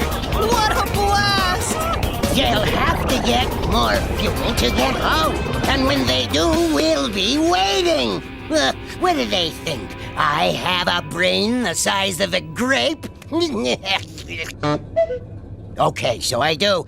But there's only one fueling station at this end of the galaxy, all right? Soon the Y2K bug will be mine again, and fear shall rule the cosmos.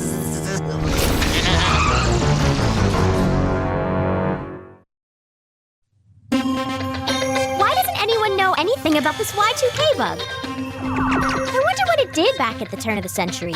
We must get back to Earth and ask Blaster's dad what happened. Mel!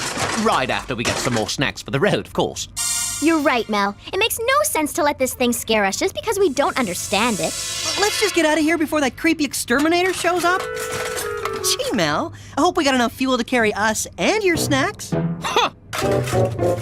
Blaster! Come on. I'm holding the Y2K jar. You don't have to touch it. It's not that. I'm stuck. It's flypaper. My feet. My snacks! I've got you by the thorax now. Go, GC! Don't let him get the Y2K bug! Now, unless your friend hands over that Y2K bug, things are going to get unpleasant. You don't scare us. You're nothing but an oversized, creepy crawly. That's oversized little creature to you, Tin Hound. Besides, I have an exoskeleton, and you don't. Oh, he's so annoying. Don't give it to him, GC. I can take it. I'll be fine. Thanks for asking, Blaster. Oh, is that right, Mr. Scaredy Human? Insects don't bug you anymore, We'll see.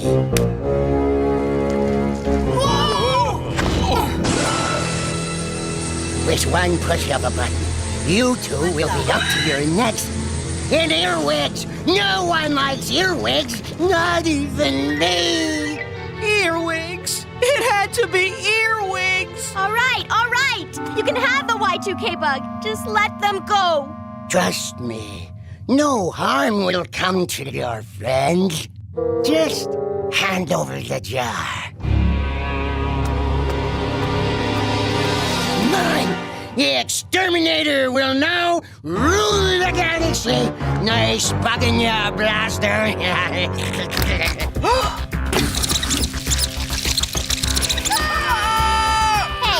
you said no harm would come to them. Oops. How uncaring of me to lie like that. You can't trust a bug, right? Get me out of here! Calm down, Blaster. We have to think. There's nothing to fear. Sure there is! Earwigs!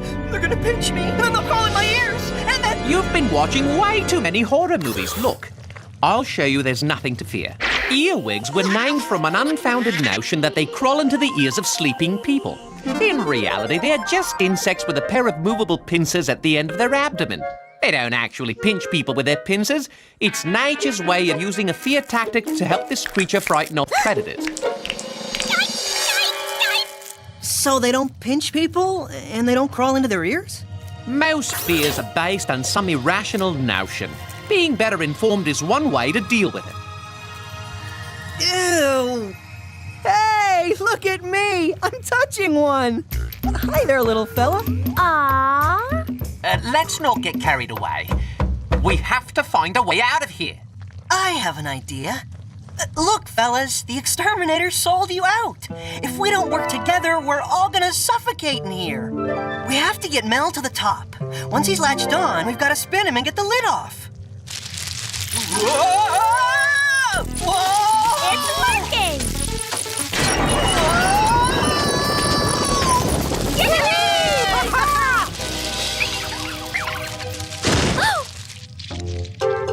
Thanks, guys. You are the biggest of the little creatures in my book. Can we give you a lift anywhere? They say, no thanks, they have some business to take care of.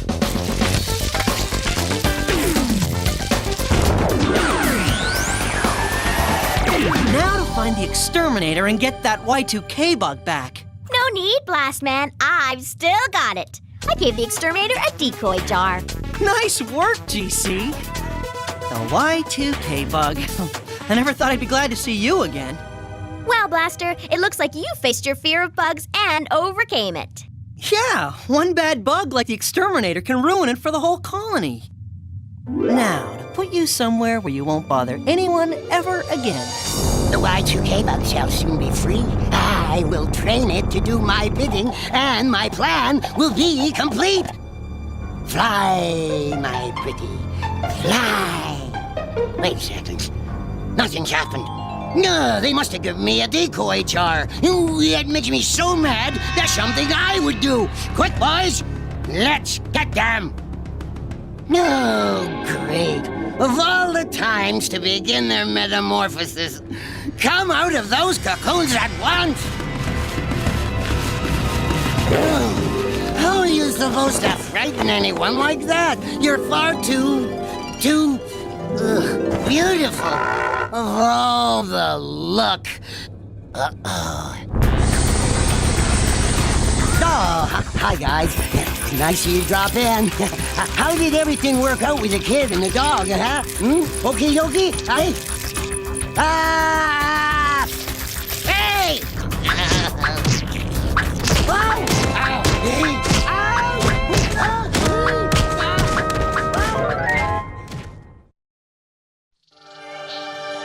Blaster, look out, a spider! Don't worry, GC, I'm okay. Now that I know more about insects, I've learned that most of them are harmless. Besides, this isn't even a spider. It's a daddy longlegs, which only has 6 legs. Spiders have 8. Mind you, if this had been a female black widow, it would be advisable to steer clear. Their bite is very poisonous. Now, the tarantula, on the other hand... Okay, enough about insects, Blaster. Now that you know so much about it, you're starting to bug me. Let's talk about something else. So what did you do with the Y2K bug anyway? Oh, we put it somewhere where it should stay sealed up for a long, long time. Shoppers, green light special in aisle 3. Hey, that looks like something new. A Y2K bug in a jar. I love this stuff. It's so yummy. Oh, wait, it was made on Earth. Ew! That means humans touched it. Gross! Humans are so icky. No one will ever buy that. Bye-bye.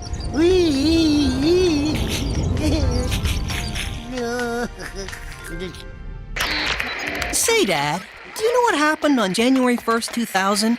We've been asking everybody about what the Y2K bug did, but nobody remembers much about it.